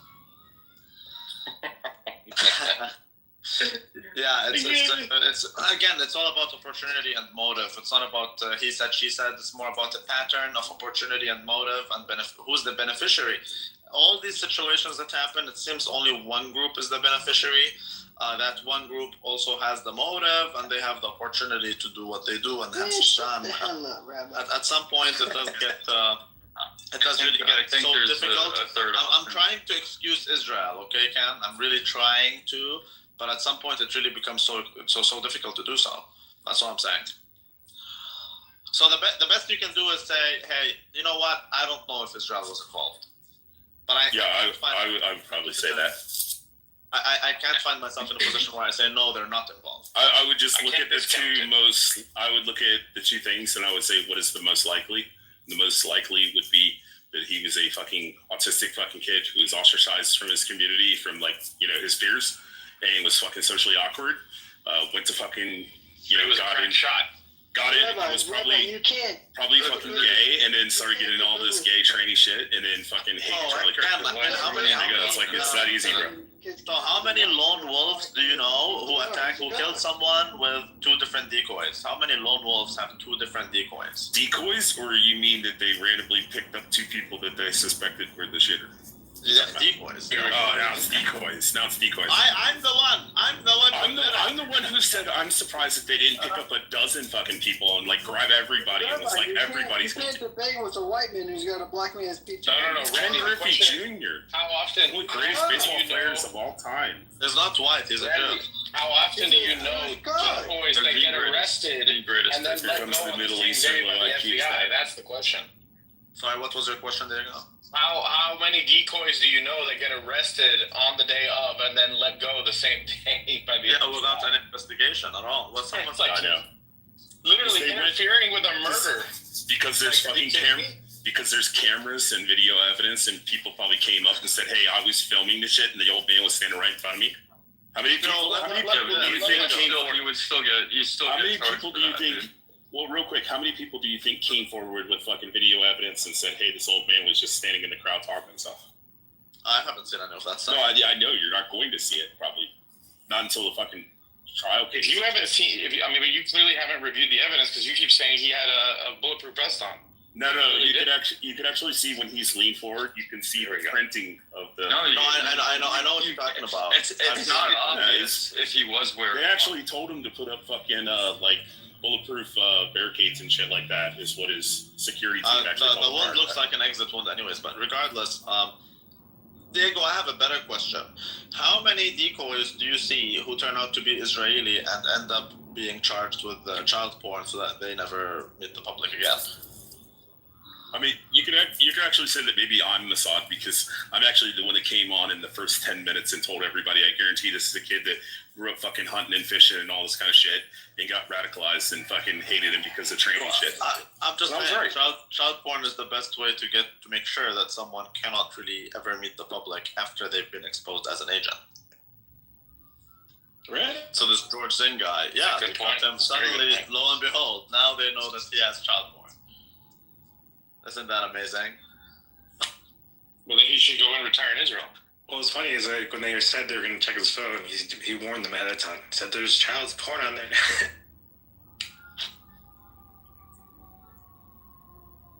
They has child porn. The funny thing is, he admitted to it. So don't you think that that's a recurring theme among the Mossad agents, that suddenly they have child porn? You don't see that there's pattern recognition is a thing, right? So that there's a pattern. Like an organization does things in a certain way, and people detect patterns, man. Yeah, I think you're reading it. Now you will never have that man be released, or you will never see him have access. No one will have access to him. That's it. So there's nothing to be said here. It's done. Now probably he will be killed in prison. You've done your job, and that's what we're talking about? George Zinn. The Israeli. The crazy guy? Yeah, the so-called crazy guy who's not really crazy but is on a mission. Yeah. So he planned all this shit? He didn't plan anything. He got a phone call, as I already told you. An agent doesn't plan. An agent does what he is supposed to do. Right. to push forward the interests of a specific. The cope is fucking wild. Hey, are there? I just don't understand why everyone's so dead set that there can't be a third option. No one's that. I'm not dead set on that. I mean, I think there's very likely a third option. Only one group, Lou. I want you to notice pattern, right? Only one group insists that things happen only in one specific way. All the other the most likely way. Well, you can claim it's the most likely way. That doesn't discount the alternatives. That a tranny lover shot a guy who talks ill about trannies. Yeah. Would you be surprised if a black guy shot like fucking Tommy Robinson or a Muslim shot him? No, I just don't see how a lone wolf has decoys. I'm not. Again, you have the right to believe whatever you want. Look, I don't buy it. Look, but here's Tommy Robinson was shot right now. We would all say it's him. Depends on the circumstances. Depends on the circumstances. Tommy Robinson if he was walking down the street and then someone should. At the same time, Tommy Robinson isn't flipping. So tell me this: if Tommy Robinson starts changing his narrative on Israel, suddenly after that, he gets shot in very mysterious ways. You know, I might start wondering here. Oh, you mean from fifth person? He has an Ashkenazi used as a decoy. Okay, like Randy, you mean from fifth person accounts from a fucking journalist that doesn't like Charlie? What? Fifth person fucking information. He got it from a friend of a friend of a friend who's one of the campaign managers of Charlie Kirk. What information are you reading? He was working. Well, the reporter allegedly said that, you know, Charlie Kirk was worried that Mossad was going to try to get that Israel. I don't think that's fifth. That's like fifth person information. So that's okay. Because he said, "Oh, I got it from a friend of a friend of a friend who's friends with the campaign manager." That's not what I'm talking about. But even if that's the case, that's not fifth person. You're talking about people very close to the guy, like Candace Owens and whatnot, which is very close. Yeah, Candace Owens hates the Jews. Yeah, that doesn't mean she's wrong. Her not liking the Jews doesn't mean she's wrong. It could mean that she noticed a few things. You see what I mean? So like to you, she hates the Jews, therefore she must be wrong. To me, she hates the Jews. Maybe she knows something about them. You see? So it's just a different perspective. I gotta pick my kid up. I'll be back. Right. So what I was referring to is more his interview with Ben Shapiro 2 days before he got shot, and you can even see in Ben Shapiro's eyebrows when he decided this man has to go. But there's also, for the past month and a half, he's been when he said the Mossad, whatever. What about the PBD, Patrick Bet-David interview? Like that's a thing. So we can just ignore it, you know. But I just don't feel like that's fair. So to my mind, it's very clear the guy was changing his stance on Israel, and he so conveniently got killed. Where a Ashkenazi was used as a decoy, you know, and then FBI trying to hide shit, as always, you know, and then one group, which is the Jews, insisting that there's only one way this could have been done, and all other ways are evidently false, apparently. You know? That's a hard one, right? Like, because you have the decoy, it's really hard for you to go, look, there's no possibility this was a conspiracy amongst two or more people. Like, that's where you're like, I don't know how you think we can take you seriously on that. Like, there's a strong possibility that there was a conspiracy. I mean, that's very clear. Yeah. To me, it's very clear that there's something off here. Now, I don't know if you've seen, they've been taking apart more videos. Like, Lou, did you see that? It does look like he was wearing an earpiece. It flies off his head when he gets hit. No, I don't see how that's... I do... There's speculation that it could be his chain. It doesn't seem like he was wearing an earpiece, actually. If all of the footage... Well, because there is something that you see fly like up above that it's like just questionable what it is. What does it matter if it's an earpiece? What does it matter if he's wearing one or if he's not wearing one? It still doesn't change the fact that the guy got shot. It doesn't change the fact that there's all these things that I said already. And then someone who was it today who said it? It would solve like what is that that's flying off. I just don't see how that's relevant. Who cares? Fine, he's wearing an earpiece. Now what? It doesn't change anything. Well, if he's not wearing an earpiece, then the question is like, what was that is flying off in the back? Which some people speculate. There's a lot of speculation out there. But I think you guys are like, I don't know if you're not looking at the decoy deep enough, or if you're looking at it like too deep. But look, I do think that there's like a third party. I do think that there's sure who's that. Sure, that could be a thing. The decoy would be very helpful, especially when that's the case. So I mean, I think the decoy becomes more important for belief. For when you're doing a You're in the Matrix. Yeah, Lou, you got to get rid of that Obama phone, bro. Not the Metro PCS. No, if your belief is that there's a third person, so someone else is the shooter, there's a lot for you to explain. Yet, regardless of all the other things you need to explain, then that means the decoy becomes even more important. So, I don't think it's fair to say people are looking too deep into it. Someone today, I forgot who, someone said that his agent, his security, was an Israeli. I didn't know that, and I don't know if it's true. It's not accurate. So what it is the guys are former Navy SEALs. But you're saying it's not accurate. No, I've already watched the breakdown on it. So what they're claiming is that these guys are former Navy SEALs, and that Navy SEALs have a lot of interactions with like the Israeli government and training and stuff like that, and that a couple of them have met like Bibi Netanyahu. So they failed their job. They're fucking Israeli agents. They failed their job. Whether they're Israeli or not is basically irrelevant. Yeah, like these operators have connections. These operators also have connections with the fucking Philippines and the French Legionnaires and all this kind of shit. And you'd be like, the only relevance to the earpiece. If you hate the French, you'd be like, yeah, the answer Macron did it. Was it Macron's husband? Macron's husband did it because they trained with the Legionnaires, the French Foreign Legion. Yeah, they trained with the special forces in the Philippines. It's fucking what's his name? It's not where the information is coming from. It's coming from his Bill Maher interview, where Bill Maher actually cut out, Randy, I don't know if you know this, he cut out the part on the podcast where he said he has Israeli security. Oh my God, he has the best military he actually edited trained people in the entire world. Oh, I mean, we didn't. I didn't even know that yet. I'm able to conclude that there seems to be Israel all over it. But if it is true that the security team, or at least the one in charge of them, is Israeli, then it would make sense why the security drone didn't find anything, right? Because it was that's its job to do when someone's on the roof. I guess the drone is supposed to find out. Bro, do you want me to play the? I gotta take a David. He also says in the clip that if there's anyone that knows anything about security, it's wait till my second Israelis. kid to come out of school though. It's like them being Israeli is irrelevant. Get deputy. Well, I mean, Lou, if they are Israelis, I mean, wouldn't that a little bit weigh it towards one direction?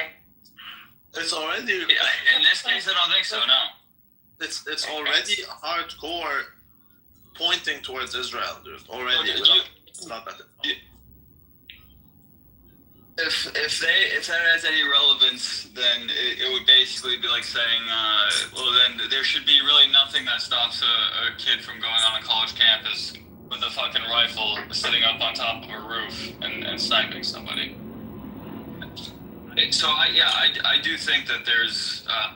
You don't think the drone should catch that?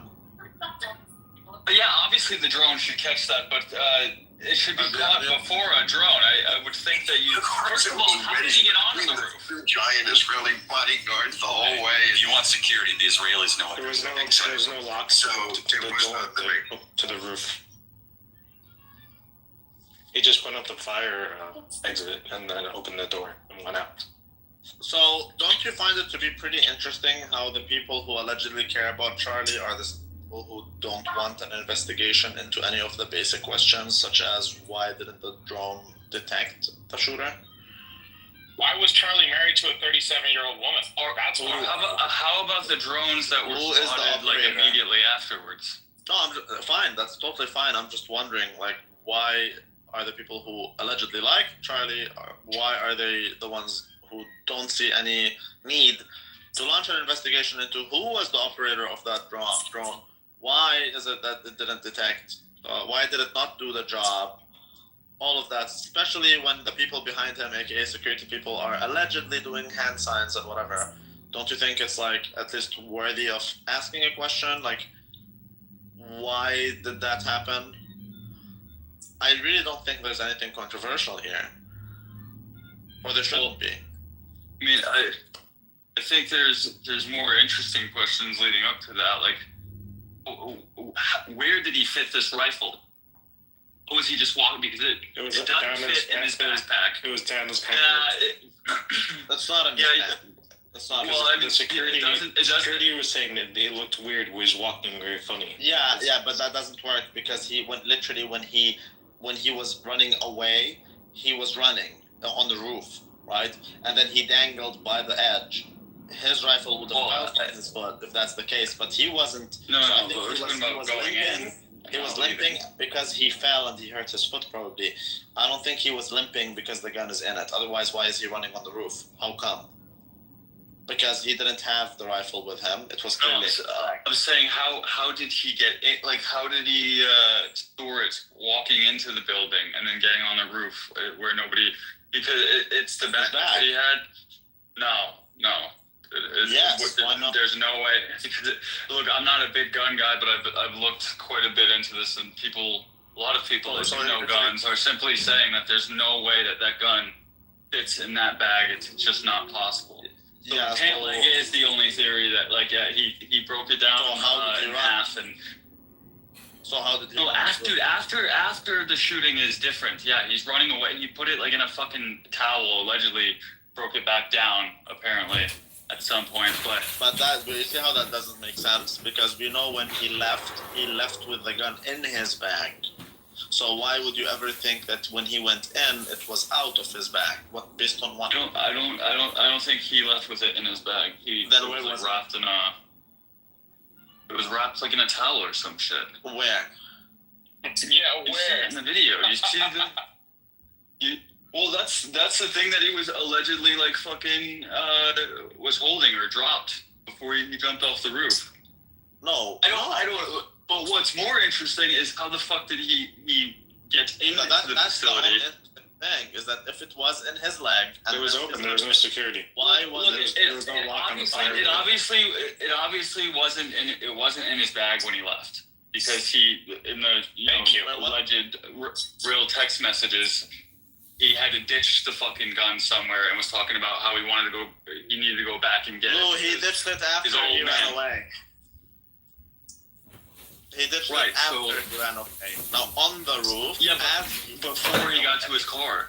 But before he got to his car, like, it doesn't make any sense. Before he even left the roof, he was running. Clearly, it was not in his hands. Clearly, running like a what, Randy? It was in his bag. Very clearly so. Okay, so why does he ditch it? It was in his bag when he left. It was also in his bag when he entered. Like, there's nothing really weird here.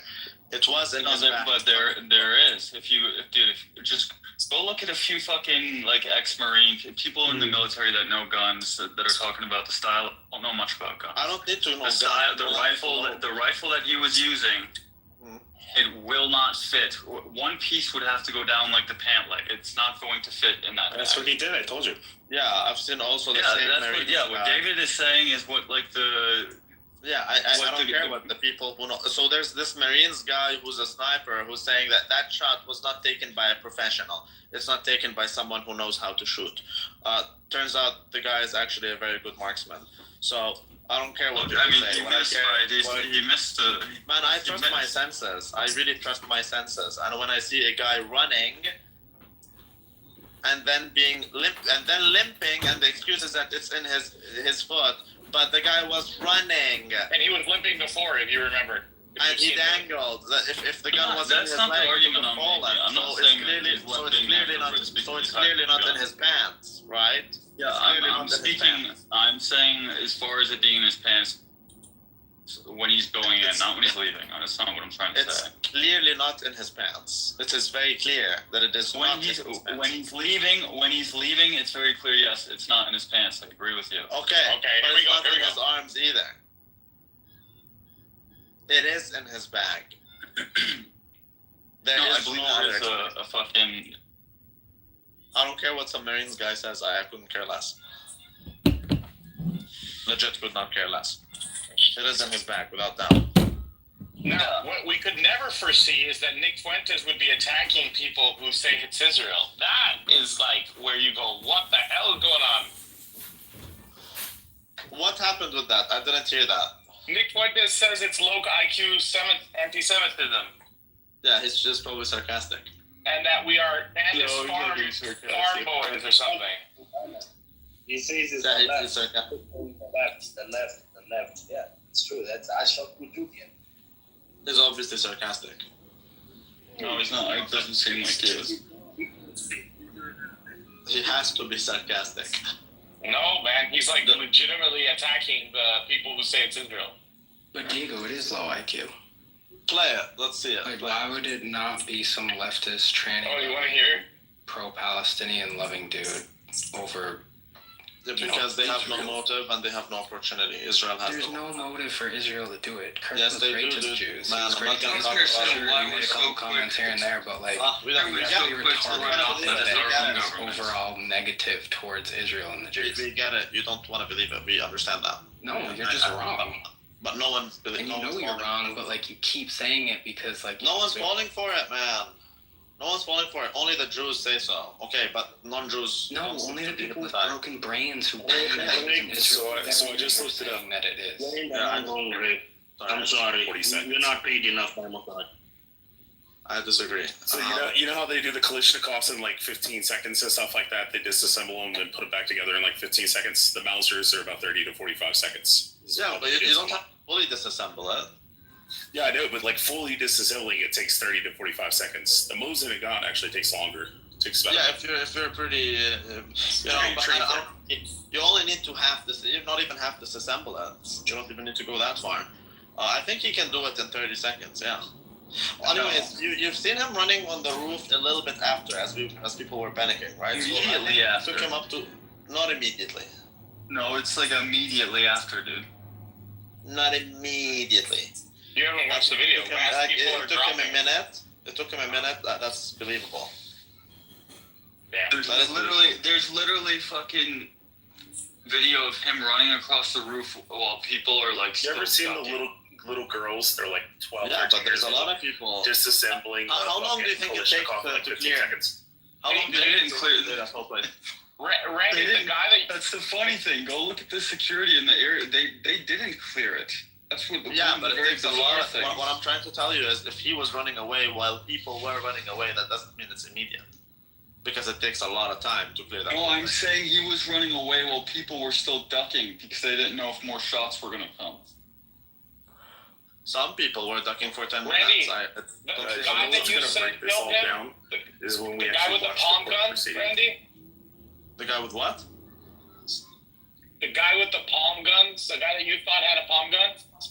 Have you seen the new video where they actually show that he drops them? I don't know what you mean, but that one's retarded. I don't know. No, but have you seen that he dropped something too? Have you seen that video? We actually dropped some kind of object on the ground. Hey Lou, can I give you a heads up? If I were to go to an event like that, I would be concealed carry. About the Israel angle. And there was no metal detectors, there was no pat downs, there was no wanding. So I guarantee there was dozens of people there that had firearms. Allies in the United States had something to do with killing of Charlie Kirk. What does that have to do with it, though? But it was a state-sponsored conspiracy involving Israeli intelligence and the American government and maybe other forces to silence Charlie Kirk. And a patsy was created. A left-wing person was elevated to take the blame for some purpose. We'll talk about that theory tonight as well. We'll also talk tonight about the left-wing conspiracy theory, which blames the Groypers. And this might be the most unbelievable one, and that's saying a lot. I've been accused of avoiding the Israeli angle, and I'll just say at the outset, I've done one show since Charlie Kirk was murdered. I think I've put on Twitter maybe a dozen tweets. I have not avoided the subject. Honestly, I didn't think it needed to be addressed because it, frankly, on its face seems ridiculous. Here we go. Here we go. That's not even the worst one. No, but he's right. And when like the dude who blames Jews for everything isn't blaming the Jews for something, doesn't it show that it's like a little out of hand that people just blame the Jews for everything? We're not blaming the Jews, man. No one's blaming Jews for everything. Dude, if Israel was run by Jews, then they'd have a menorah on their flag. Oh my God, we already said it, dude. We already said it. No one's saying everything the Jew is doing. But by the same token, no one takes you seriously when you say the Jew does nothing. Because we can see it. Didn't do shit. Dude, they do a lot of shit. We do like if you're really gonna blame, yeah, and I'm not interested. If you're gonna blame I'm not interested in 2% of the people for all your problems, I think. But no one is doing that. On the cuckery of your people. Rick, I'm a Jew, and I'm saying that yes, Mossad does a lot of fuckery. Like anyone who's so does the CIA. So does successful. Every other fucking they intelligence agency on Earth. It's the people who aren't successful who blame the Jews. MBS had Khashoggi cut up into pieces and taken out in suitcases. Come on. No one's saying that. It's just so low IQ. It's like 2D thinking, dude. No one is saying that. No, you're you, on the other hand, are saying it cannot be Israel. I'm sorry. No one's buying I'm saying it's not, and you're literally... No one's buying it. You can scream into the void. But no one buys anything that you sell. Okay, so you can go scream at Ben Shapiro, he will agree with you, but no one else. People buy what Ben Shapiro sells. Yeah, no one buys what Randy McDickerson sells, except for like saying the N-word out. No one is buying what Ben Shapiro says. Haven't you been hearing? Aren't you like on Twitter or something? Don't you see what people are saying? No one believes that shit. Dude, Twitter's not. Okay, you can call them anti-Semitic. Well, that doesn't matter. I'm anti-Semitic. It's not about anti-Semitic. It's about retarded versus non-retarded. Okay, so what do you think? What do you think about what Tucker said at the vigil or at the whatever yesterday? What do you think? I mean, Tucker. He did Tucker. Like he blatantly accused Israel of killing Charlie Kirk, which is fine, but like it's a little weird. Yeah, it's a little weird to do that. Of course, because it attacks. It says that Jews might be wrong, therefore it is weird. No one's buying what Tucker says. Listen to Ben Shapiro. People buy Tucker. No, I didn't say that. I said no one buys what Randy McDickerson said. I'm not saying anything different. Tucker, in so many words, said that it was an order to shut him down. Shut it down. Of course. We have a meme about shutting it down. We know this, dude. Like, Charlie Kirk down. It's literally a meme. Diego, why would anyone who supports Israel because he doesn't want to shut Charlie Kirk down? Because he. How many times do I have to repeat? Did you check his interviews in the past 2 months? Yeah. So. Did you watch his interviews? You watched them? I've listened to. Yeah, sure. He has some different opinions. No, you didn't watch them. If you watched them, you wouldn't ask these silly questions. No. You are making because he says 1 or 2 comments. That means that Israel. He didn't make 1 or 2 comments. He made. No, dude. He had the meeting. He had the meeting where they offered him $150 million. He said no. Okay. And they tried to. That's the big thing. That's true. Who offered him $150 million? Not Bill Ackman. No, Bill Ackman did. Bibi Netanyahu did. He wants them to go on a trip. He refused, and then Netanyahu was trying to use that as an excuse, and now he's saying, "Oh, he would have come, but he won't because he got killed." He's releasing a letter, but which is a lie, by the way. He's releasing a fake letter, and he's not even showing the whole thing. He's just talking about it. Okay, we know these things, dude. Stop. No one's falling for it.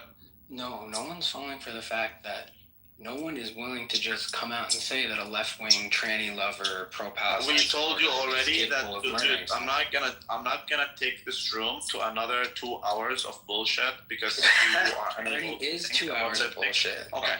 So what's wrong with another 2? Because the Jews are the ones funding the trannies. So don't say the trannies as if it's independent of the Jews. Don't say that. Magnus Hirschfeld 100 years ago. 0.2% to 0.6% of people have cucked your entire people, and I'm sorry about that. Okay. Like that must be tough when you're, a large representation of a group. What a boring waste of time.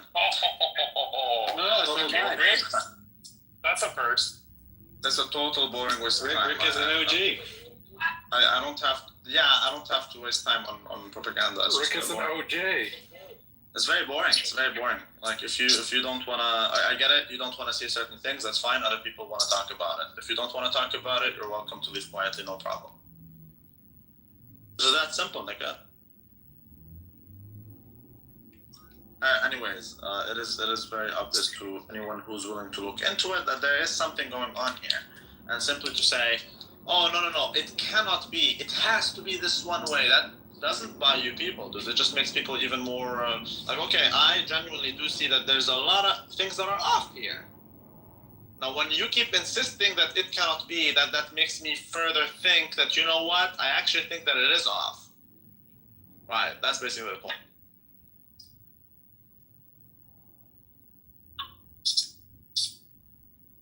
I'll say hello to Baraka, she's my new boo-boo.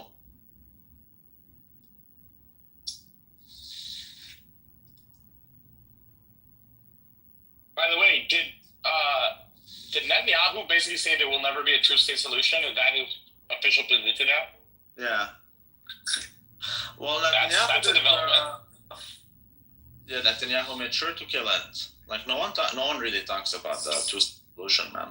This thing only started being like, this is after this war, people started talking about it, I guess. But before that, no one talks about the two-state solution. It's not realistic.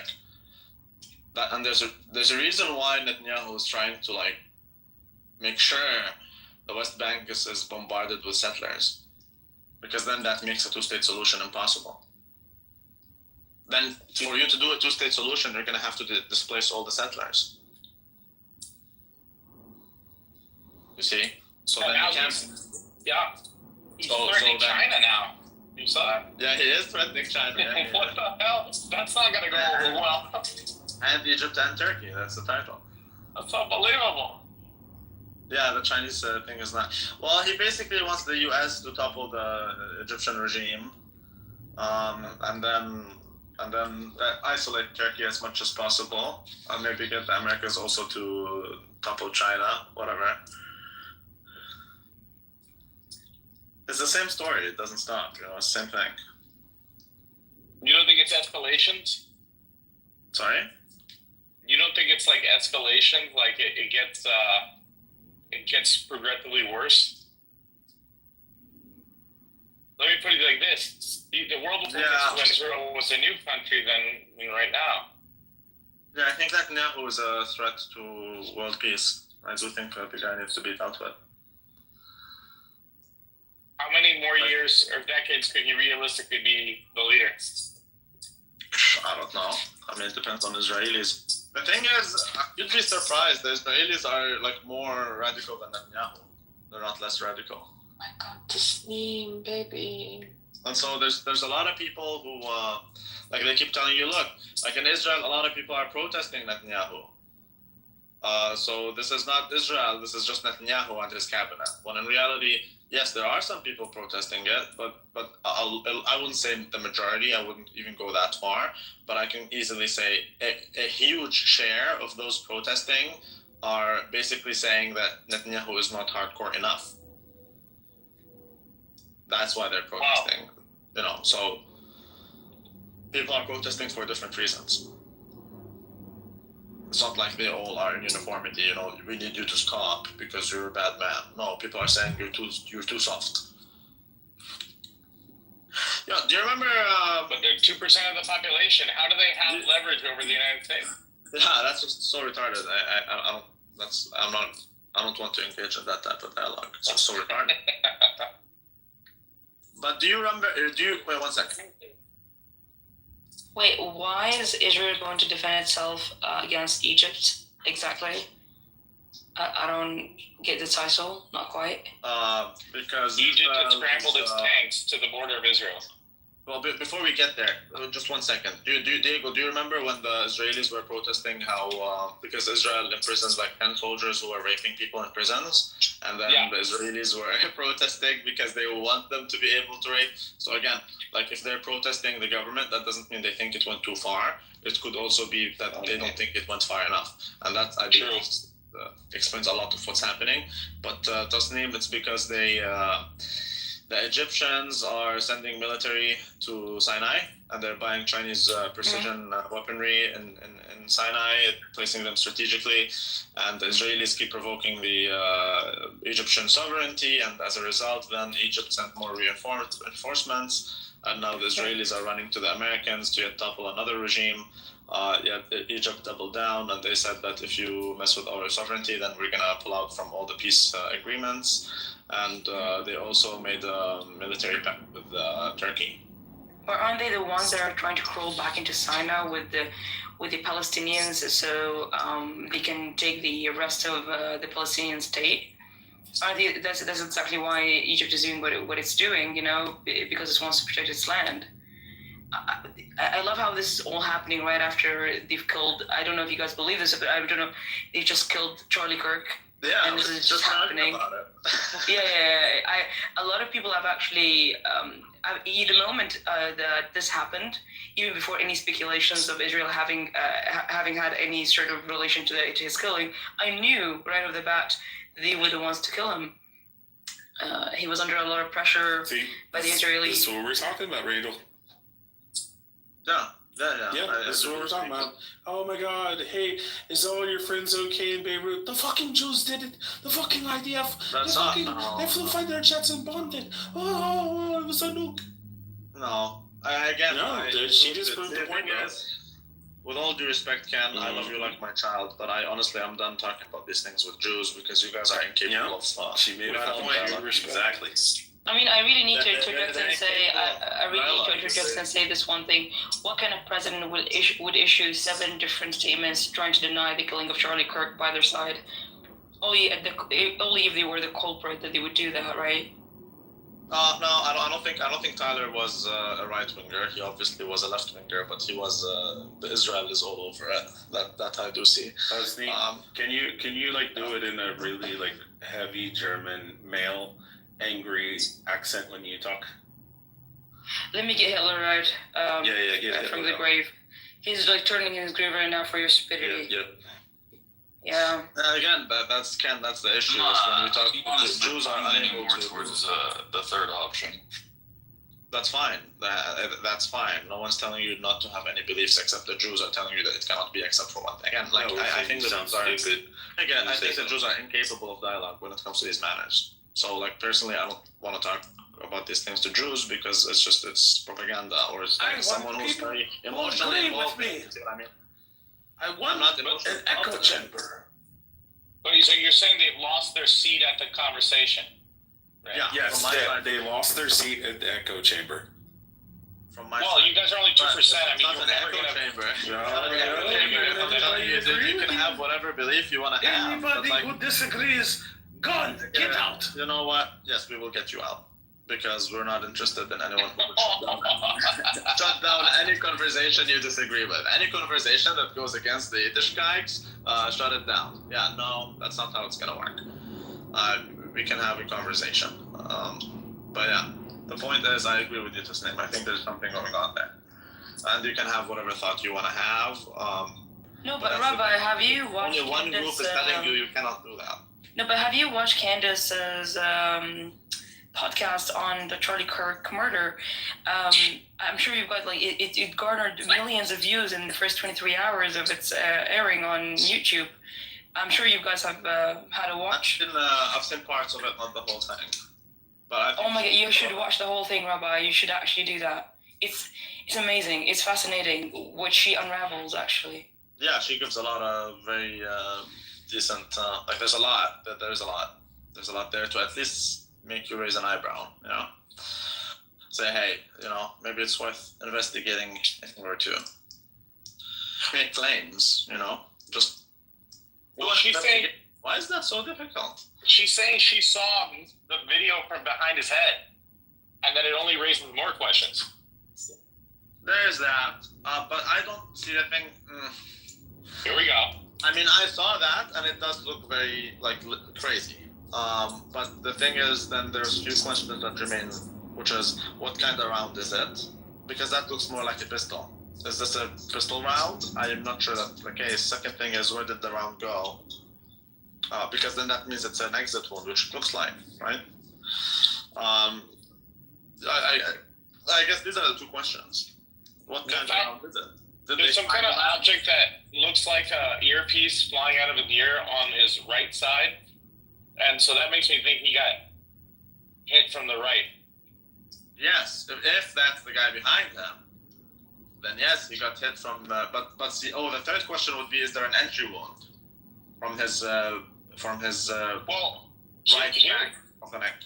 So one of the bizarre things, this is what's so bizarre about the Charlie Kirk case, right? Within days, I think 3 days, he was in an open casket, right?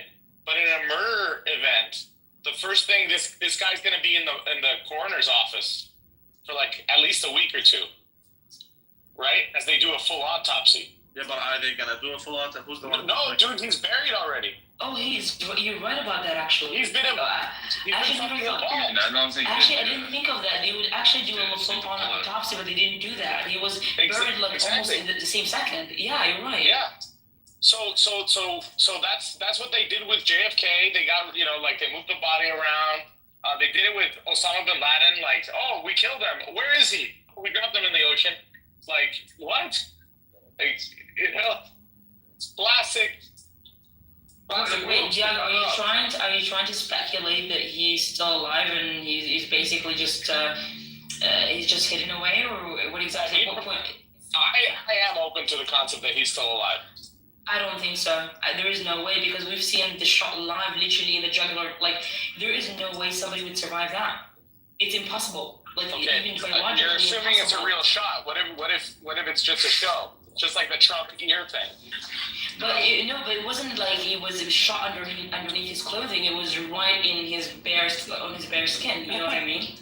Can you hear me? I'm just wondering. Am I muted? No, we can hear you. Oh, okay, because I'm unmuted because I'm riding my bike right now. Are you actually suggesting that this was like that was a fake video, or like that it was that he had some sort of blood pack on his neck that like exploded or whatever? I'm saying that when you remove all logical possibilities, the impossible has to be logically true, right? So Kevin, they're saying I'm watching the Sherlock Holmes quote, but Kevin, they're saying it's the Jews. Wait, can we confirm that Charlie Kirk was not vaccinated? I'm just wondering, like, has anyone actually... That's HIPAA violation. HIPAA violation. Medical records, because... Dude, Charlie Kirk is a bizarre guy. He was criticizing men for dating older women while he was married to a woman 6 years older than him. He was criticizing men for being with women who are posting thought videos with scripture on Instagram when his wife literally does that. There's a lot of bizarreness. But... I don't know if they need to do a full autopsy. It looks like he dies from getting shot in the neck. No, allegedly. I don't know. Allegedly. It was probably just... they probably looked at the hole in his neck and, he died from the hole in his neck. Yeah. I'm just saying, if you were going to, That's what they want you to think, Kevin. That's what they want you. I know. It's just, this once again confirms my belief that, nothing can happen anymore without it being a conspiracy of some kind. Like, oh my God, we just want to be open. A boat crashes into a bridge, and it must be from the Mossad. I think we have to kick all the Jews, man. No, but Diego, what could actually be the case? Just to, maybe your argument could stand in the sense that maybe after they had taken him to the ICU, right? It could have been that maybe he got better and his condition is gone from critical to stable, and we do not know about it. I'm trying to get with Diego here for a second. That's the only possible way he could have survived. But otherwise, the shot was absolutely real. It's not like an IA generated shot. The only way he survived is if it was all fake, push it off. Yeah, you okay, but how do you explain the fact that he was embalmed? How do you explain the fact that he was embalmed before there was time to do a coroner's autopsy? How do you explain that? Wait, I'm just wondering, do you actually know that? Yeah, you compare this to similar situations. Go ahead, just ask ChatGPT if that's irregular. The more important thing is why isn't the autopsy, which there obviously was one, isn't that more front and center? The bullet, explain the bullet not having an exit wound with the alleged bullet that it was. That's really interesting. They're saying some gay story about, oh yeah, he was, bones of steel. Maybe that's true, but like that's a much more interesting thing. Is was there not an exit wound? Not possible. There must be when it comes to the neck specifically. There must be an exit, but the wound itself looks like an exit. That's what it doesn't seem like there was an exit wound. Is it me or is he cutting out? You're cutting out. It's him. So, I mean, didn't they confirm the caliber of the round? It was like a rifle round from a bolt action rifle. It was like a 306 or something. Mm-hmm. Like, yeah, that's why I'm wondering if they actually verified that. 30 out 6. I mean, Well, they're saying that's what it was, which should have blown right the fuck through. I mean, it was a fairly large entry wound. I mean, I think that's why it's being mistaken in this room for an exit wound. Because that's, like high caliber rounds. High caliber rounds do not leave like yeah, but that's supposed to like go right the fuck through him. No, they're saying that it was the deflection of the vest that maybe explain it, but it's a long shot. No, but here's how when you have a deer hunting round, it's designed to expend all of its energy upon impact, rather than keep going the way a sniper's bullet would in war. That's the argument. I'm just telling you. I'm skeptical. That's what the argument is. Well, Diego, you're sounding like Shane Dawson right now. I mean, one of my good friend on a lot of hunting his whole life, and he talked to me, and he said that looked exactly like what it looks like when he shoots a deer and it hits near the neck or in the neck near the spine. Of like the pattern of like the arms kind of like seizing up a little bit and the going kind of like straight before going limp. He said that's all very consistent. And by the way, sorry to interject, but I think he actually died right there when he got shot. Oh yeah. Because it could not. Absolutely. Yeah, you know what I mean. Yeah, I mean the amount of the shock waves. It's like gushing blood. One of those bonds. Yeah, but not even just the blood loss. You don't need to be hit directly in the spine in order to have the shock waves from the bullet do serious damage to the spine. Like the shock waves like that. And Kevin. Yeah. Kevin, can I just jump in for a second? I just joined the group, and I don't know I know what you're talking about, but are you guys talking about the video that just got released, like now? What video got released now? You talking about Charlie Kirk, right? Have you seen the video that's just been released regarding the funeral? No, guys, man, I've just been blown away.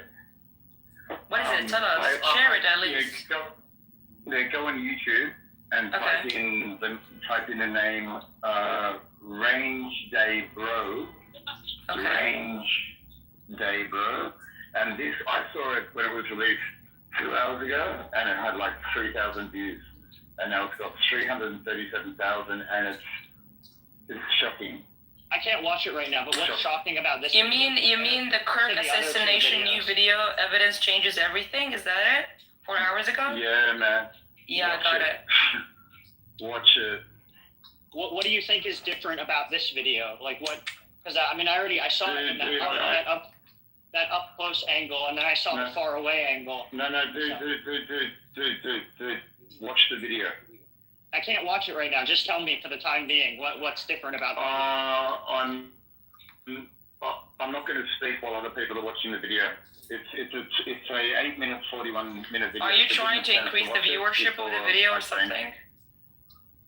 No, I swear to God, I'm not. I swear to God, I'm just a normal person. So is this like a neutral video where it's just the video, or is there some like talking and like drawings on the video? And yeah, it does seem like the bullet comes from the right side.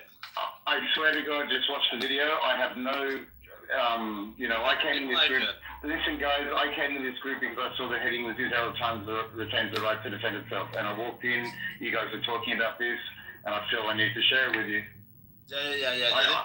Above, it is the link above. I'm looking at it right now. Actually, just skimming through it. I have to watch the whole thing in depth, of course. But I'm gonna shut up and you guys can talk. Sorry, I just thought I'd let you know. If you're not aware, then they. Well, thank you very much. That actually does. I saw it. I do see it. I saw it. I do see it. Yeah. Randy, this changes everything. I do I'm think sorry, guys. This has been fucking with my head, if I can swear in here, for the last 3 hours. I've been by myself, and I just don't know what to make of it. I don't know what to say. I know exactly what to say. At least we should have an investigation. Why? Why is it guys, the people who claim to care about Charlie are the ones who don't want an investigation at all? Oh, I don't No, care. but this Go is ahead me and going off in investigate it. I mean, if you want to. I mean, I think it was pretty clear what happened, and there's lots of people who have an interest in understanding No, I know. what Dude, happened. I know. So the idea. Kevin, you gotta watch the video, like all of dude. I will watch it, but the idea I that understand. the idea that I'm with you. people is somehow. Kevin, I'm with you, brother. I was with you until I watched this, brother. I would argue just like you. I swear to God. Okay. So I mean, it's just the without, and I will watch the video. However, even if I watch the video, just get off your phone and put on the YouTube video. 8 minutes okay, long. I'm riding my bike right now. Stop your bike. No, I don't know why, but everyone sounds like they are. Everyone sounds like they are reporting from Gaza with their $2 mic because they cannot find a better quality. You sound like you're reporting from somewhere, a correspondent of some sort. This is often a tangent, but yeah. Are you talking to me? Yeah, particularly. Oh man, I'm an Australian sitting in Spain. I'm pro-Israel because I explained to you. If you want to critique me, go for it. I'm just sharing with you something I'm that not I found. critiquing, I'm just joking. I'm watching the video as we speak, but just give me Randy, this is why the earpiece is relevant and important, because if he was wearing an earpiece, it could explain what you see in this video. Wait, I'm just wondering. So, who has a theory about like who Charlie was a threat enough to where there would be like an orchestrated? I have no idea. I don't even think it matters. There's a million people who talk shit about Israel and you know like. but he was affected. I'm Jewish. I'm Jewish. I'm Israeli, dude. I'm half Australian, half Israeli. I have no skin in this game. I'm telling you. Don't critique me, okay? So just watch it and tell me if you can critique the video, then tell me, please. Ladies and gentlemen, because I now have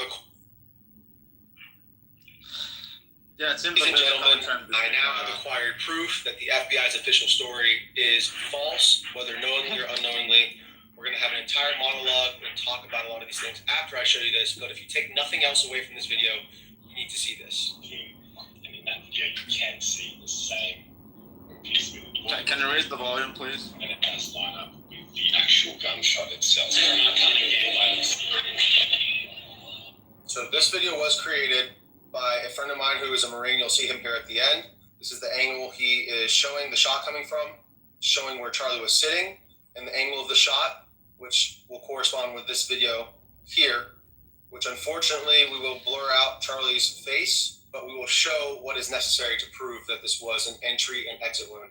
So you'll see him circle the highlighted area right there, and you'll see the exit wound corresponding after, split second after, as it would from an entry and exit wound. So in this footage, you can clearly see that Charlie is shot from his back right, and there's blood splatter coming out of the entry wound immediately after a shot. The first arc is kind of down, as if it's just gushing out from the entry wound. And then the second shot corresponds with when his head kind of snaps forward, that fluid then flips up in relation to that motion. So you can see there's that second splatter flipping up into the air. This is something that I hadn't seen to this date. I saw this for the first time late in the evening yesterday, and I decided that this needed to be put out immediately because no one that I know of is talking about this. So big shout out to my friend who actually found this and created this video. You'll see him here in just a moment, but let's just one more time look at this shot. You see bullet comes in that circled area. You have the blood splatter go down, then up, and then immediately after, you see the exit right here with the skin being pierced, and then the exit wound emerges. And again, that is not a far distance for a bullet to travel, whatever the caliber is, whether it be 5.56, 308, 30-06, it's not even a debate at this point. It doesn't matter what caliber killed him. What matters is that the official narrative is not true. again, whether the FBI knows or not that they're lying, but this is 100% conclusive evidence that Charlie Kirk was shot in the back of the head, and it exited through the front of his throat. All of the evidence points to Charlie being shot from his back right. Now, including this little blood splatter that we can see here against the white backdrop, the extreme hemorrhaging from the front of his neck, which again corresponds with an exit wound, the extreme loss of blood. No matter what the caliber is, that distance, that amount of meat is not enough for most bullets to expand. I mean, 99.9% of bullets will not expand in that short distance. Most of them require 12 to 14 to 16 inches even sometimes of tissue to expand properly. Also, Charlie tensing up correlates and proves that he was hit in his spine. It's a spinal injury. Any of the game that I've shot in the neck or in the high vitals where you impact the spine, the game usually drops right in its tracks because you sever the spinal cord. This is again exactly what we see with Charlie. He tenses up. His head movement also correlates with being shot in the back of the head. His head snaps forward, and then he tenses up, and you see him fade away, drop the mic, and was absolutely traumatizing video footage. And I'm sorry to have to show you guys this again, but this needs to be seen and talked about because this is going to be suppressed in the algorithm. So make sure you share this with any of your friends, your family members. Save this video, whatever you need to do. So this video was actually provided to the channel by a friend of mine who is a Marine, and I forgot to show you the end of the video here. So this is my friend who actually made the video. I want to just give him a shout out. I will link his socials down in the description below. Again, he is the one who brought this to my attention. This is his video. He created this. He did the drawings on it, and he sent it to me to allow me to use it to show you guys what we're talking about. So he says, I have been shot many times, 3 times to be exact, and I know exit and entry wounds. I have extensive firearms training inside the Marines and the civilian world as well. It appears that Charlie was shot in the back right side of his head, and the bullet exited through his neck. The moment I saw the video and he tensed up, I thought, that looks like a headshot given the fact that he seized up. It is very common. It is a very common occurrence with a headshot. So this dude, of all people, would know what an entry and exit wound looks like on his own body, literally up close in 4K HD, as they say. So if anyone is qualified to talk about it, it is this dude. He is a super cool guy, so please go ahead and check him out. And I really appreciate him sending me this over because until he sent this to me, I just hadn't seen anything like it. Now, I wanted to be sure, and I wanted to make sure that wasn't like doctored footage. So I went to one of the original videos that I saw posted the day of Charlie's assassination. And right here, I have it paused where you can see that splash that I'm talking about from the entry wound. And you can see it slowed down. This guy in this video is actually talking about the F in this on his shirt and the ring and some other stuff that really has nothing to do with it. You were arguing about body armor. You could see Charlie's chest, his nothing to do with it. That's ridiculous. Well, he keeps repeating the entire thing over. Lou, that kind of destroys the Troon theory altogether. You can see blood from the right side. That is true. But he didn't. What this video is missing is the guy to his right with the pistol type of situation, and it ricochets the moment he gets. Not ricochets, sorry. It recoils the moment he gets shot. You gotta watch the end of the video. You gotta watch the whole thing because it doesn't stop there. But it's up to you guys. You want to stop and critique it? Totally up to you. But I watched it and I'm with you guys. I was listening to you for about 15 minutes. So I'm telling you this. Okay, we've got 3 more minutes to go. Well, it could be true. We're open to all sort of like. No, it's undeniable. What he says, and at the end of it, you'll see it's undeniable. And I thought it was the shit. I thought it was this dude on the rooftop. I really did. It was 100% the dude on the rooftop. Like 100% in my head, that was it. Well, we all know that the guy that they caught was scapegoated. There's no doubt. But yeah. This blood thing honestly changes a lot. You got to see the end of the video as well because you can see the guy, you can see the shooter. Have you watched the end of the video, guys? Yeah, the end of the video is the guy wearing white, correct? No, it's a guy up behind. It's the same angle. There's a little tree.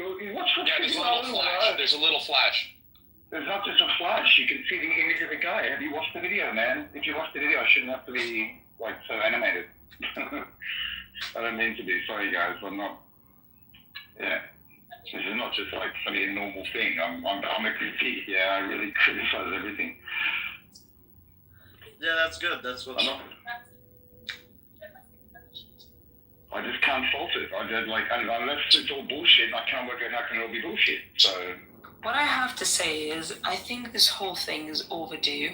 Like the killing of Charlie Kirk, if you think about it, if it had happened from a college student or just about any commoner, it should have happened a long time ago. You know, it's an overdue sort of thing if you think about it.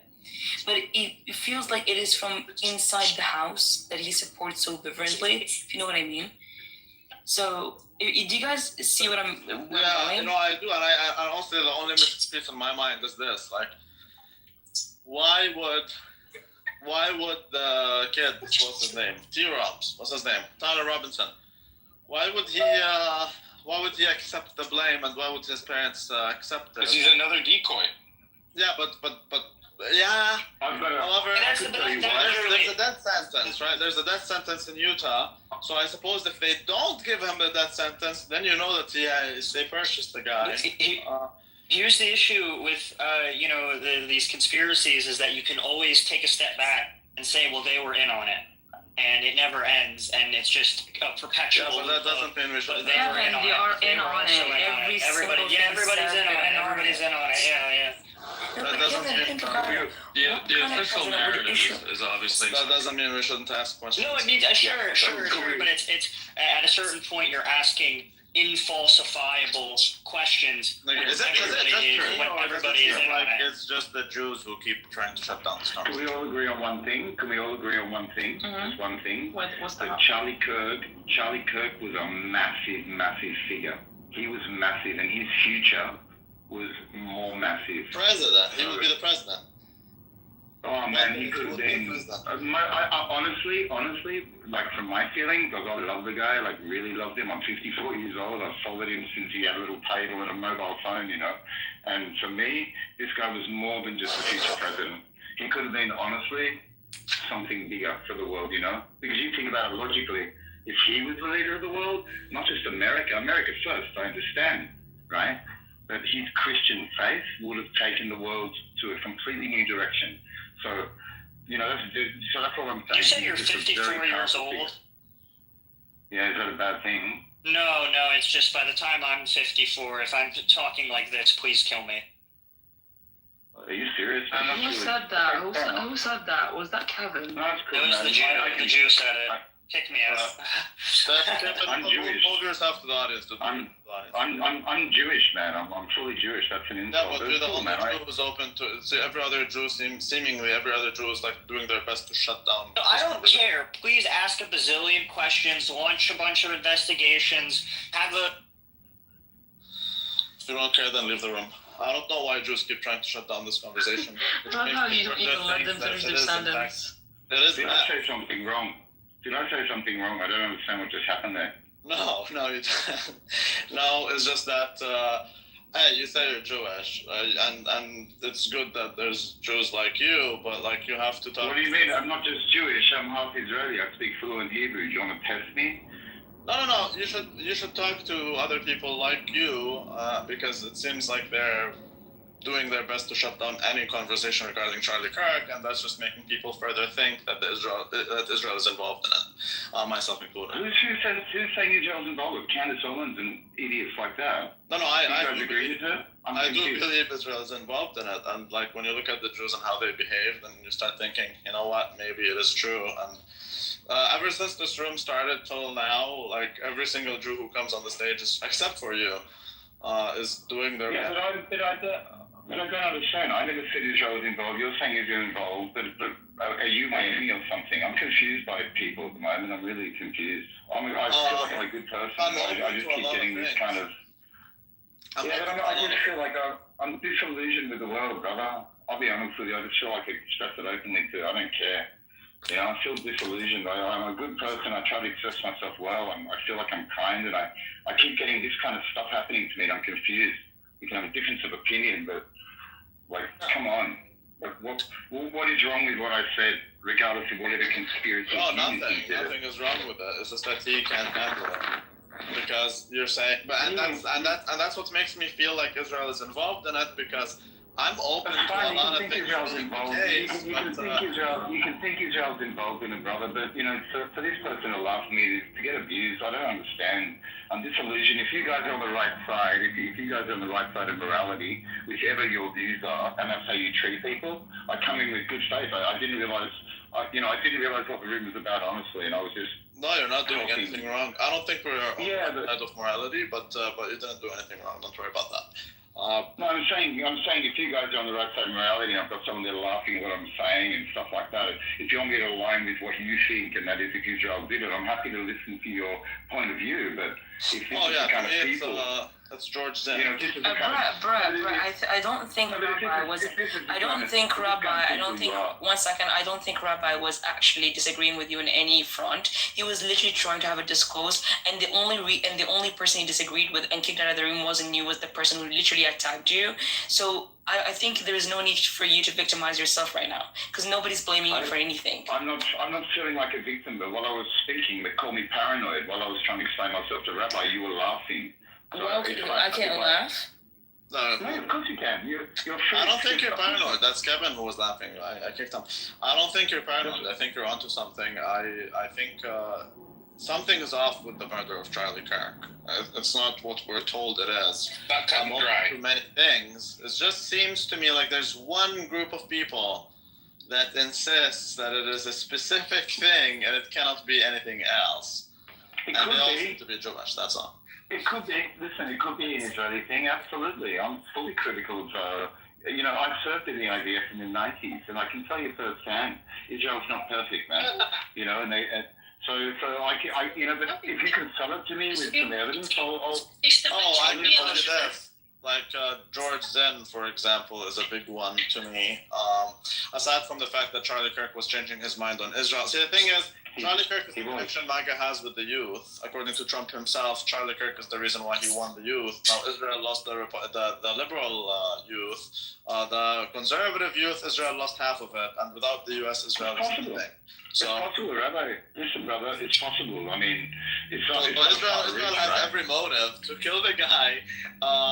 But they also have the opportunity, right? And then there's George Zen, who was used as a decoy. He's an Ashkenazi Jew who was the first to say that 9/11 was Al-Qaeda, when we clearly know that's not the case. And he was also threatening to bomb as another decoy to the Boston bombing. And now he's here in this university when he's not even a student. But conveniently, he's a decoy. So all things together really make it seem like it's Israel. Yeah, it's possible. I mean, Israel, you said, responsible for 9/11 as well, right? I mean, also, I was going to say one other thing. It's also, there's a convenience there that the Trump administration needed to silence anti-Semitism in the colleges, and this is basically the thing that they needed in order to finally outlaw it completely. But I think if the Trump administration wanted to get rid of Charlie Kirk, illegal for you. So you can criticize the U.S., but if you criticize Israel, we're gonna take away your citizenship. It's insane. No, but I think if the United States wanted to get rid of Charlie Kirk before the Epstein files that he actually spoke about negatively, and that he actually tried to throw some shade at some of the people that were on the island at that time, because he was so vocal about it. That would be one reason the Trump administration would want to get rid of Charlie Kirk for. As a Jewish Israeli, listening to what you're saying to me, if I can give my view, if you're onto something, let's explore. As I'm going down your road, right? So let's explore what you said. Absolutely, Charlie Kirk was changing his mind in the last 2 to 3 weeks about his opinion on what was happening in Gaza. Absolutely, he was. But I don't think he would ever become, because he was a real Christian, right? So he wouldn't ever become anti-Jewish or anything like that. But absolutely, that's a major. No, I agree with you. No, one second. No, he can criticize Israel and still be Christian, absolutely. And I agree with you. I do agree with you. It's suspicious because Charlie Kirk's power, as I said, is immense. So he could have a massive influence on future voters. And not just that, on current pressure, because America's standing alone, really, right, in supporting Israel. So if he's changing the college vote through a huge change narrative, that's definitely going to have an effect on pressure. So yeah, I could buy it. I could buy it. Yes, he is evangelical, which is why he supports Israel. And he is seemingly drifting away from that evangelical stuff. And he's also drifting away from that whole Israel stuff as well, because he sees what's happening in front of him. And he wanted Tucker to go full on by exposing that whole Mossad operation with Epstein, because we know Epstein is a Mossad operation. And he wanted more to be highlighted there. There's other things also. But that's where it goes to conspiracy, because you have to prove it with evidence, brother. Yeah, there's we know who Ghislaine is, we know who her father is, and we know how the Israelis always try to blackmail politicians. We know why certain politicians would say Russia is a terrorist state because they cut the electricity off of Ukraine. But these are the same politicians who are okay with Israel cutting that. So Israel gets to do what others don't get to do, and it's very visible throughout. And one would wonder, how come that is the case? What does Israel have over you? These are very basic questions, and we do see. We know what happened with the Monica Lewinsky scandal. How do you think Israel gets? How do you think Israel gets away with it? Because Epstein has videos of Trump fucking little kids, and like the royal family, and the English royal family also is exposed. And then you have the French, and you have they use the Israelis have always been using pedophilia as a way to blackmail politicians. We know that. That's not a secret. Which ironically enough, George Zinn turns out to have child porn on his phone. So what? Does the Mossad use child porn to blackmail all of its? Wait, Rabbi, are you referring to the 70-year-old that claimed to have killed Charlie Kirk? Yeah, the decoy. Yeah. You know what I think? Hey, Rabbi. This is what my response to that. This is what I think. I have a Volvo V40. It's a specific type of car. I never had one before, but since I got my Volvo V40, all I see on the road of Volvo V40s, I see them everywhere, dude. Everywhere. And with all honesty, I'm an open guy, but listening to you, it kind of takes it too far. You can go down that rabbit hole. No. I'm not going to argue with you. In other words, I'm not going to disagree with you because I just can't prove it either way. But I'm open to it. Absolutely. We can't prove anything. No, we can't. None of the things we're saying or what you're saying is concrete in any way, shape, or form. You cannot really verify whatever you're saying or whatever we're saying. Yeah, but we can verify that. We can verify that the main narrative. You're saying it's the Jews. I do think Charlie Kirk. I do think it's the Jews. What we can verify in this room is that the Jews are trying to shut the conversation down. Absolutely. Every single Jew who came, except for Brett, and all. No, Brett is trying to do it strategically, though. No, I swear to God. Come on, man. I'm being genuine here. I'm not being disingenuous. We've never had a better friend than Charlie Kirk. He's one of the best friends of Israel and I love the guy we've ever had. That's right. And the Christian. May his memory be a blessing, as we say. Absolutely, brother. That's what I would say after I kill someone too. And Benjamin Netanyahu was one of the first ones. I'm sorry if you kill people, and I'm sorry if you already have a plan on what to do after you do it. No, I'm just saying, if I were to kill someone that. of that profile, I would do the same thing. I would go and look for them. We're not murderers like you. I would go and look for them if they went missing as well. You're not murderers. You are murderers and the father of murder. Don't you remember the stone of Cain and Abel? Murderers. Well, then why was the phone? And we celebrate this man as a great friend. So why usually, if you kill somebody, then you say. Well, why is there the story of Cain and Abel? I don't know. How does that relate to Charlie Kirk? Well, because it is to tell you that you shall not kill. Okay, we agree with that. So you said what you would do if you did kill somebody, and we're saying we elevate him as a friend. Exactly. That's exactly what I would do. Well, then you have a perversion.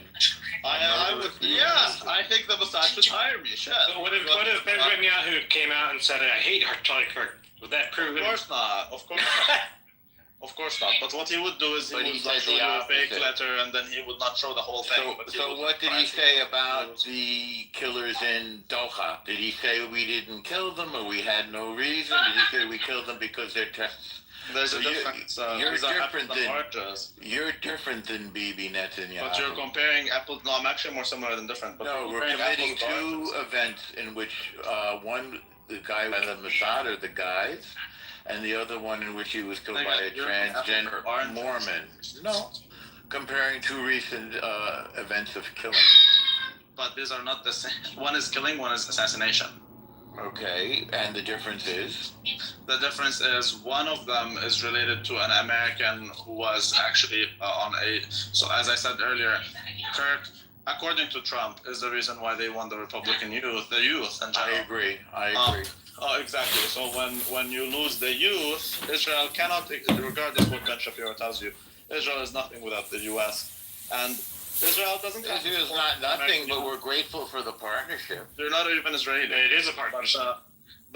But Israel is nothing without the U.S. And The only reason why Israel's got any leverage over the U.S. is because Israel is nothing without the American youth, and Israel lost the American youth. And Charlie Kirk was changing his mind on that Israel thing, which would risk a lot. And I don't think Israel needs the major link between MAGA and the youth saying, you know what, Israel is not on the right track. I don't think he was changing his mind, and I don't think. Here we go. I don't think most American youth could find Israel on a map. He actually was in his recent. Did you listen to anything I just said? Yeah, I disagree. I dispute your facts. So you can disagree with it. Of course you disagree. Of course you guys disagree. And you have no evidence. There's no facts. It's just all opinion. I would invite you to move yourself to the audience, brother. Neither do you, by the way. You have no evidence either. I have more evidence. Because you are literally the fourth Jew who tries wrap to your mind around. Nigga, you're just okay. There's no evidence that. If you don't want to move yourself, I give my time to Norm. If you don't want to move yourself. I wanted to ask him a question as a fellow. I'm guessing he was Jewish. I wanted to ask him if he would criticize Israel in any way. No, he wouldn't. He was even justifying Epstein. No, he would, because if I sat with him one-on-one, I guarantee you he would, man. Even a he would criticize Netanyahu, sure, but he was literally justifying the whole Epstein situation before. So I'm just telling you, it does seem like there's a correlation. Not all the Jews, but it does definitely seem like most of them are really trying to do the impossible to prevent discussion. Yeah, because but I guess if you're Jewish, if you're Muslim, you tend to fall into tribes, right? So it makes logical sense why a Jew would go on the defense, right? I get that. Identity politics. Look at the Muslims. The Muslims would threaten you with death sometimes. They would do things like that. But as you can see on this app, the Muslims engage, and they're often very retarded. Yet they would engage. The Jews are, more into shutting down the conversation. Just be a nuisance. Make sure no one can speak. Make sure there's no we have. Keep diverting, deflecting, all of that. Be a nuisance. Have I done that? Have I done that? No, you haven't done that. But that's what I'm saying. Not all. But seemingly most. I would say higher per capita rate of doing that. Rabbi, it feels weird to call you Rabbi, right? But it's not that I'm agreeing with you either. Yeah, you understand that. That's fine. He's a rabbi and he's critical. Yeah, we can agreeably disagree. There's nothing wrong with disagreement. That's the beauty of civilization and democracy and pluralism, right? Being able to. And so it means so what we're left with is how we express ourselves. Would you say that?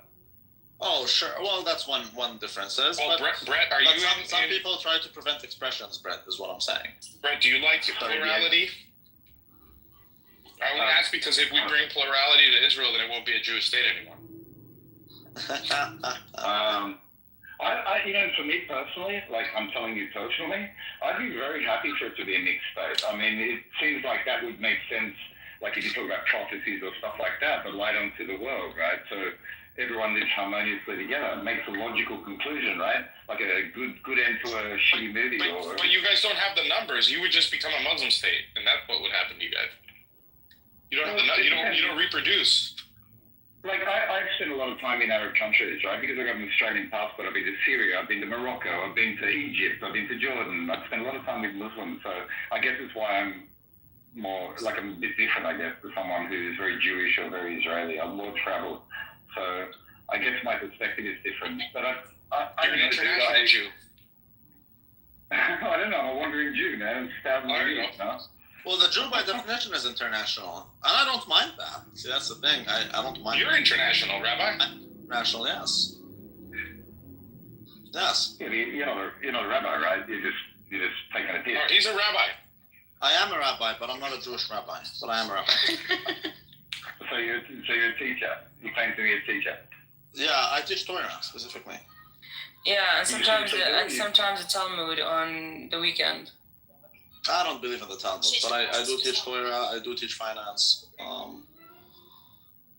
But the Church of the Last Fig Love I'm not gonna is lie shut to you. down.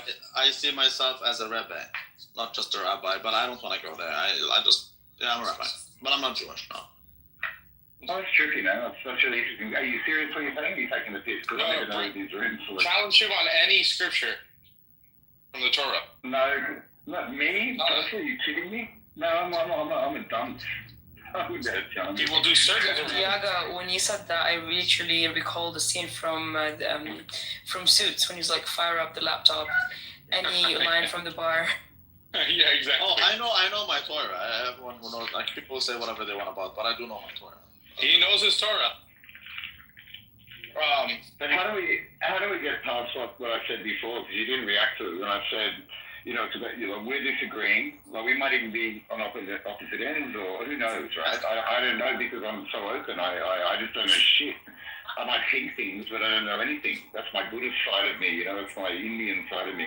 No, I agree. And I'm very much used with because I'm more of an anarchist politically, dude. So I never met someone I really agree with. I'm very much used to disagreement, and I'm okay with it. I don't mind people disagreeing with me or me disagreeing with anybody. Yeah. Issue when people do the impossible to shut down conversation. There's nothing I hate more than that. Well, let me ask Brett. Brett, do you agree with Charlie Kirk that October 7th was an inside job? Charlie Kirk said that.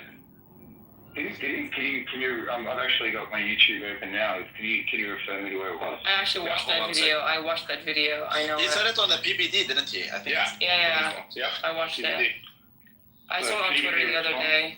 It's the Patrick with David. Just write that. Patrick with David. I can share the video if you want, Brett. I can share it right now in a sec. I'll get it off Twitter. I can share the video that he's referring to. Yeah, but honestly, look, we're not waiting for Charlie Kirk to say that. That was obvious since forever. To anyone who's ever been to that region, specifically the Gaza border, everyone knows that, like, there's not, even IDF soldiers since the beginning, they were saying that something's off here, because we know that you have 1 million agents looking at that 24/7, and this is really one of the most surveilled. Israel is one huge surveillance country anyways. Well, I can tell you, if you have the empathy, I can tell you from my perspective, because I have friends there, and still got friends there, and I can tell you what was always frustrating for me in the beginning, in the first day, because I was connected strongly with people on the ground, was the time it took. My base, my army base was only say just under 2 hours away, like when I was in the army, from where the kibbutzim were, and there's no way it would take that long. Oh man, exactly. No, but it's 15 minutes by helicopter. Exactly. There's no way it would take that long, but not just that. Also, like, once you think about it, Netanyahu has a lot of corruption lawsuits going on, and the moment the war is over, the guy is gonna go to court. So it is in his personal best interest to keep it going as long as he can, and that's honestly. Like, that's what the Israeli left is saying anyways. Hey, Brett, can you travel to Spain? You can't travel to Spain anymore, can you? You're banned. No, I'm an Australian dude. I've got 2 passports. I told you, I'm half Australian, half Israeli. That's what you guys do. That's the little trick. Yeah, that's why I was in Syria. I was in Syria in 2010, and I had my Israeli passport buried at the bottom of my backpack, and my Australian passport. I remember I entered this is just before the war started, and I entered from Jordan. I was heading to Turkey, and I was hitchhiking, and I got to the border, and they looked at me. I had like a bit of a shame. You can say I look Israeli, I look Jewish. Wait. Now I know why they created RFID passport little pockets and bags for you guys. Because I don't know, why do they have an RFID, blocker just for passports? No, but I'll tell you something trippy. I'll tell you something trippy. You know that thing in the middle of the passport, in my Australian passport, right in the center, there's that chip. Is that what you're talking about? So basically you can hide your passport, but if it passes through an RFID reader, they're going to know there's an Israeli coming into Spain. Well, my understanding is that chip could, I don't know if it's good, but what I can say is this, that Israelis don't have it in theirs. They don't have any what? They don't have the same chip that we have in the West. For the very reason, for security, because there we go. For security, obviously, the governments don't want, the Israeli government doesn't want the world to be able to access where Israeli citizens are.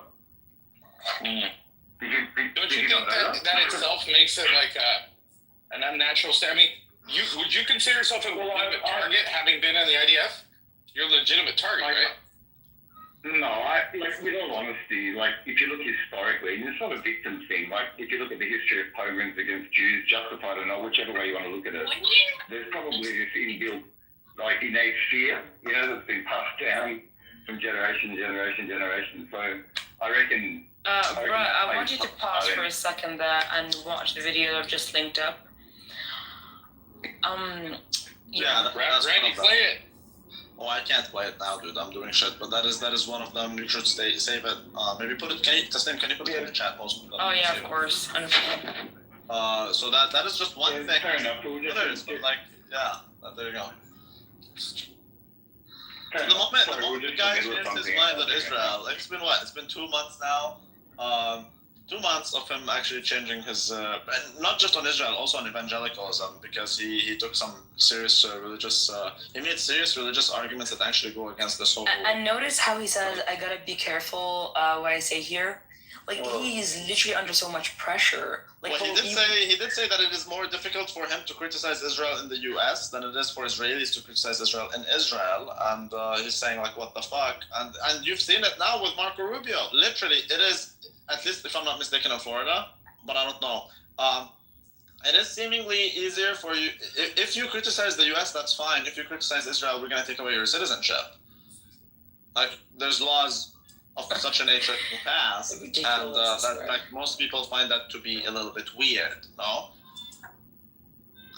It's just, to me, it's ironic that whenever someone says, you know what's going on here, then you're suddenly shut down. Well, the thing is that the Jews have historically suffered so much. It's a different situation. I couldn't care less. I could not care less. I have no clue how much I don't care. So you're telling me, in the United States of America, the land of the brave and the free and whatever, you can criticize anything and everything except for Israel and Jews? I think Trump outlawed burning of the flag, didn't he? Which one? The Israeli flag? The American flag. Oh, that's a new one. Okay. I think that's what he did. Well, that's fine, but you can criticize the U.S., right? But it seems like, what I'm saying is, it seems like, legally speaking, it seems like you can criticize the U.S., not criticize. You should check. I didn't check the details of it.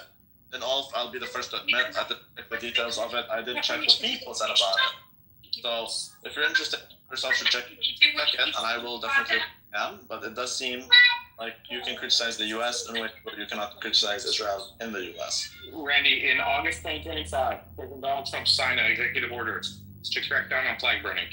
No, I remember that. Yeah. That was a month ago. I remember that. I do think that's a little bit gay. I'm not gonna lie. Well, that's because you like diogenes. Like the flag burning. That's a little bit gay. I understand. You should respect. I understand where he's coming from. I just still don't think. I think that's a violation of the First Amendment. That's true. The Supreme Court has said it is an act of free speech. Correct, but also criticizing Israel is the practice of free speech, right? Not exactly. No, not Israel, please. Okay. No, there you go. Criticize every other thing, but not Israel, because if you do, that means you should be killed. You're anti-Semitic, yeah, and then it becomes a hate crime and whatever. By the way, it just coincides with Canada passing a hate crime bill. It's so funny. It's so funny. It's all coincidence. There's nothing to see here, guys. Nothing to see here.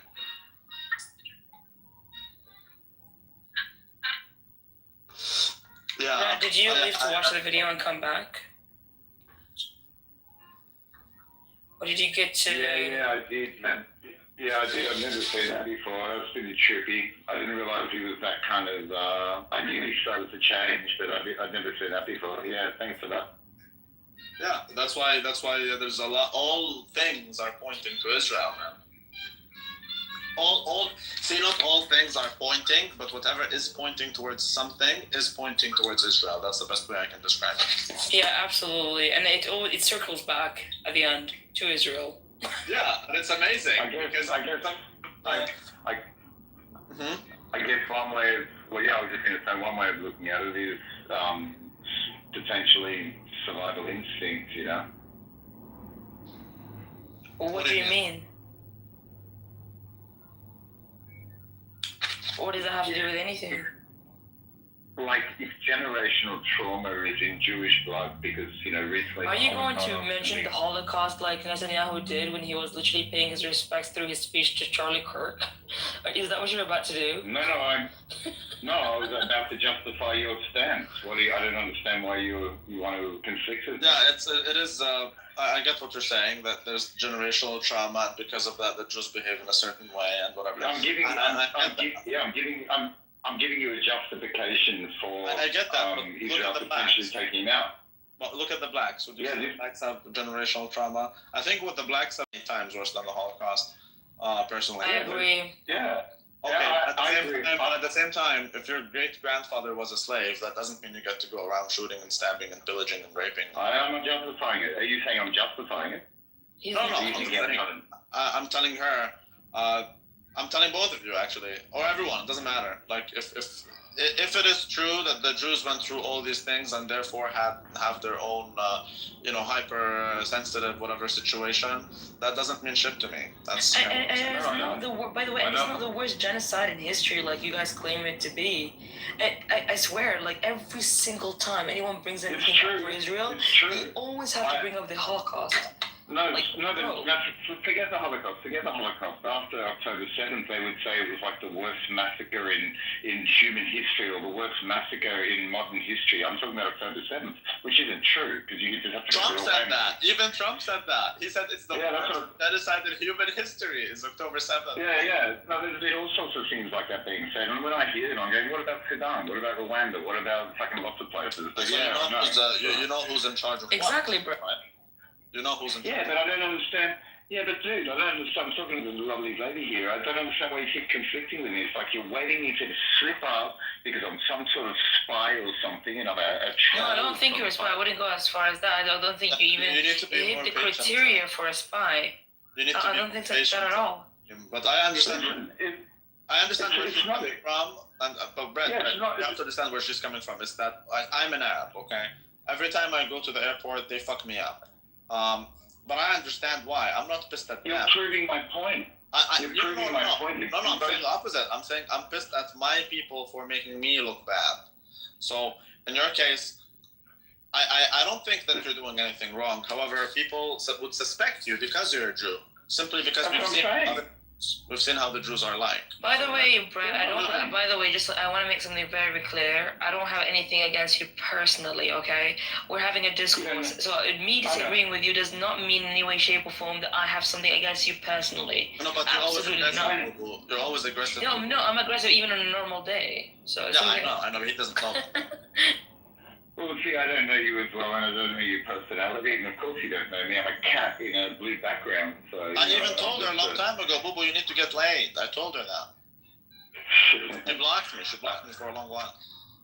Because you said that? Well, not just that. I said other things. Freedom of speech, man. First Amendment. You gotta understand, it's not easy for me, like, to even openly express what I've been saying, to be honest. It's actually the first time I've done it on this kind of environment, so, I think I'm due a little bit of respect for just that, because it's really not easy. Watching that video of cringing that you sent me, lady. Not like all conspiracies, because most of them turn out to be true, not all, but most. It's just for you to understand, like, maybe some people, once they know you're Jewish, they're gonna suspect you. Not because you were doing anything wrong, it's simply because other Jews do certain things. You're proving the point that I was saying. I wasn't stating some sort of victimized excuse of why Jews or Israel is the way it is. I was saying when you're victimized, or when someone, just because I'm Jew, I had it my whole life, you go around in the circle, what religion are you? Oh, I'm Christian. What religion are you? Protestant. What religion are you? Jewish. And people go, oh, you're Jewish, And you go, oh, what's wrong with that? That's how I grew up, It was weird. I was surrounded by non-Jews and I didn't know what it meant. But I guess from a collective level, it would give a reason why Israel might be really heavy-handed or really paranoid or preemptive stuff, just in case. I get that, but that's really like they raise their kids to feel like look, dude, I never met Jews up until I came to the West, up until I moved to the West. I never disliked Jews up until I met them. Once I met them, I am anti-Semitic. I would say I am. Some Jews say that I'm not, but I do say that I am. And it is because of the Jews. So like once you meet them, you start to realize things. So it just sounds weird to hear that from your mouth. I don't know you. I don't know. I know. I'm the first to admit it. I don't think the problem is Israel. I think the problem is the Jews. Okay, you've spoken to me for 40 minutes now. I mean, if we sat down and had coffee together, would you get to like me, you think, based on this personality? I mean, unless there's I have some Jewish friends. Okay, so you're contradicting yourself. No, not all your fingers are the same, but what I'm saying is, okay, let me tell you this. Okay, you're in an elevator, and there's a Saudi guy, there's a Chinese guy, and then there's a white American from Texas. One of them said Allahu Akbar, and he bombed the place. Which one is it? Is it the Saudi, or is it the Chinese, or the white Texan? Is it the Saudi? The Chinese?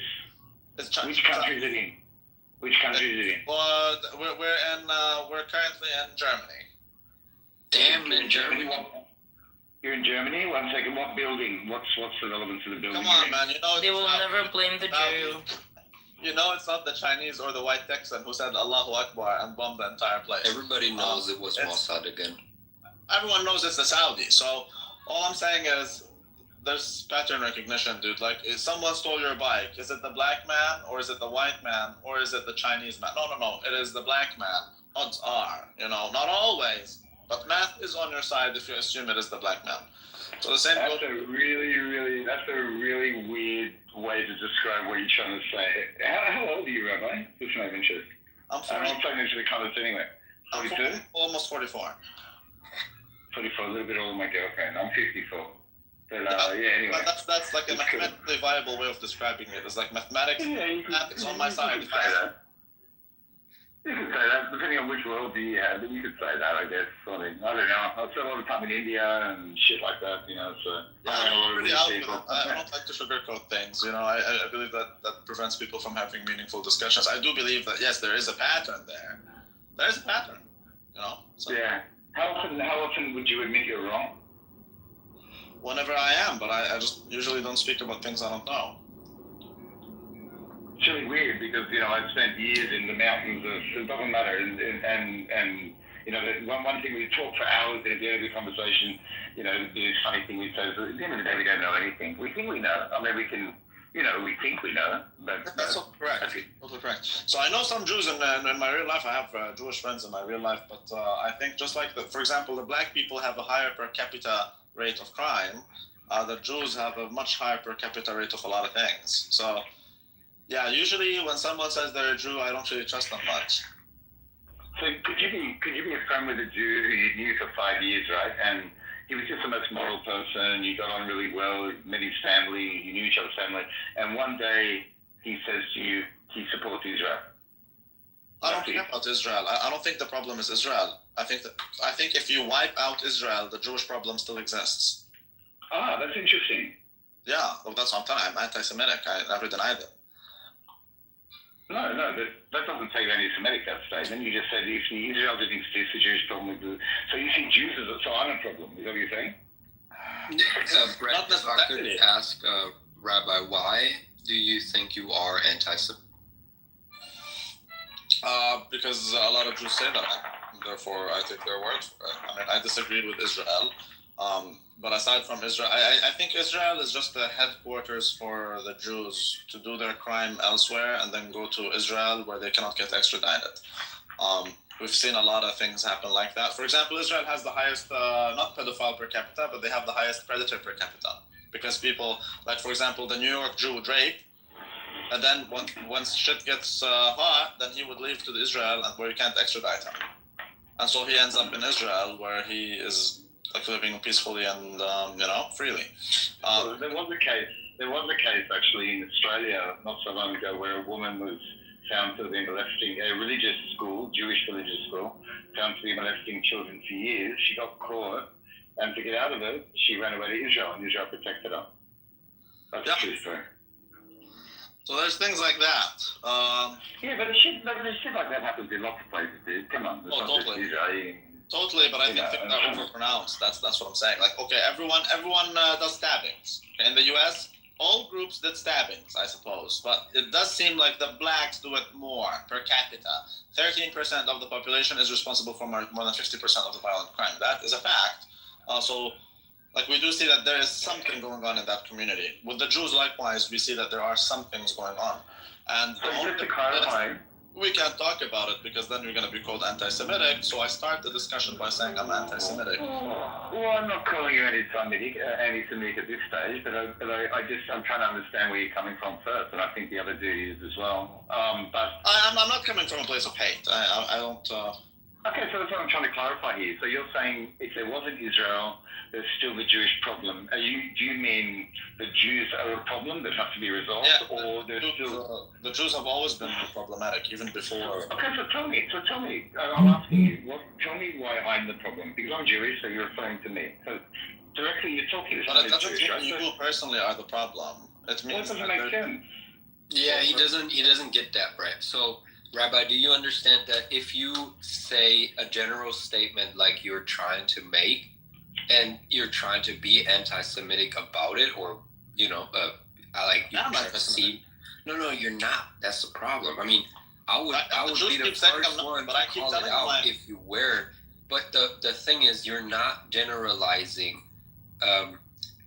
What's the word again? You're not generalizing. Not every Jew is horrible. However, there's a higher rate of horrible people among the Jews. I would describe what you are as, and that's pretty much a new term for me too, but I would describe it as Jewphobia and not as anti-Semitism. I would call myself a noticer. I notice. I notice things because I have phobias from many people. Okay, for example, I do think gay people are more likely to end up, like, pedophilia is more common among the gays. Doesn't mean the gays are pedophiles. It does mean that statistically, math is on my side if I assume the gay one is the one who practiced pedophilia. Likewise, math is on my side if I assume it's the Jew who's doing espionage. You see? I'm trying to stretch. Because I need to understand what's going on, right? I'm really trying to understand. I do a lot of statistical discrimination. Okay, but I admit I can be racist. I mean, if we're honest, I have a certain, against certain groups of people, I might feel less safe. Is it the black people? No, the opposite actually. I love black people. I always wanted to be black when I was growing up. I'm being honest with you. Say that when they robbed your store. Sorry? Say that when they robbed your store. Have you been robbed? No, I haven't. Be black, you can let Tyrone have his way with your wife, and then you can have a black child. That's what it is. No, that's a good black. That's not a bad black. The bad black would steal your shit. So that's what it is. No, but Rabbi, you're being challenged by the other dude, but I just want to say, like, if you're preaching to me personally, if you're trying to sell me something here, or give me your point of view on something, which is the purpose of the group, right? Then, again, like I started the conversation with, if you're selling me morality, if you're saying the Jews are bad, or the Jews are immoral, or Israel's immoral, and you're showing me your point of view, and honestly, I'm being honest, I'm trying to like you and understand you, but often you come across as immoral, and you admit it, you'll own it, right? I'm discriminatory, or I'm anti-Semitic, and I'm just trying to work it out, like, if we're judging Jews or Israel about morality, then where are we judging from? The higher side? I can tell you exactly that. First things first, my moral code is different from the Jews' moral code, but I will judge him by the moral code that he professes. So it all begins and ends with the Torah. I think the Jews they disregard the Torah unlike any other people I've ever met. The hardest thing I've ever done in my entire life. Before you go on with church, right? I know you're knowledgeable about the Torah. I wasn't talking about the law or doctrine. I was talking about you, brother, because you're the one. That's my perspective. I believe in the Torah. I believe. No. Well, I'm not talking about the law, brother. I don't want to have an argument or anything. I'm just want to clarify what I'm saying so you're not responding to something else. I'm talking about the way you express yourself about the subject you are passionate about, that is your worldview, that you want to share with people, right? So what I'm saying is, if you want to, and it's fair for you to criticize and judge. Absolutely, it's your right. In my opinion, it's God's right. But if you want to judge, that's fine. And I'm saying that if you want to do that and you want to express it to me, have some morality. I think you're not coming from the Torah. It's your personal opinion, right? And you'll go to the Torah and you'll say it justifies your opinion. So express it the way your Torah wants you to express it. I am coming from Yeah, I know, but you're not expressing it in the way that Torah would want you to express it, brother. Of course it is. Yes, I know. For example, if you don't... No, but he challenged you, he was right? So if you say you're anti-Semitic and Jews this, then you say, but some Jews are okay. You're not really anti-Semitic. You have a fear that the Jew you come across, maybe he's a bit dodgy. You don't trust him, right? So you have this kind of phobia that maybe the Jew is not who he... But it's the Jews who call you anti-Semitic. I just accepted it. So I'm like, yes, okay, I am anti-Semitic. Yeah, but there's people, I mean, so far from the statements you have given me, and you know, Rabbi, that's not the first conversation we had, right? I can pretty much say you're not anti-Semitic, but if you want to be anything with a label, just go with that label I just gave you. You're a Jew phobic, or I don't know. You can mince it around and then, you know. But why not anti-Semitic? It's served me very well so far. No, you're not anti-Semitic because you do not hate Jews because they're Jews. I hate Jews because they're not even... I hate Jews because they claim to be Jews when they're not. They don't even follow the Torah. I mean, the way you can just, I don't know why you want to be anti-Semitic so bad, but you're not good at being anti-Semitic. That's the problem. I believe. I'm being very honest with you, dude. I do believe. It's a statement.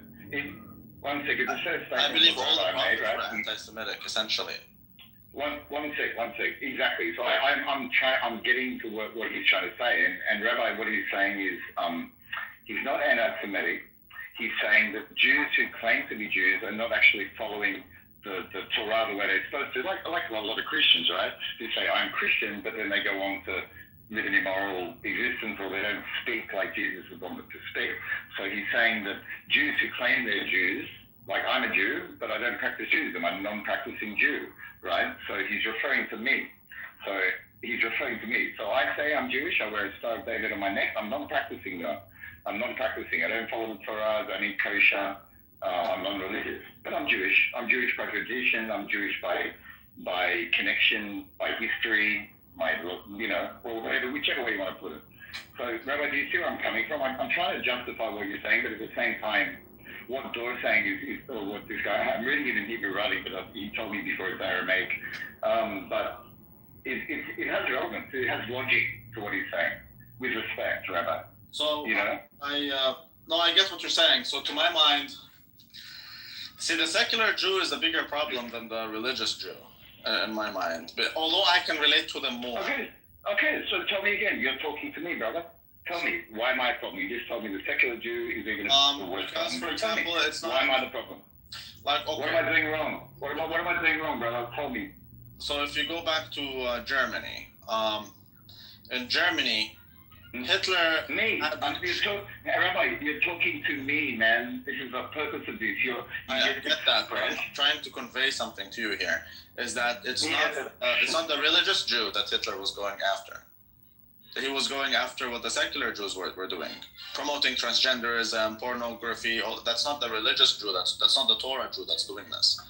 No, that's not true, Rabbi. Come on, man. No, but that's true. It's not the Torah Jew who's spreading. No, he was going after every Jew. And at the end, when we're talking about not only working camps but concentration camps, he was going after every Jew, bro. Yeah, but the Jews are a tiny minority of those who were in the concentration. Let's give it to him. Let's give it to him, brother. Let's give it to Rabbi. That's fact. Let's say it's a fact, right? So I'm asking you again, Rabbi. I'm one of those people. Now you tell me where I'm the problem. Explain to me why I'm the problem. But I told you it doesn't have to be necessary. I don't know if you are the problem or not. What do you think about transgenders? What? personally, I don't understand what the relevance is, though.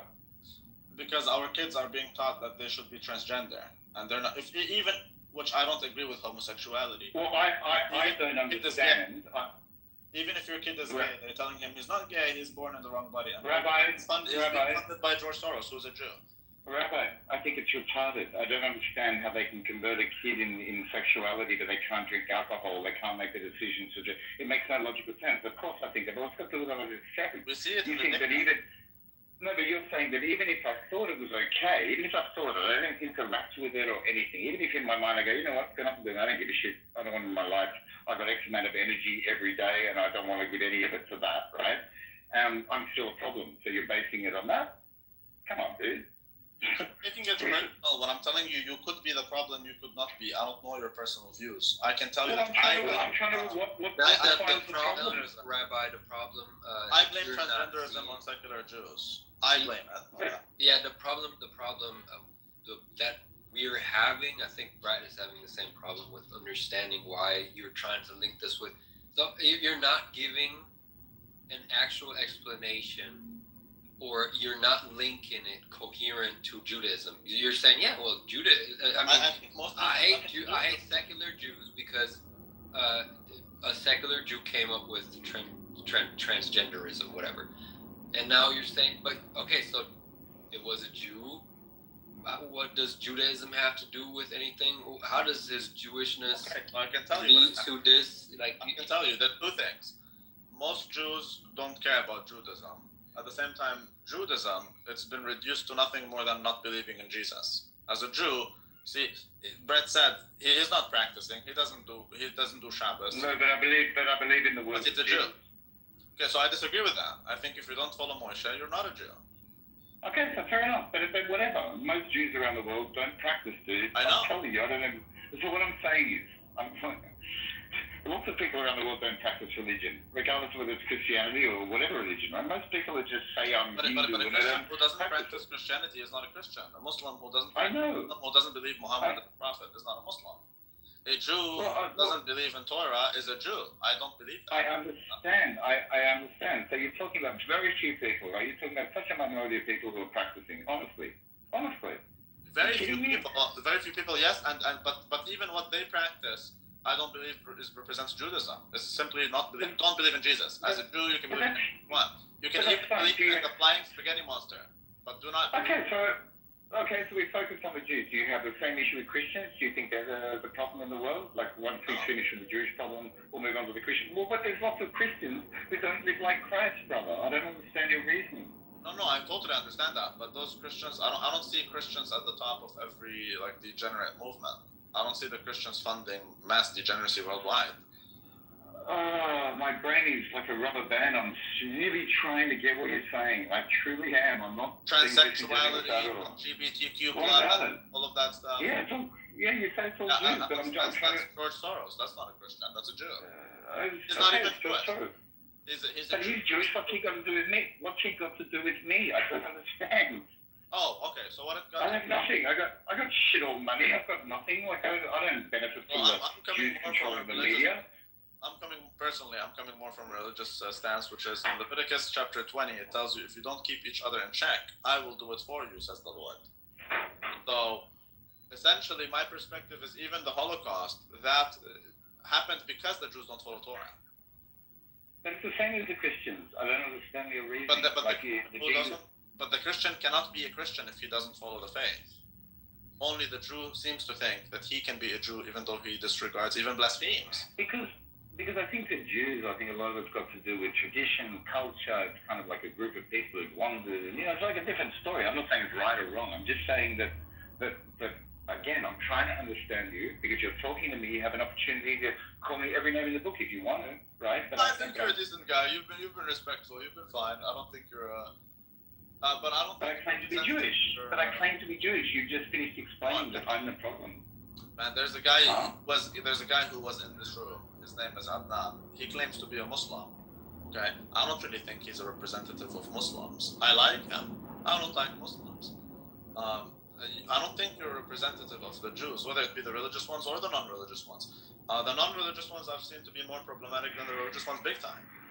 Again, Okay, it's not the Hassan who's spreading LGBTQ Okay, so going back to what the other dude's saying, and I hope he's listening. So if let's use your elevator analogy. So you're in an elevator with 6 Jews, okay? 6 Jews. Yes. You know the Jewish ones and stuff. There's obvious Jews that they're talking about Jews and whatever, right? How many of them would you trust? 0. Okay, so that goes back to what he said.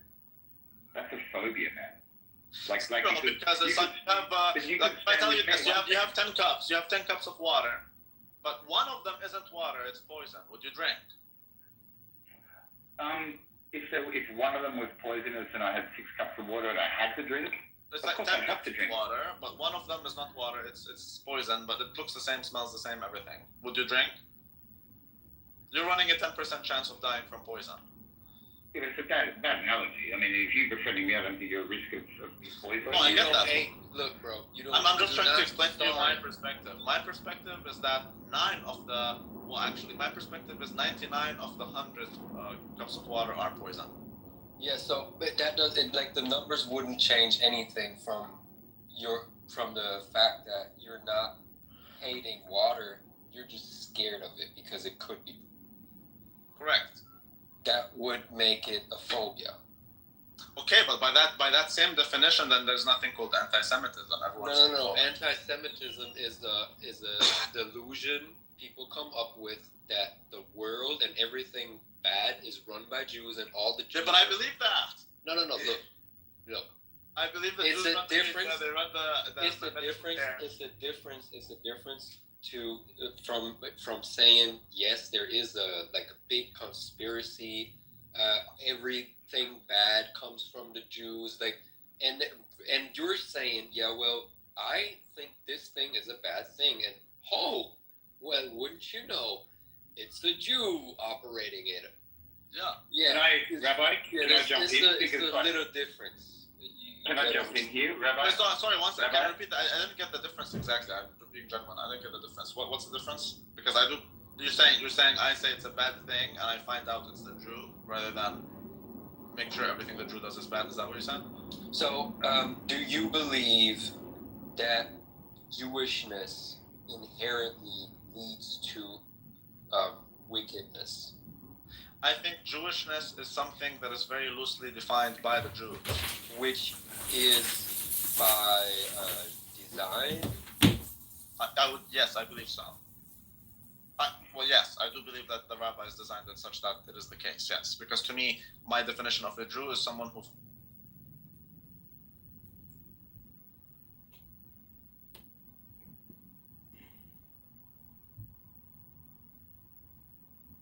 For another examination post-mortem to be done, an independent one, and the family doesn't agree that it's a suicide, right? And I think for the police to be in a situation where a lot of the things that they have claimed are false already has put them in a very unsafe situation. That continues to right. The veracity you're saying of the cops, it comes into question. Yeah, and I think that makes that population even more politically vulnerable to violence than necessarily people that the state is holding vigils for, and the state is acting as though their death is more important than right. So I think that the disparity between these things is continuing to grow. That you have to I have a friend who was there with the grandmother of that young man, and she had to talk about the ways in which she had experienced violence from the state before, how she's seen it in other parts of her family. So I think that it's unnecessary to suggest that political violence is only real now, when Black and brown people have been facing political violence in America from the conception of... Okay, you bring up some excellent points, and I'm so glad you did. I want to tell you, this is what I really love, what we are putting together putting together here in the Critical Thinking Forum, because we bring folks come in from all different perspectives, because we only know our own experiences. We don't know the other person's experience. And so we each bring our experience to the table and we listen to each other, which is something that in general society is not going on often enough. And here I understand what Simmer is saying. Could I complete one thing though? Yeah. I think that the other issue is that we continue to obfuscate the violence that is happening. So like, you know, a lot of like the conversation around political violence has been really caught up in Charlie Kirk's death and not about Charlie Kirk's life, right? The violence that he had created during his life by targeting Black and brown professors and queer professors in college campuses, having them targeted by online communities, having them constantly stalked in some spaces, some of them leaving their jobs. And when people have to leave their jobs, it creates economic disparity, right? And it creates more and more vulnerable situations for those populations. It's really difficult already for Black and brown people to be in a position like that. And so the fact that So I know, Sarah, but listen, we're not talking about Charlie Kirk's life, as you point out. But I think it's important to note the violence that he created during his life and how many lives were lost because of the things he said.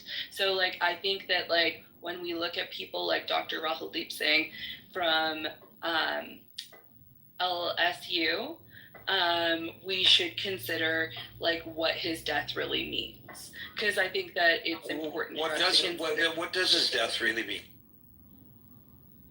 That like how the system and how people like Charlie Kirk continue to hassle a very vulnerable population and continue to put them into abject poverty, into make their lives unsafe by threatening violence to them, their children, their wife. You know, those kinds of things are quite real as well. Thank you, Simmer. That's an interesting point of view as well. I appreciate you bringing it to our attention. We don't even think of that as political violence, but if it's on the behalf of the government, although Charlie Kirk wasn't officially part of the government, but if the violence is perpetuated by the government for political reasons against vulnerable people in our society, whether they are illegal or legal migrants, or they may not even be migrants. They may be American citizens who are judged to be migrants, or as Simmer points out, Black people or homeless people, as the previous caller mentioned. Is that not political violence as well? And so that's why I allowed for the conversation, because I believe there's a point to be made there that I had not considered when I created the title for the room. So I thank you, Simmer. It's 6:02 p.m., so we will no longer be allowing people onto the stage. However, we are going into extra time to give everyone in queue an opportunity to speak, and so we will continue now with El Normo. Well, thanks a lot, Gary. I appreciate you holding this room consistently and taking on core issues. Well, in looking for the causes for political violence, and just to be clear, when we discuss political violence, I think we know what we're talking about. We're talking about political assassinations, like the assassinations of JFK. Yeah, that would be the most extreme example, and the latest one, of course, would be Charlie Kirk or the attempted assassinations of President Trump. But isn't it also political violence when, I don't know, I'm carrying one sign and you're carrying another sign and I hit you over the head? That's political violence too, isn't it? It's trivial, I think, in comparison. And I think it's very dangerous when we have slippage, concept slippage, vocabulary slippage, and suddenly we're going from the assassination of Charlie Kirk to his being accused, as we just heard, of causing other people's death simply by expressing his opinion. Okay, so the president, I think, is making Antifa a terrorist organization. He accuses Antifa of political violence. Did anything Antifa did, and you have been critical of some of the things that occurred during the George Floyd protests, and I'm not saying incorrectly so. You and I lived through some of the same and saw some of the same examples that you often bring up in New York City. Is that political violence? I would be cautious not to use the same term for very different kinds of events. Well, what do you mean? You'd be? I don't. I would not. In terms of categorization or taxonomy or analysis, right? I would not equate riots with assassinations. They're different. Okay, and they are different. They are different, but you do not believe that they're politically motivated. If they're politically motivated, they're not political violence. So if in fact, and I don't know if this is really the case, because in some of the cases it was people taking advantage, but to use the example that you use often, the riots that occurred during the George Floyd protests, those were political protests. They were politicizing. They were a movement against police brutality, which we've seen, especially perpetuated, not just against, but especially against black people across this country. So if in fact that was a means of expression of their point of view, would that not be political violence as well? Well, if you would like to call it political. Well, no, I'm asking what you would call it. You're the one who makes a distinction, so I'm asking you to try to respond you agree to the distinction. No, you think they're different. No, I agree that there's a difference, obviously, between me hitting you over the head with a sign because I don't agree with what your sign says, and me shooting you because I disagree with the sign. But they're both political violence, is what I would suggest, but you don't. Yeah. Which is your right, but I'd like you to be able to explain it to me better. Yeah, so... and this is a real problem that we get into. So I don't care what you want to call the political assassination, if you wish, of Charlie Kirk or of, I believe his name is Brian Thomas. I don't remember his name, the United Healthcare CEO. So what the creep, Luigi Mangione, did to the CEO of United Healthcare was a political assassination. But what the CEO did in making decisions about the insurance needs of the constituents or the insurance holders of United Healthcare, that's not political violence. So I don't think anybody suggested that it was. But what if Mangione walked up to him and said, "Fuck you, man, for what you cut people off and they're dying of cancer because of it," and he punches him in the nose. Now it's not killing him, thank God. But is that not still political violence? Well, we could come up with since we agree that they're different, then we can agree on different names, whatever you want. But how can you call it something that it's not? Keep going. So wait, let me give you another example. The Puerto Rican separatist movement. You're old enough to remember that. They were blowing FLN, I believe. Right, the FLN. They were blowing up buildings all across this nation. Is that political violence? Yes. But what if nobody died? What if nobody died? Yeah, so then it's extremism. I think the fact, it'd be good to explore why we agree that they're different. No, it's degrees. It's degrees, but it's still political violence. And I just want to say, to set the record for the room, when I said political violence, I did not use the term assassination. Yeah, I know. Okay, and so in my mind anyway, not yours, but in my mind, when I proffered this as the discussion, political violence includes not including assassinations. So now we're not talking about Charlie Kirk. The room is not about Charlie Kirk per se. It's about political violence in general. Okay. The point I was making was that the argument that we just heard about something called black and brown people. I don't even know what that is. I don't know what a brown person is and a justification, a rationale, an excuse for political violence. That's what we've just heard. They gave reasons how, just like... No, I think I'm sorry, Norm, I'm going to move on. Yeah. Because you are misrepresenting the previous caller. She says, in her mind, and you don't have to agree with it, that when the government is used to repress people in such a manner, and using the examples that she used, in her mind, that's political violence as well. And she's asking you and me, as white men, to contemplate that perspective. She's not saying that it justifies anything. You are misrepresenting her, and I don't think that's fair. And I think you know you're misrepresenting her because you're smart enough to know better. Adam. Hey, Gary, happy birthday. Thank you.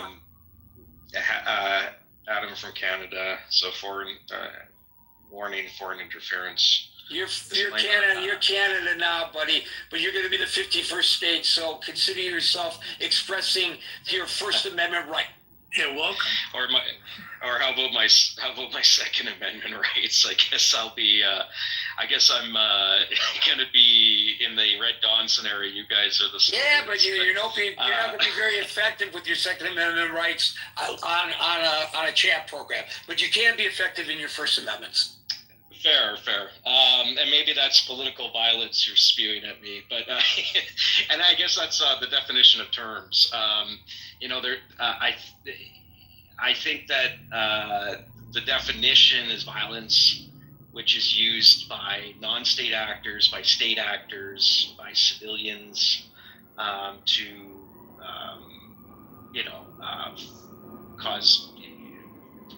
perpetrate violence to achieve political goals. And I would include assassination in that. And if we note assassinations, and I think one of the previous speakers spoke about this, I don't know that we're really in a unique period of time in the United States of exceptional political violence. I think we know the 1960s was a volatile times, 1970s, the 1860s. I would consider the U.S. Civil War political violence. It's not as if the Confederacy was recognized as an official state.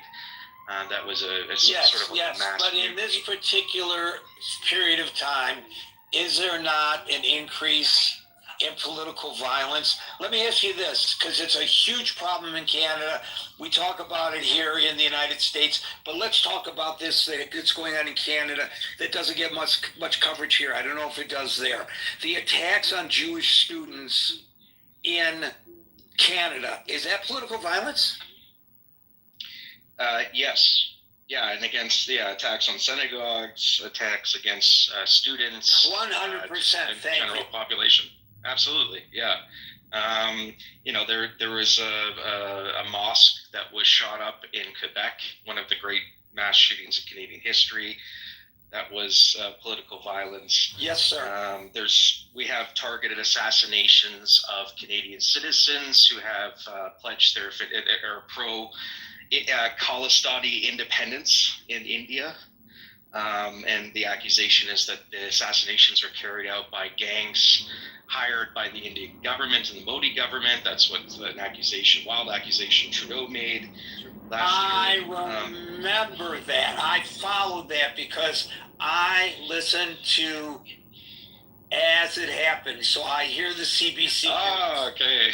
Yeah, so that would be political violence. So yeah, I mean, and I guess it goes to the point that the United States is not unique. And by the way, as a result of that, Sikhs were getting beat up in Canada, for God's sake. Yeah, and assassinated, but so were Hindus. So it spills over in all sorts of. And this is a guy who culturally appropriated during his visit to India and dressed in the native garb of Indian people. What a jerk. Yeah, well, he's gone. I know, thank God. But yeah, basically it's to say that the United States isn't unique. It's not exceptional this way. This is a universal plague that has befallen us since we were fighting over the water hole at the dawn of man. Watch 2001: A Space Odyssey for reference. This is just par for the course. It's an ugly side of our history, and that at times violence is used in order to achieve ends. The independence of Ireland, the independence of the United States itself was achieved. You are so right in your analysis. This is excellent. Thank you. Yeah, thank you, and happy birthday, Gary. And remember, the United States was founded on political violence. Have a great one. Thanks, guys. Thank you, Adam. Very good inclusion into the discussion, and again, an angle that I had not considered. This is what I love. I come up with a topic, or in this case, Joe Golden came up with the topic, and I grabbed it and ran with it. And we get all these different perspectives. Bully on all of you for bringing these different perspectives, and we learn from one another. We will wrap it up with Stephanie, JCC. We'll give Double Trouble another opportunity, and then Dave. Stephanie. Well, thank you. Many happy returns of the day for you. Thank you. You're welcome. And I was late to the conversation, so I might be repeating things. Really interesting conversation. I'm not sure. I think it's on the uptick if you look at a per capita basis. But I do think that if there's a herd mentality, that it might be spreading at a faster rate because of the internet and the digital age and the more sources of media information that people have. I kind of thinking that I thought this initial conversation was more USA centric, but now it seems to be veering more internationally. And I would say what Adam was bringing up about the state engaging in political violence is, we look at Putin poisoning his enemies, killing, planes blowing up in the air with his enemies on the plane. I would categorize that as political violence. And I think the United States on January 6th dipped its toe, probably not for the first time, but in more recent times, into political violence. I would say that was political violence for sure. And then I would pose the question of what kind of wars venture into political violence. So was the United States getting involved in the Iran-Israeli conflict and blowing up their disarmament or their nuclear factories, whatever they were, was that political violence? And whenever we're venturing into a conflict with another nation, is that categorized as political violence? And I would say that probably a lot of the time it does. And then I'm thinking about our world getting bigger because of the internet in terms of so much information that everybody has in their lap at any moment. We could look up a poll right now on political violence. Within a minute, we'd have an answer or some kind of information to contribute. And so it's getting bigger in terms of information, but smaller in terms of connecting with the rest of the world. I mean, just this app alone brings us closer to people internationally, which you've been acclaiming today as part of the success of this room, which I agree with.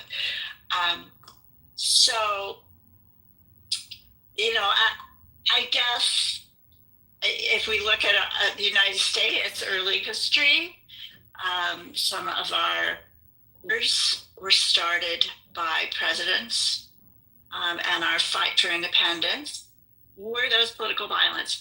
Maybe they didn't start that way, but they matured into it or they evolved into it. Would you suggest, Stephanie, that political violence is part of our DNA as a nation? Second mortgage. Yeah. Well, if you think in terms of biological evolution and survival, how we're wired to survive, and that gets probably transferred into leadership and military and the people that make those kinds of decisions. It could be, because I think we are largely wired to try to keep our species surviving, right? Or our tribe or whatever we belong to. So it could be a part of it, but I'm not educated in that enough to know. Yeah, but I think your answer gives us a good indication of another area that we rarely explore, and that's a good one for us to be exploring, Stephanie. Yeah, it would be. And I would say, do you think that January 6th was institutionalizing political violence in the United States more so? Institutionalizing it, I'd have to think about that for a second. I agree with you that it was 100% political violence. There's no question that it was political violence. But what do you mean by institutionalizing it? Because it was, some would debate this, but instigated by the president, not stopped by the president. His vice president was a kind of a target. Right. And then I would also venture into looking at what's going on with the National Guard in terms of, let's say, the Los Angeles National Guard situation where violence was part of that milieu. Yeah, you know what? I think on the case of the National Guard, and it was brought up before, and I didn't challenge it, maybe we should think more in terms of what the ICE agents are doing, because in Los Angeles, which is the two prime examples of the National Guard is Los Angeles and Washington, D.C. So in Los Angeles, they were basically not 100%, because part of what they did was provide perimeter protection for the ICE agents, but primarily they were providing human barriers between the protesters and government buildings. And so I don't think that really crosses into political violence. And in the case of Washington, D.C., they are grabbing people who are not in the country legally, and they're making traffic stops or whatever they're doing there, pseudo police work. I don't know that that's necessarily politicizing political violence, but I know Norm would disagree with this being even violence, much less political violence, but I think by taking federal agents and having them sweep MacArthur Park and just grab anybody who looks like they may be an illegal migrant, which means what? When 50% of the population there is Latino, and throwing them into detention, and we'll sort it out later. That's political violence, yes. In Gary's view, since you asked me. Yeah, I would agree with you. And I think also that it can, might not start out that way as an intention. So let's say the assignment of the National Guard, I mean, you would have to take the president on his word that he was trying to protect the ICE agents. But I don't know if I necessarily do entirely. I think that might have been a piece of it. But you could also perhaps make a case that there was a political struggle going on there with the governor, the mayor. Right, there is that. But are you in Southern California? Are you in Southern California? I'm in Northern. Yeah, well, even in Northern, you're closer to it than me. So you might have a better perspective of it than I do. But my sense on the other coast, I'm Midwest right now traveling, but my sense based on the other coast is that was not the case, but maybe it was. I don't know. But from what I've seen about the activities of the National Guard, I don't actually see that, but maybe you have from your perspective in state. Yeah, nothing's 100%, but I think you could make a case for it if you took a deeper plunge. And I think it'll be interesting to see what other cities are chosen for the National Guard and to see what happens. So Chicago, which is has been a hotbed of political violence for many decades, it could be received very differently there than, let's say, Baltimore or whatever other city, So, yeah, anyway, I do think, and then just touching on this, the impact of the internet. And I guess I could add AI in there, but the impact on all of our lives, and the disparity it creates in terms of not having common denominators for information. And you brought up the bully pulpit and, the corporate control of media in earlier decades, and now controlling really the messaging. But what that did provide was a common denominator of information. So when Walter got on the news at night and told us, whatever, we were going to the moon, everybody knew that. Pretty much everybody believed it. Now, I would say that might be filled with more conspiracy theories criticizing it. And not everybody watches the same thing, right? The young people in our nation are getting their news off the internet now. So TikTok, they're getting their information from TikTok. That's right. Thank you, Stephanie. That was an excellent call. We've had nothing but excellent. Thank you very much. We've had almost nothing but excellent calls today. This is a great session. I appreciate it. The great birthday gift from my audience. JCC, Double, and Dave. JCC. Yay, happy birthday, Gary. Thank you, sir. Yeah, you bet, man. I hope you're having a great day. Layman's I'm not very political. I'm aware of what's going on. It's quite freaking scary. My take on why there is a increase, or why the real reason for political violence, I think it is because of the rhetoric that is being spewed by our politicians, by our leaders, inciting people to be more diverse, and for them to have reactions on social media, reactions in public, and it instigates more and more violence. And so I think that's one of the real reasons why we have this going on. And of course, I'm a big proponent of we should be able to own guns. However, we need to have more restrictions. So with the availability of guns being easily accessible, that makes it easier for people to have low emotional control, to be upset about something political, or about something some leader said, or about someone who's in a influencing role, and to lash out at them and to do something silly like AKA the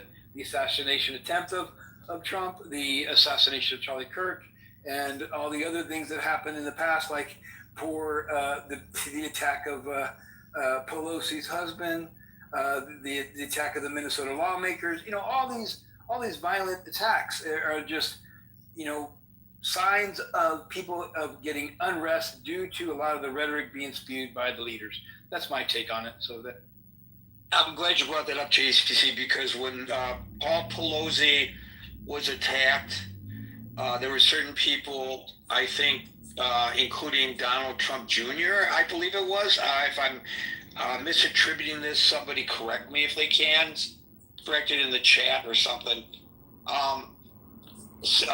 Was heralding the attack on him, poking fun of it, yes, making light of it. The killings of the Minnesota lawmaker and her husband was totally downplayed by the President of the United States, as if it was not worthy of speaking out against political violence. And yet when Charlie Kirk was killed, they've exploited that to the point that many people in this country believe all the political violence is coming from one side and not the other.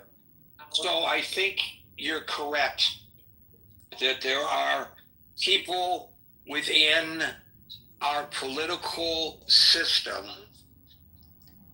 mainstream political system, who are helping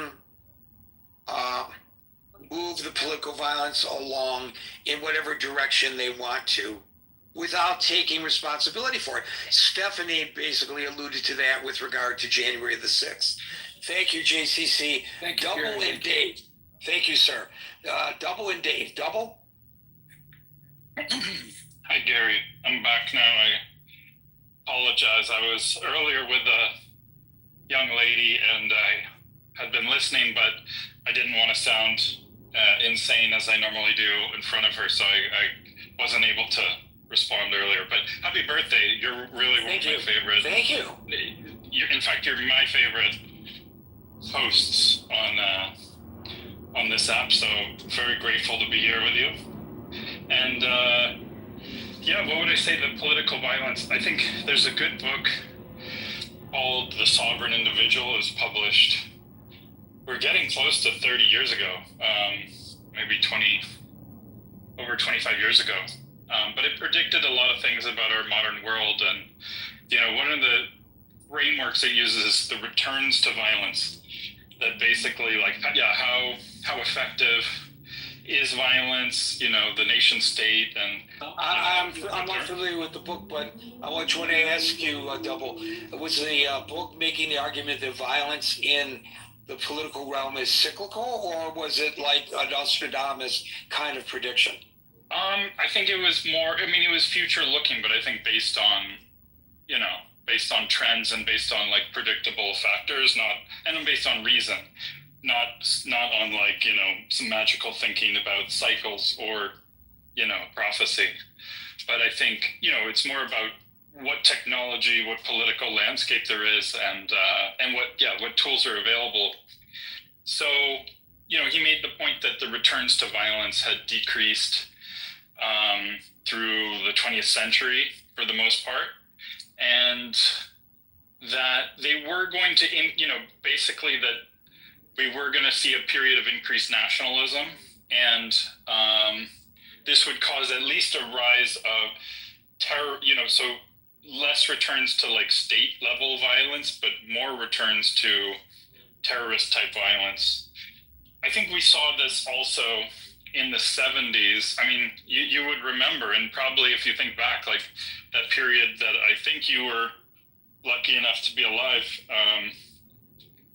there was just much greater violence. There was the especially leftist violence, right? There was the Weatherman, the Vietnam War days. Vietnam, all that kind of stuff. Yes, there was. So political, one of the things that in this conversation was happening was people kind of conflating, equating state violence versus grassroots or terrorist kind of violence.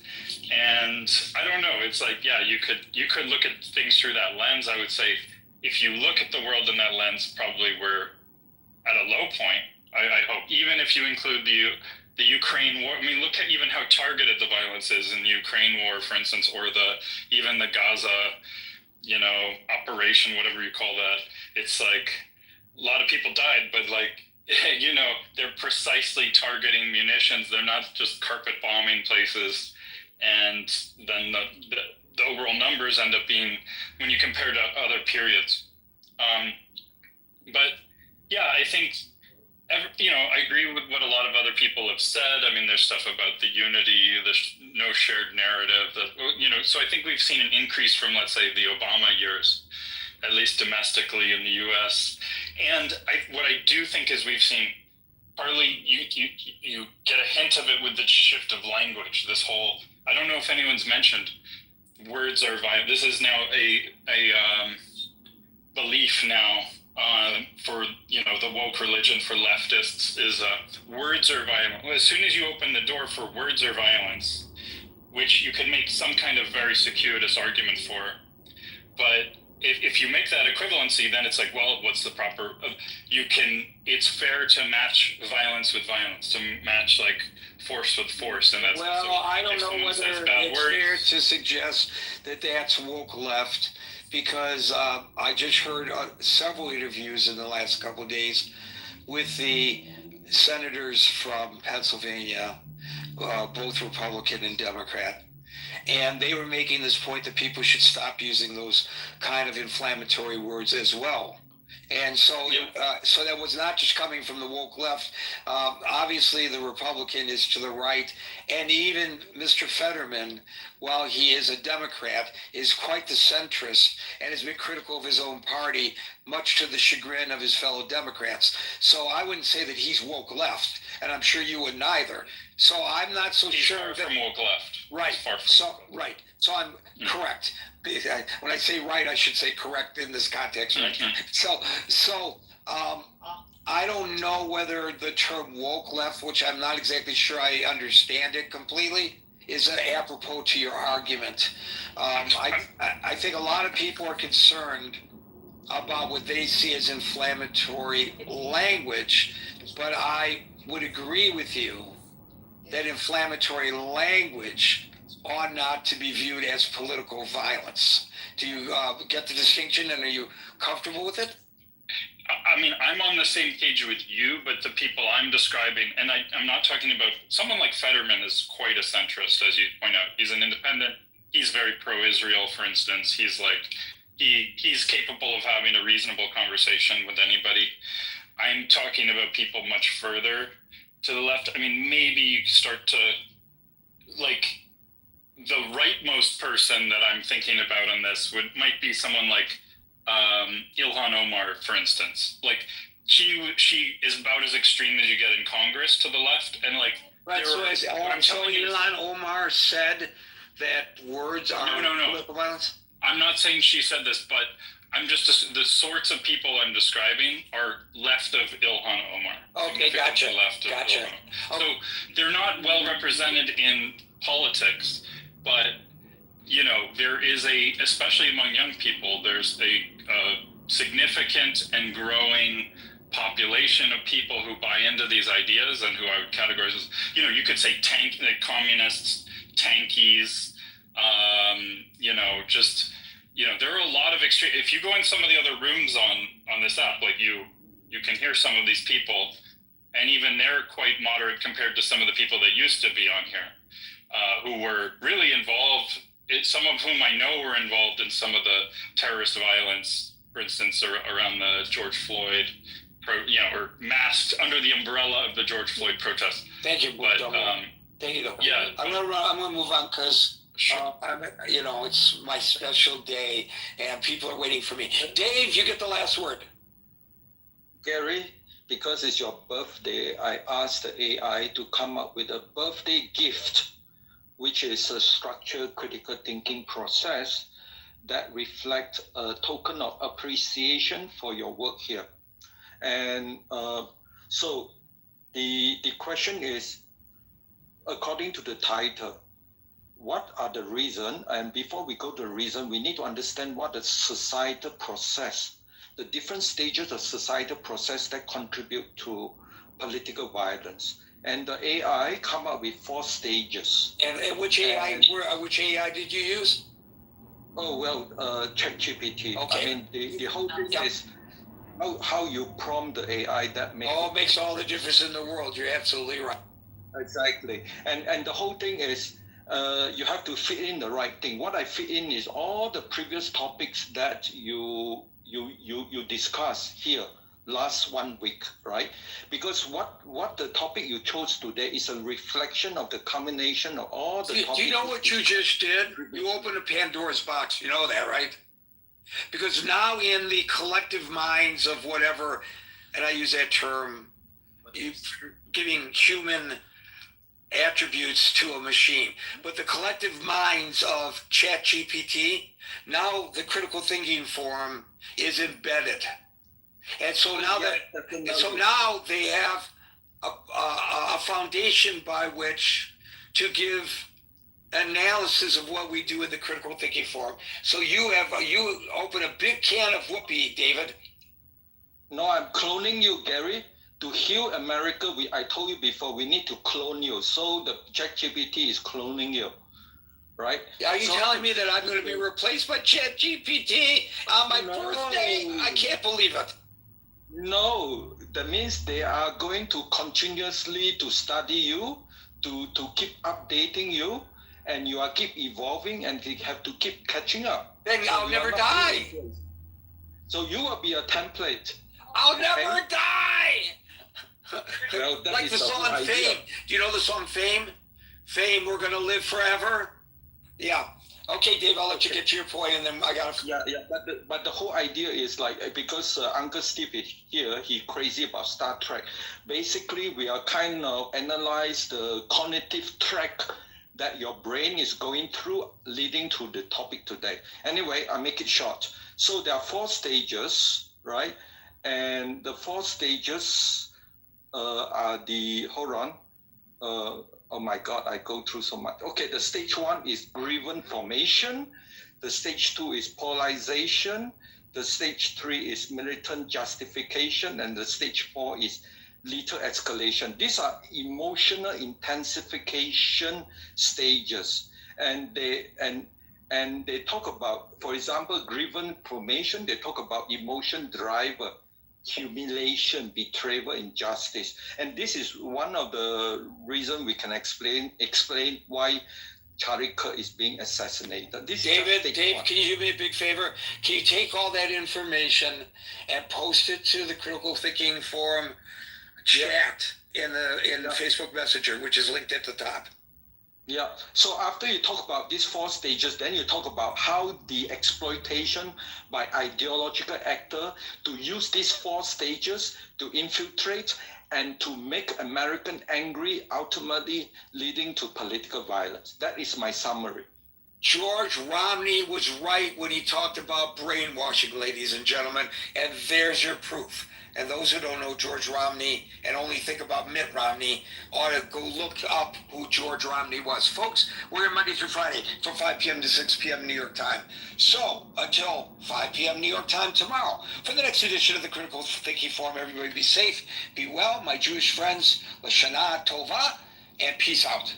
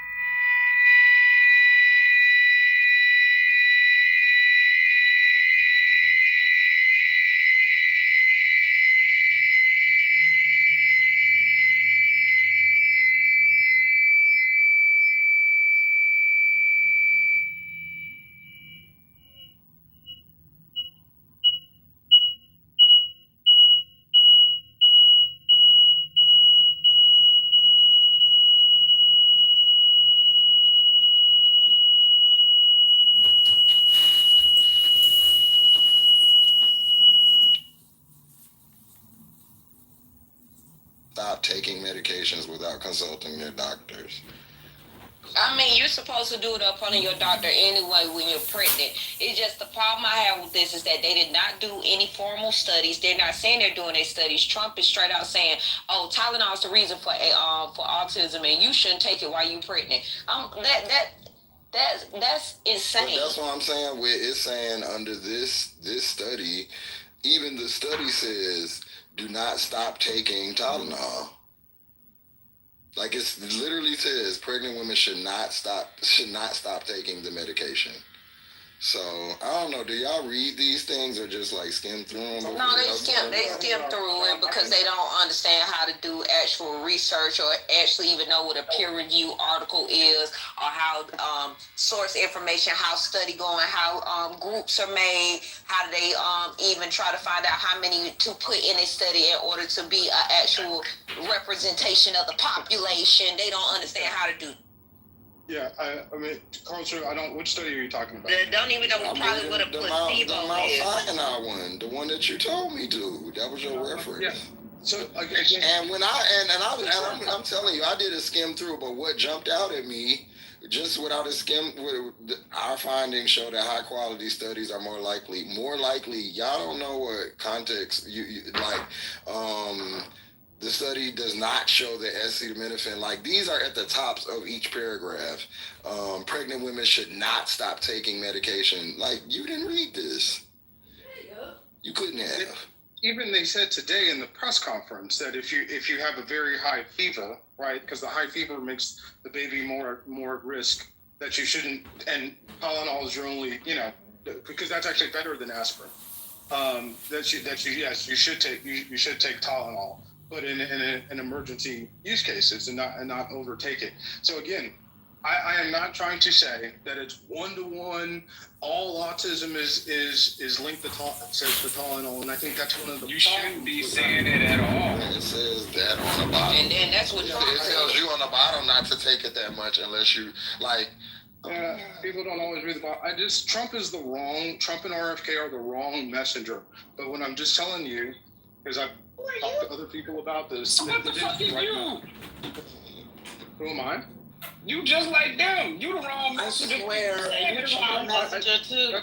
That's fine. Talking to this man is like watching 100 clowns come out of a clown car. Hey, that's not necessary. Let me see my way out. I know I'm a very unintelligent person. I'm sorry for bothering you. I mean, why are you leaving? You need to get to school. You need to listen so you don't be. Just sit in the audience and chill, like the same way you was a truck driving expert, a CDL expert. I need people to tell me what caused autism before Tylenol was ever even made available or a thing. Old ass sperm. The devil. I mean, let me ask you guys something. Do you think in the last 30 years that we've seen a definite increase in severity? In the last 30 years, hold on. Yes, we have. Hold on. We have not. Recorded diagnoses, not an actual increase. Let April speak real quick, y'all. They began including Asperger's in that group of autism diagnoses, so that of course that increased the numbers. Also, it's something that cannot even be diagnosed until children are what age? I'm trying to think. I want to say after, by 6 or 8, yeah. Severe autism, not on. It's not necessarily an increase versus our technology has gotten up and we've gotten better at diagnose. They used to call kids retarded and give them exactly. I said this earlier. More sophisticated and more. We've learned a lot more. I think that applies to a lot of things. We it's not that it's necessarily increased. Is that people are more comfortable. People have more access, and we have more technology, so we're able to detect things better. That's exactly what the study showed, Jeff. And just it's like many kids didn't even have the insurance and the healthcare to get diagnosed until very recently, vis-a-vis Obamacare. So I just want to remind everybody of something that they may have forgotten. Remember when Donald Trump ordered them to stop testing for COVID? And he said, if they stop testing, the numbers will go down. Think about that. He's not, he's just saying, he said it. And many people did it. Many states did it. So it's all about what you can put on paper in order to bolster what it is you want to do and not the actual health of the country. And that is what is so terrifying, the willingness to gamble with our health for political reasons is very serious, very serious. Yeah, I mean, it is worth noting it's gone from 1 in 150 to 1 in 36 from 2000 to 2020. And there is no consensus of experts that says that whole increase is because of increased detection. There's a lot of pointing to people having children at older ages, both the man and the female, both being older. So that has been also pointed to it. I don't know about all this stuff RFK is talking about, but I do want to say we shouldn't just sweep it under the rug as it's just purely about detection. So that I'm aware of female age being, there are other issues, but from what I recall, and I will stand corrected if I'm wrong, but it is the age of the father that has a correlation. It's not a proven causation, but there is a strong correlation. The age of the mother, there is no such correlation. Oh, I thought it was low. So I didn't say I think that. I've seen dads 45 and older. And I didn't say that it was wholly to blame on that. But if you look at the two causes, the top two causes is improved diagnosis and awareness, and the second one is change in diagnostic practices. So it accounts for a large percentage of the increase, and even when it's a perceived increase. And in 2013, as I said, they combined several separate diagnoses, including Asperger's and pervasive developmental disorder not otherwise specified, PDD, NOS, under the single autism spectrum disorder. So I don't know why you're pretending like there weren't people with those conditions as well that added to the number when I've sat here and told you that. The other thing that's changed is our understanding of autism as a spectrum, right? So the definition of the autism spectrum has broadened over time to include milder or less obvious forms that are now they're more likely to be recognized than they were before. They've changed the behavioral criteria, the screening tools, and also the professional training to see it earlier has improved a lot. There's also greater awareness, right? Not just among health and education professionals, but among parents. So more and more parents are getting their children screened at younger and younger ages, leading to better detection. And that's important because, as I've said many times, the younger you can detect it, the more that the interventions are likely to be useful. So diagnosis is happening much earlier than ever before. Also, as these services and social supports are increasing, there's more incentive to diagnose. So there's a lot of, I was talking earlier about all the tools, different therapies, speech therapies, different trainings. So a lot of these, you can't get access to them, to like these state-sponsored social tools, unless you have a diagnosis. So a lot of people, they want their kids to have access to everything possible, but the diagnosis is the barrier. So they're very motivated to get a diagnosis. And yeah, it's true. Some studies suggest that it has something to do with the paternal age. There's also better survival of preterm infants, like those born prematurely, than ever before, which increases the possibility of all the developmental delays in the spectrum that you can have. So those things have a role either. But generally, those are only thought to explain part of the increase. And the main thing is all of these increases in diagnostic and the widening of the spectrum of the definition. Yeah, so the increased risk, I just want to give the data point. So the increased risk for men is over 40, for women it's over 35, a risk increase in it. And thanks, Sia. But how would you explain the lower diagnosis rates? I agree with you, Malak, with a lot of what you're saying. The lower diagnosis rates in places like China, which are well-developed countries, and Brazil, why, and communities within the They don't use the same way to diagnose as in America. That's how you would explain But it. also, the way that people were saying, like, one of Trump's tactics and the tactic of a lot of authoritarian regimes, let me just finish this, it'll be brief, is to manipulate the data, right? So either they don't collect data or they don't share all the data they've collected, so they can make it seem like we don't actually have these problems because the data doesn't show that. But they're manipulating the data either, like I said, outright or by not collecting it, so they can claim that they don't have these issues or that their efforts have been successful. So we can't necessarily trust the numbers that these authoritarian regimes are giving us. Brazil's not an authoritarian regime. Okay, I'll take China out of it, but we do see, and even like the Amish. Now, I've seen this data. I don't know if it's true, but even the Amish have a much lower autism rate than the rest of the United States. They have way other problems though, and it's not. I mean, they have mutated genes and they have a closed gene pool. Would you like to be like a Dalmatian? Would you like to be a Doberman Pinscher? Because that's what that's what you're requesting. Because they're like a purebred dog. They have a bottle. Those are people that don't go to the doctor. And do they take vaccines and take Tylenol? I don't think so, right?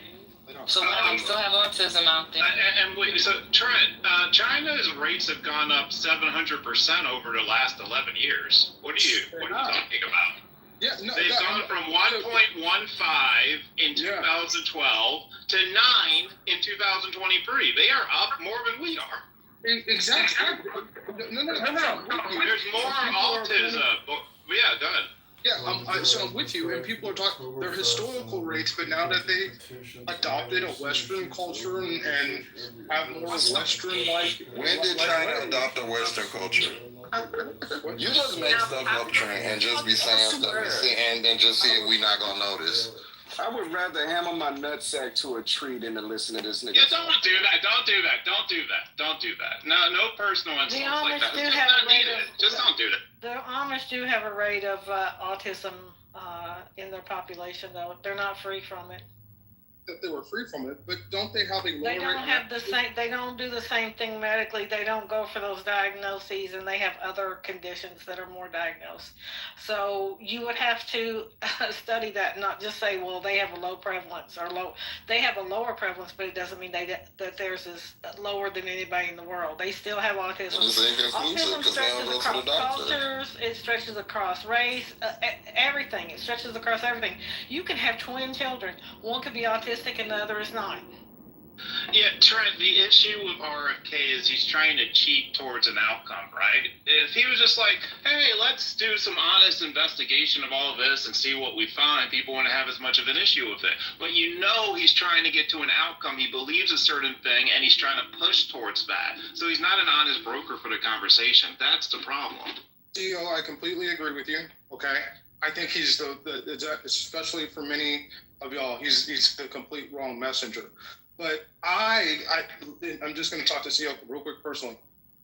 I was brought this information in like 2019 by somebody who, and I thought it was conspiracy theory when I saw it too. I was like, that's bullshit, correlation, not causation. But then when I saw the numbers, and then when I saw the lawsuit, I became a believer, because there was no reason. And I'm just real quick to CEO. Look at Judge Cote in the 2023 federal lawsuit that she dismisses, and who the witnesses are in that case, and she says that they don't have standing. It's incredible with the witnesses that are coming forward and the experts, and to say that the entire case has no standing, that there's no data, even though you've got, major universities and major people in the medical field that they couldn't even testify to. Because the data was not credible. And let's be clear, people pay for analysts all the time. So it's already biased. Like, I mean, if I was defending myself in a trial, I could easily, if I had the money, pay for analysts and forensic specialists and all kinds of stuff, private entities that could sway my way and to sway the jury. That doesn't mean that it's accurate. And that's what the judge found. It found that the evidence that was presented in court was not credible. That's why the case isn't getting dismissed. I understand what you're not getting about. You think that Johnson & Johnson was more credible than the University of Texas Dean of Public Health. I really hope she's not printing and filling out her. It's not up to me. Apparently the judge did. that's the thing. Apparently the judge. And Trent, what was the summary of the case? What's the summary of the case? 361 plaintiffs brought them together because originally they were all separate. They brought them under one class action, right? And it happened during the pandemic. It started in 2019, then the pandemic hit, so it was slow. But in 2023, after the ovarian cancer case with baby powder, she dismisses that case. They have to settle that one for $700 million, right? Which had data from it that showed that J&J had covered up things going back to the 1970s because of asbestos in their baby powder. She takes that, she gets the case for the Tylenol, and she dismisses it with no public hearings, no public witnesses. And one of the main, as I think her name was Joe mentioned, one of the main witnesses was Dr. Roberta Ness of the University, the Dean of Public Health for University of Texas, who said publicly, I didn't believe this either, but once I got the data, I became a believer, and she was testifying on behalf of the plaintiffs. You know, the same thing happened the other day. Hey, Omari, nice to see you in the room. The same thing happened the other day with Omari, and I'm gonna bring it back. So just give me a little rope here. Omari came in and told us there was a woman that was stabbed by Black Lives Matter, which didn't make any sense to me. I was like, a movement got together and decided to stab someone. This doesn't make any sense. So I looked it up. And it's a story where a woman was in DC and she was hanging out with the Proud Boys or whatever. And I guess she got stabbed by some people or something. And they said the members of the Black Lives Matter DC chapter, that's who stabbed them. And so initially the police came out and they repeated this. And then the Black Lives Matter DC, said this is not true. This is a complete lie. The police looked into it and they had a press conference to issue a retraction. And they said, actually, this is not correct. There is absolutely no evidence that this stabbing was done by members of Black Lives Matter, So I brought it back to the room and I said, hey, Omari, I looked into this and the facts. And do you know what Omari said? He said, I don't, and I know I'm referencing you, Omari, so I really appreciate you off mic. You can speak after if you wish.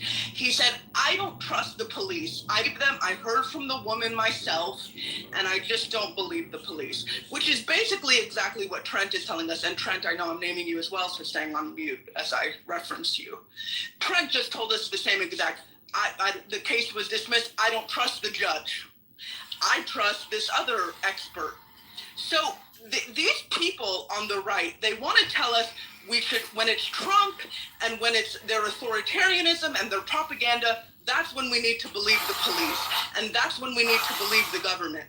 But when the police and the courts come out and say something that they don't agree with, now throw out the police and the courts. So this is all very convenient when you all choose to believe the authorities and believe the studies and believe the science, and when you don't. Oh boy.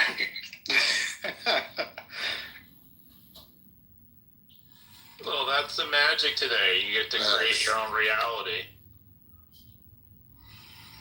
That's a good memory, Malak, because he definitely did say that. And he said he knew the lady, so he didn't believe it.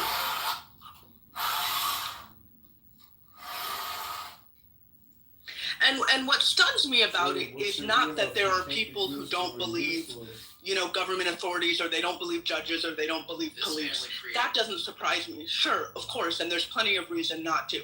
But coming specifically from the right side of the aisle, from the people who have told us for years, Black Lives Matter is exaggerating, and we can believe now we have the good politicians and the systems, and now we can believe the police. I mean, these are the people who are the institutionalists when they're in charge, except when it doesn't agree with their point of view. Okay, all right. Well, I could see that point, but I could have sworn, again, that you just said that someone could manipulate data to Trent. So, aren't you yourself doing the same thing? No, she didn't say they manipulated data. She said they went and did a study and then retracted it. So That's your comeback, Amari? Really? My comeback is I believe I've heard her say on several occasions that sometimes the data could be manipulated during this conversation. You know what? I give you the honor of quoting you very, very specifically to the point that if I misspoke, you would have plenty of opportunity to say, hey, you're not representing my views accurately. So I would appreciate at minimum the same respect back for you to quote my views accurately and to be specific and to be clear to exactly what I said. That's fair. So let me do a follow-up. When you said manipulating data, what were you referencing to that? Never use that phrase. Oh, then somebody did a mistake. It could be somebody. But just telling a Maybe it was you. untruth is not manipulating data. It's lying. Manipulating data is, okay, the data say these, but we're going to skew it to make it seem like it means something else other than what it means. Just telling a story that's not true is just a lie. So what are you talking about? Well, someone just within the last 30 to 45 minutes used the word manipulate data. It doesn't matter. Who said that? I mean, I don't want to accuse someone of sounding the same, but who said that? Amari, go ahead and make your point. What is your point about it? Well, I don't want to accuse Malika if that's not what she said, but someone actually used the word manipulating data. So I apologize if that was not her, but if someone did say that, why don't you have that same smoke for them? he doesn't. She didn't have no smoke for you either, Omari. She was just referencing you. She didn't have no smoke. What are you There is always confusion. Pointed out that he lied. Yeah. I didn't lie. Look, she put up a police report. I didn't see that second. You misstated? What did you do? Because what you said wasn't true. So originally it was true. No, it wasn't. It was retracted, and you misrepresented that. And I used the word originally. It was true. She found the article. Yeah, but it had been retracted before. Not even gonna lie. I'm trying to explain. So originally, the original police came out and said, okay, and then they did some investigation. I never seen that investigation article. She found it, came back and said, now, when I spoke to old girl, right? She said. When he's talking about the person referencing the case. And again, his friend lied to him, I guess. No, he's saying that he knows the person who's the victim. Yes, we had her on Clubhouse. Sticking to her story, even though there's no evidence. Whoa. She reversed Jesse Smollett. And mind you, the retraction had already been out when he went and got the article, so there's really no excuse as a person who should be reading that you didn't see I didn't get the article. She got the article. And it was in the New York Post, which is your guys' favorite paper. And it prints a lot of bullshit.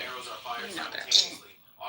Well, so I don't know what the New York Post posts bullshit. I don't know that. I can't say that with 100% certainty.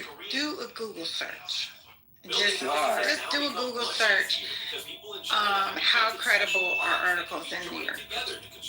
I mean, either we're taking things credible or not. So is it the New York Post or is it coming from New York Times? I mean, why does it matter? Because the New York Post is owned by Rupert Murdoch, and it's been shown to do propaganda. It's not necessarily that their facts are incorrect, but the way they present the information and their headlines and the whole thing is propaganda for the right. Just like it's basically Fox News in the form of a paper. Right, so we all live in an upside down world from each other, I think. So it doesn't really matter, Mullah and team. I mean, would Matt Cool and maybe others believe are not going to believe the same things you guys. So they're not going to read the Washington Post or New York Times. They're going to probably read Epoch Times or. Yeah, that's not how facts work, bro. You don't get to have alternative facts. Things are or there aren't, and that's what y'all look to do is provide confusion or doubt on things that there's no confusion or doubt about. Like Trent just came in here and did all of that when there are things that point to everything that he says not being true, but y'all have to exaggerate points and do all of this playing dumb to make your point. That's why nobody believes you or think you have good faith. And that's why you get the attitudes that you do, because she said up here, you brought, it was all in one setting, sir. So if you sat up here and you argued that I remember the argument. The argument was that the left is more violent. You argued that 2020 was violent and that the girl got stabbed by Black Lives Matter. That was your argument. Yes, I remember that too. Yeah, you know, I'm the resident elephant. I remember everything. That's why Amari doesn't like me. I don't dislike you. You dislike me. You should. Oh well, I'm not working hard enough then. But so and then you went and got your shabby little article and said that the Black Lives Matter people stabbed that girl, and Malek went and got her article and saw that yours had been retracted. And so now you're coming up here trying to sway and swirl again, and just without just being honest. Okay, I gave her that. Wait a minute, I didn't sway or swerve. I gave her to say she found. No, after she said that, instead of being like, oh, okay. Okay, well, today's a new day. That would have been genuine. You said, I know the girl, so I'm okay with it. Believe her. Like, look, she believes she was targeted. You say that it's not. Okay, fine. I'll give her the W. Malak, you have the W for that. You happy? With that being said, you said that Gavin Newsom, that Charlie Kirk never goes up against adults, and he only goes up against kids. So not to change the subject, so I found where he went up against Gavin Newsom, which was a great hour, some minutes, if you guys haven't seen that actually podcast, where he did. And Gavin Newsom, which is y'all champion, right? Not y'all on the stage, but a lot of people on the left, not the ones on the stage. What are you talking about? And that's one adult. He did it. He did a horrible job. He built his career on going against pushing back against pushing back some of the stuff. But he did. What's going on here with that? He made his life's work going against children at college campuses. But he went up against adults. So okay. So he made a claim that's false. I saw the car one time. That doesn't mean I'm a fucking car salesman. You can make the claim and say, I'm sorry, Amari. This is why I hate you. You are so stupid. Every fucking thing that you do is a joke, bitch. You a joke. No, nobody I beat your ass myself. Okay. Nobody got to help me. That's why you going violent. You are stupid. You are stupid, and you lie. You stupid and you lie, and then you try to be funny. You're corny. You're lame. You see the difference. Nothing is appealing about you. Like you're fucking terrible. We're not even awful human, and you're not even cute. You're not even cute enough to act the way you act. Really, come on. Show class. Why don't you show class for once? No, just show a little bit of class for once in your life. Omari, you could have done that as well and said, you know what, I made a mistake. Instead of doubling down on, I know the girl. And just admit that. That's it. Now, next point. Yeah, but you know what? Due respect, I wish she was on. I wish I can get her on here, because that would be a conversation for her. She swore up and down that she was targeted. So regardless of what, we know you, and you're saying, hey, okay, I believe you. I will reach out to Krishanda and ask her if she can get Beverly Beatty to get on here. Shit. I would ask them to see if they can get Beverly Beatty on here. And then you guys can ask her. For what? I mean, what? I mean, you're gonna call her a liar. That's fine. You can call her a liar, but I believe the woman. Okay. Well, I'm sorry. That makes you incredible. Okay, keep going. So only certain women could be believed. Got it. That's what I just heard from you. You didn't believe women. Something's wrong with you. A black woman was attacked, stabbed, could have died, and then y'all gonna go with this. Yeah, we know y'all like to run the black on black crime. Y'all like Republicans. You self-hating ass. Two things can be true at once, Omari. She could have been stabbed. Does not mean it was Black Lives Matter. Why can't both be true? I mean, because if you know, Amari, did you think they had a chapter meeting and they were like, "Let's go stab Whitey"? I mean, what do you? I mean, she's not white. Her name is Beverly Beatty. If you guys don't know who she is, actually, that's the thing. People don't even know who I'm speaking about. It's okay, so we don't know. Well, Black Lives Matter. Black Lives Matter. If you know who Beverly Beatty was, you would know she goes and antagonizes the Black Lives Matter. She's the one that went to New York City and painted over the Black Lives Matter on the streets. So get her on here. You guys don't even know the individual. That's something you Why do we need to know her to hear her? We don't need to know her. You don't need. What do you mean? You don't need to know. You need to know who I'm talking about in order to have a actual conversation. It ain't have nothing to do with her. It has to do with you saying you believe her. She was the one stabbed. Oh, she not. Okay, all right. You keep saying you don't know her. So get on. It don't have anything to do with her. Oh my God. All right. Yeah, I'll see. And then you guys can call her a liar to her face. You guys can call her a liar to her face. That's fine. I have no problem with that. You guys depends on the story. We're not gonna stab her though. That's what we're not gonna do. Virtually, he will. You could just bring the article that where it's true. I mean, showing that it's actually true. Yeah. I did, and I did bring an article, and then Malak bring up another article. Bring the article. You gotta bring the article before you say what Malak. I did already. That was a long time ago. It was debunked. So Deborah, you don't even know again. You're just. You have to bring the updated article before we can say what Malak is going to. You didn't ask for the updated article. You asked for the original article. I didn't ask for anything. Yes, you did. You just asked for the article. I asked for the one that proves that it actually happened. You get cornered and now you move the goalpost, Scott. You did say the original. You did say the original story. Because at the end of the day, there's only one story. Now, somebody could have told more than one, but at the end of the day, only one thing can happen. That much I know. I don't have to be there. I don't have to see it. I don't even have to read about it to know that there's only one story. So Malak, the police said it was one thing, and then they came back and retracted it. That's pretty much the story. You don't know the members of Black Lives Matter DC personally. Is that correct, or I'm mistaken? I want to stick to the story. Can you tell me the full story? Can you answer my question? Do you know? Why would I know? But I don't. Okay, so you don't. Got it. 3,000 miles away. But yet, even though they've been exonerated from the accusation by the DC Police Department themselves, you're willing to say they are liars and they did in fact stab this woman. So did the DC police first say it was accurate? Against the Central Park 5 even after they were exonerated. So the DC police do further investigation though? Doesn't that happen? So CEO, the DC police came and as the police department, they had a press conference to come out and say this is not true. After they said it was. Can you clarify? That happened. That does happen. Remember the remember the Charlie Kirk shooting? Didn't they put in like two wrong people? Did they put the two wrong people? CEO, tell the story.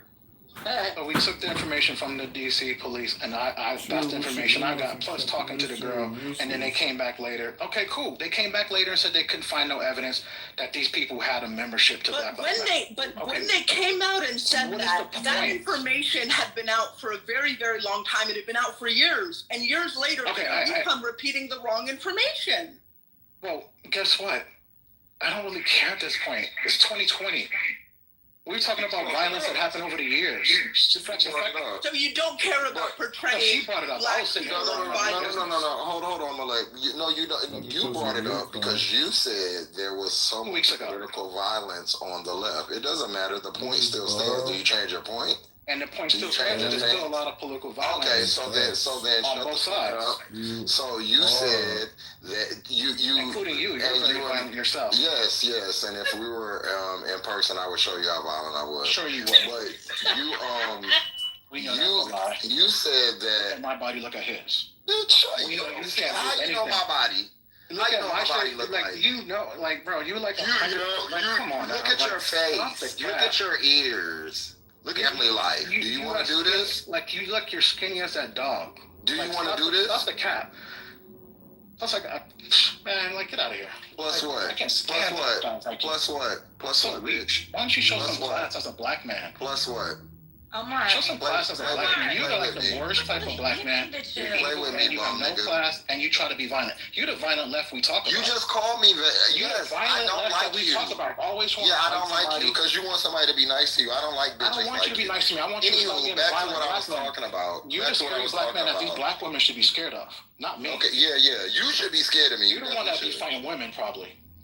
Yeah, girls like you, I do. I beat the shit out of bitches like in the palm of your hand. trying to swing with the inner palm on your hand. You so mad, girl. You're so jealous of me. And that's sad. You're straight. No, Anywho, what's sad is that back men to the like thing you all lied trying to about. fight women Back to the thing you lied about, ugly. with the inner palm. So, back to the.